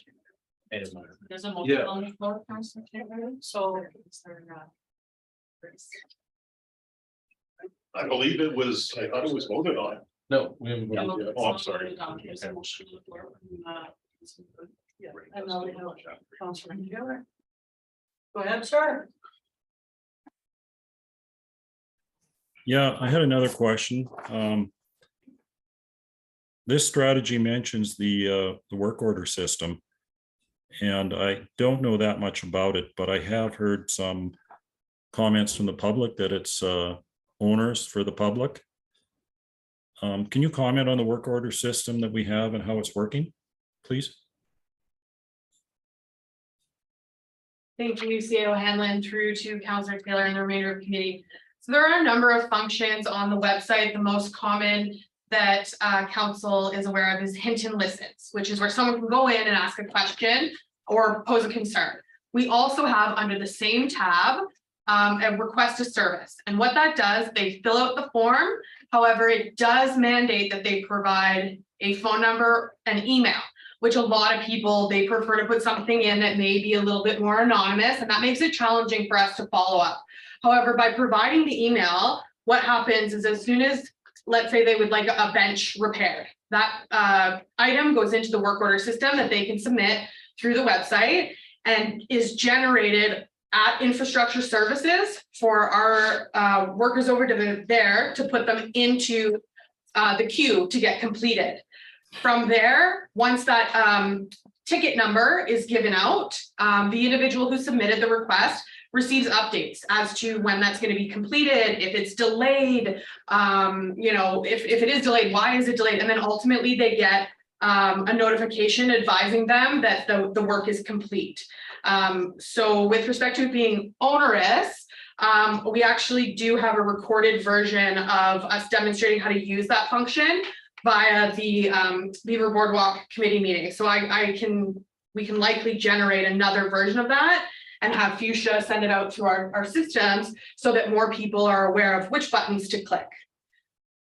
I guess the proof is in the pudding. Is the public actively using this in large numbers? Thank you, Committee Member Taylor. I'll actually go to Ms. Dragon for this one as she monitors statistics on the website. We get at least one request per week. Okay. And we have found that in the last few months that we are getting more people who are using the correct avenue. So instead of sending us an email or sending us a message on Facebook saying, hi, can you fix this, please? More people are going to the correct place and filling out the form, and they are getting those updates to the work orders. Perfect. Thanks a lot. Anything to take away people going directly to counselors and make it easier for them to go to administration, I think is a good thing for all of us. Thanks. Thank you, sir. Councillor Haas. Yeah, I really like the idea of putting it on Facebook. I know at one point there used to be that writing and talking at one point, and people really like that. But having a video, I think, would be really good to help, you know, more people understand that process. So I really like that idea. And plus, people are on Facebook, so they're watching it and they can share it with others. So Thank you, sir. So, council, we do have a direction on the floor. Is there any more discussion, comments? So I shall call the question. The committee accept the municipal communications strategy 2022 to 2026 for information. All those in favor? Aye. And that is carried. So, council, any more discussion on this? Nothing, so we're going to move on to a lengthy item, 5.5, budget 2023 public participation. Thank you, Madam Chair. We're on page 72 through 96 of your agenda package. Actually, quite an exciting engagement opportunity for us in conjunction with the budget. I'm going to ask Ms. Mark to take us through this, I believe. Thank you. Through Madam Chair to all members of committee, the communications coordinator, Ms. Reagan, has actually put extensive work into researching comparative budgets from municipalities and overhauling last year's survey for clarity in the endeavor to garner superior feedback than we garnered in 2022. And therefore, I would like Ms. Reagan to speak to the public participation plan. Thank you. So I have developed a draft survey.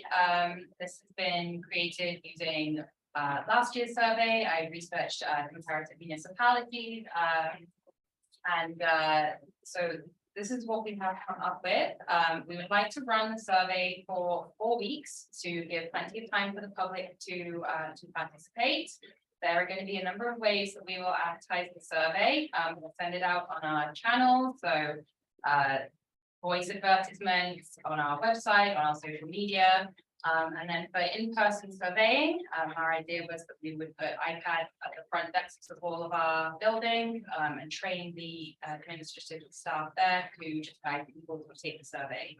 The survey is longer than the one last year. I tried to find a balance between long enough that you're getting the information that you need without it being too onerous for the person that's taking it, so they get to the end of the survey and you get all the data that we would like to. I have provided a copy of the draft survey in the agenda today. I would welcome your feedback. Have any questions?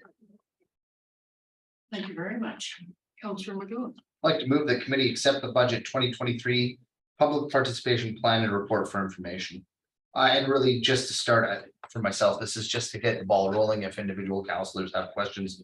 But this is a process we're always working on. And really, it seems like a natural extension over what we've done in the past. So thank you for your work. Thank you, sir. Councillor LaBerge.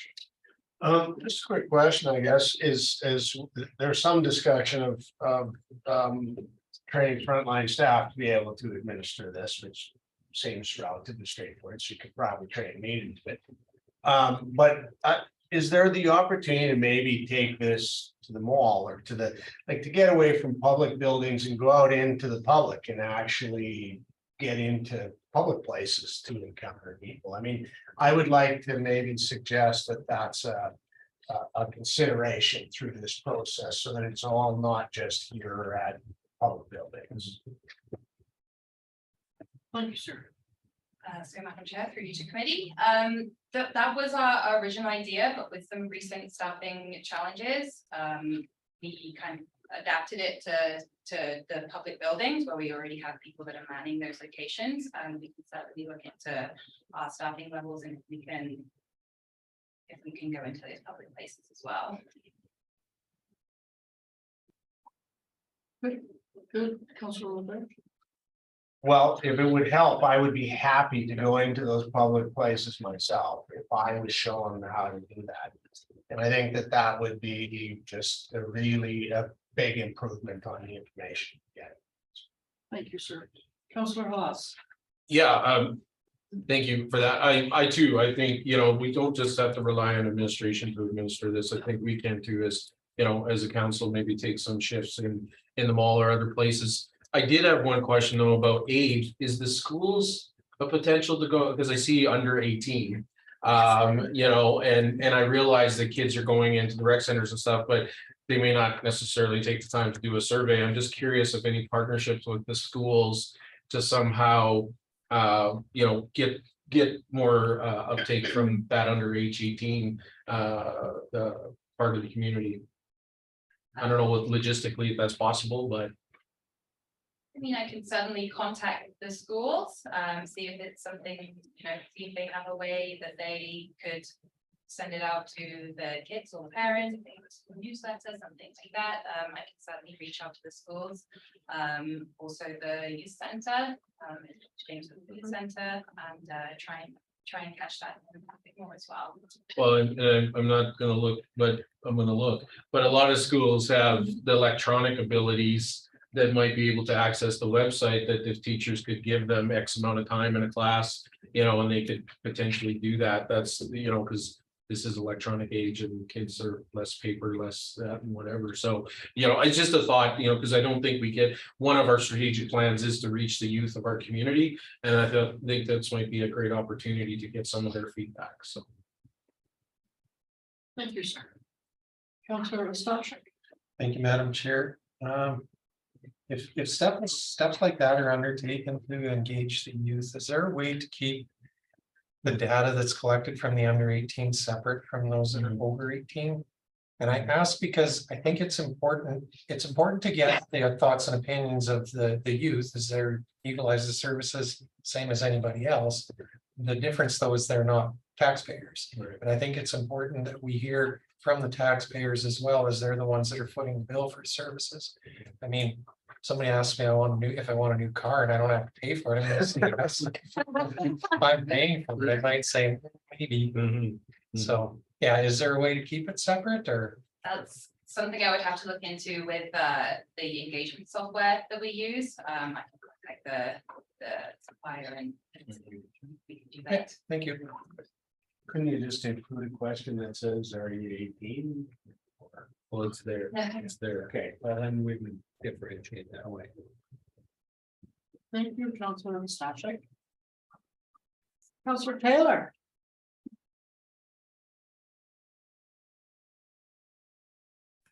Yeah, a couple of questions. Is this the final result, these questions? I'm just asking because I got a couple of things I'm kind of wondering about. The part about maintain a plus or minus 1% tax levy increase. Is that really the number we're going to put into a survey for this budget? I would prefer it worded for a bunch of options, right? Like, you'd be comfortable with a tax increase that's inflation related or et cetera, 1% even for me is like a bit low. For you? So, Madam Chair, Committee, the priorities in that question are priorities selected from previous budgets in the town of Hinton. This document it is a draft survey. We would like to send it out tomorrow's because in our timeline, doing a 4-week survey and then gives me time to prepare the report by the end of October. But if you have suggestions for things that you would like to change in the survey, then I can do that. Oh, Yeah, I just provided it. Thanks.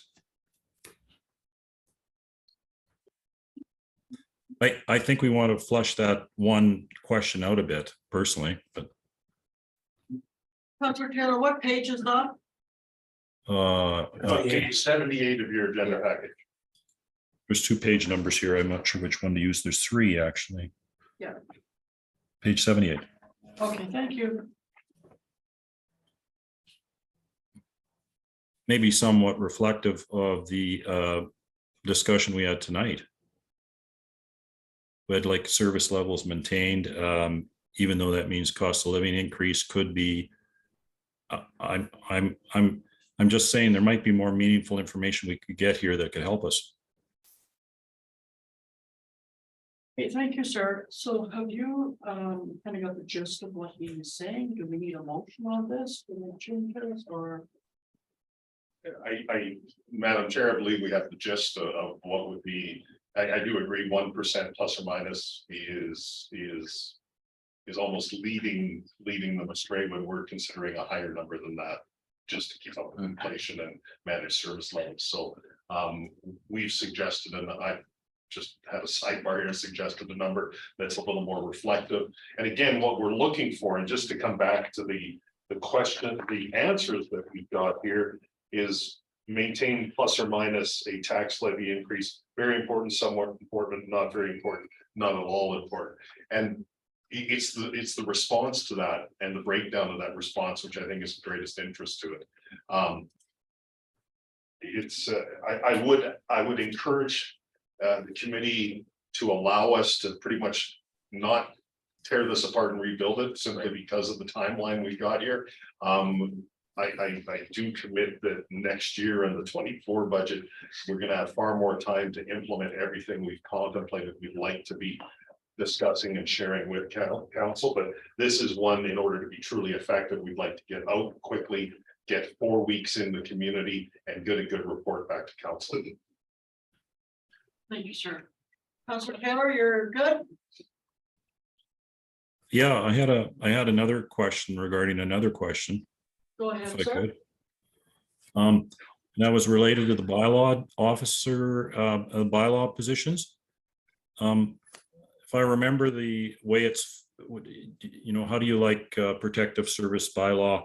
Somewhat, not so much, whatever those 4 or 5 options were, it was fairly general. I wonder if there's an opportunity to get kind of specific with respect to something I've heard a lot about in the community. And that's whether or not bylaw is involved in traffic enforcement or not, yes or no? I wonder if we could get that question on the survey. Thank you, sir. Administration. But committees will, we can add that question to the survey. Okay, so I'll be right with you. So when you say committees will, that takes me to where we made a motion on this. Well, I'm trying to find, I'm sorry, can I get a page, sir? On that, It starts could at probably- 91. is it 91 then? Okay. Thank you. Oh, protective services, okay.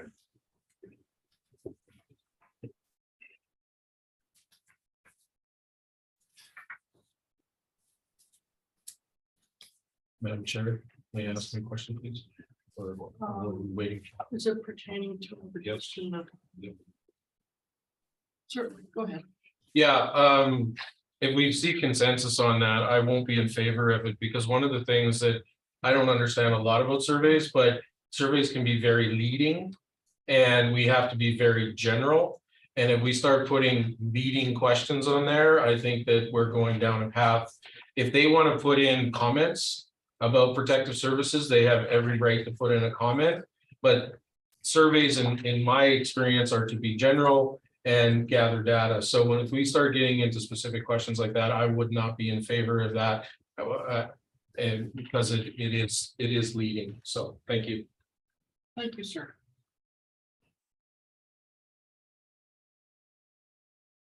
Thank you. Councilor Magoo.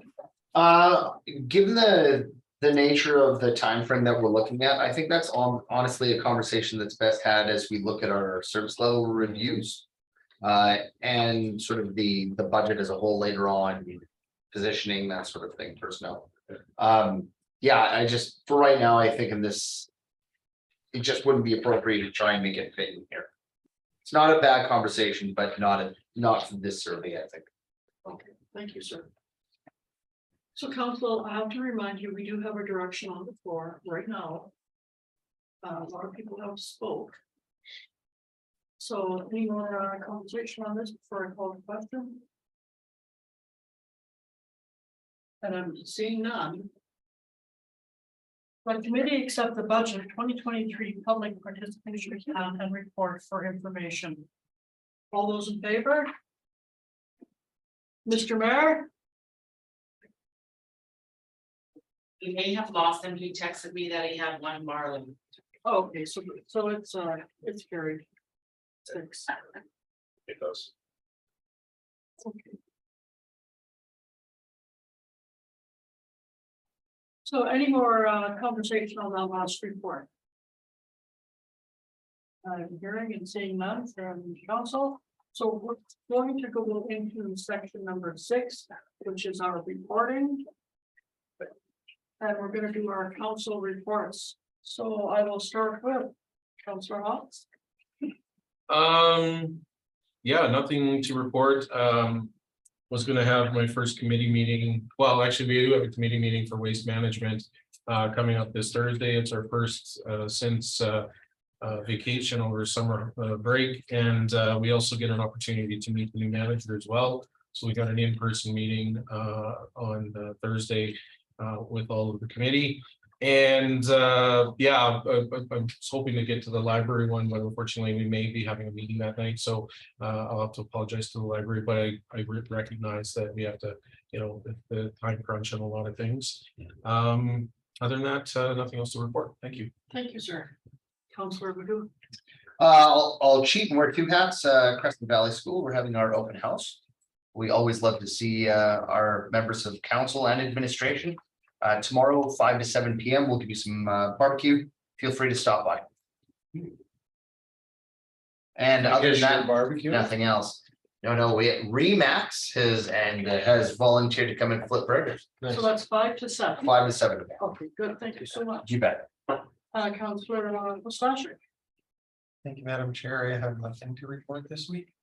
Thank you, sir. Counselor Laverge.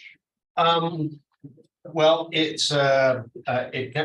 came up a whole bunch of times in other discussions, so the Autumn Festival was on the weekend, it was very well attended. I think the addition of the car show really added a bunch to it. I couldn't believe the turnout of automobiles, fantastic.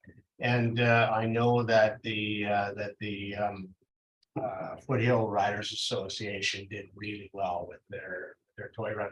That's a 37th year that they've done that for Santa's Anonymous. So hats off to Randy Fiddler, who does a lot of work on that every year, but year after year they do that. And then on Friday, Nip and Tuck, whether they're gonna make it up there physically, but we do have a Community Futures West Yellowhead meeting in Grand Cache. Thank you, sir. And I have nothing to report. Our CAO report. Thank you, Madam Chair. If I can do a bit of a reporting status report mashup. Sorry, Madam Chair. Go ahead. Oh, I'm sorry. sorry. Oh, Counselor Taylor, I'm sorry. Go ahead. I did have something to report. I did attend the fire department open house and it was very well done. And a lot of the little kids, a lot of activities geared towards little kids. And they had a lot of fun there, as did I. And I thanked as many members as I possibly could for their service to the community on behalf of council. So I thought they did a very good job there. Thank you. Thank you, Counselor Taylor. And Mr. Mayor, if you can hear me, we would love to hear your report. And there you go. So, CAO. Thank you, Madam Chair. I'll move this very quickly. So again, September 19th has been declared as a national state holiday, 1 year for commemoration of the passing of Queen Elizabeth II. I just wish to report that we will be keeping the offices open and not planning to close the office at this time.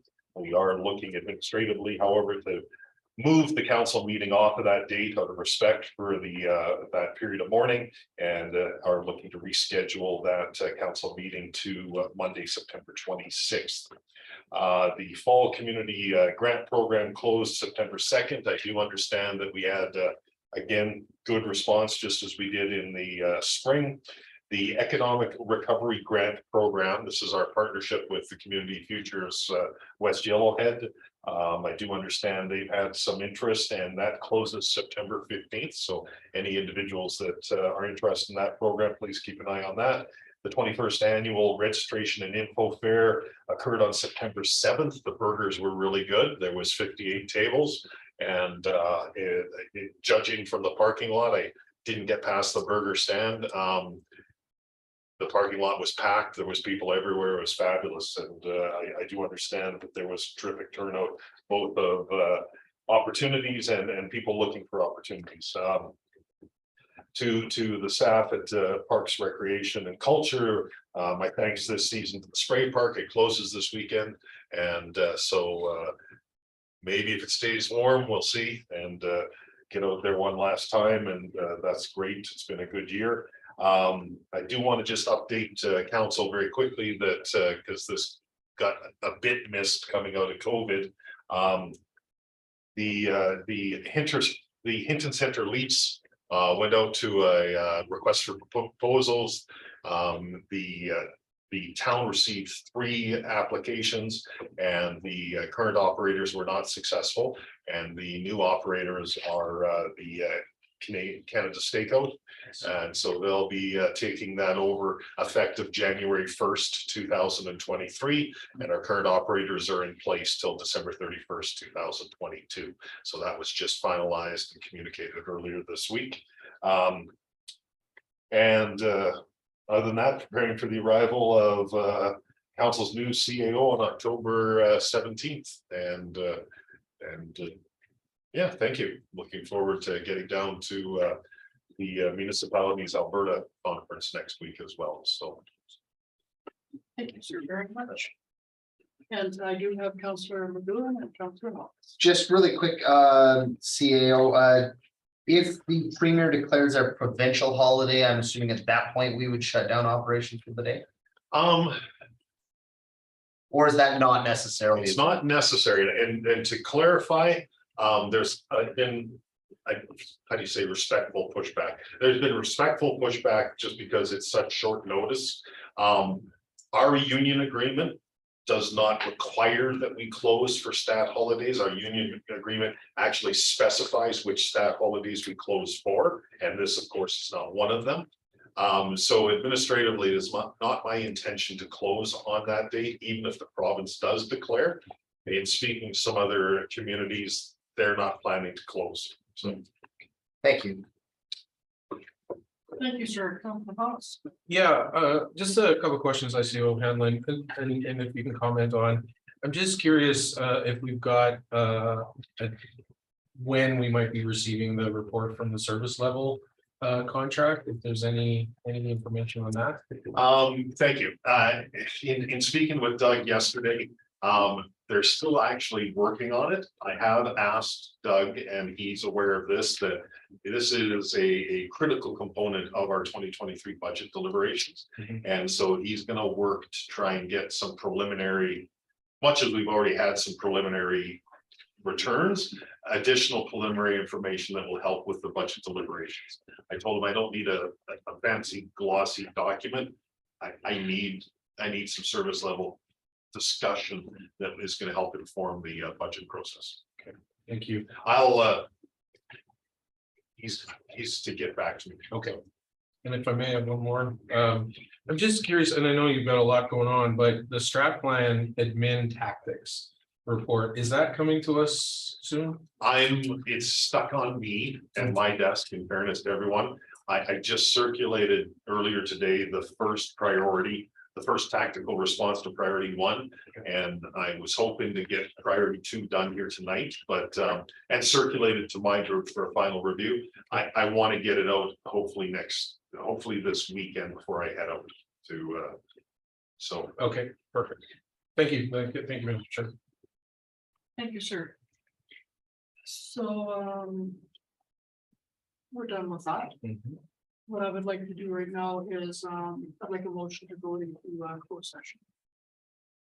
Move to go into closed session. Please. You bet. So all of in favor? Thank you, not there. Before we break, just Madam Chair, if out of respect to one of the individuals joining us in via Zoom, I would like to move 7. I'd like to move 7.1 up and move 7.2 to the first item. Thank you.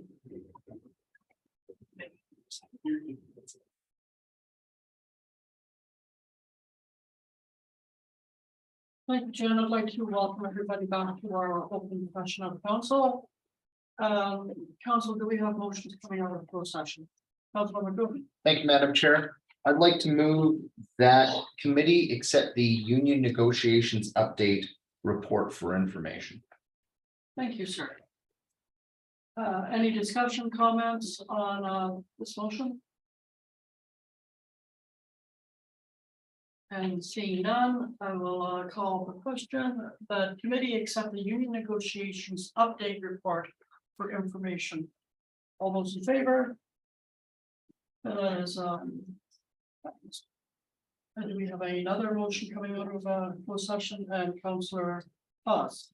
Yes, Madam Chair, I'd like to move that administration, sorry.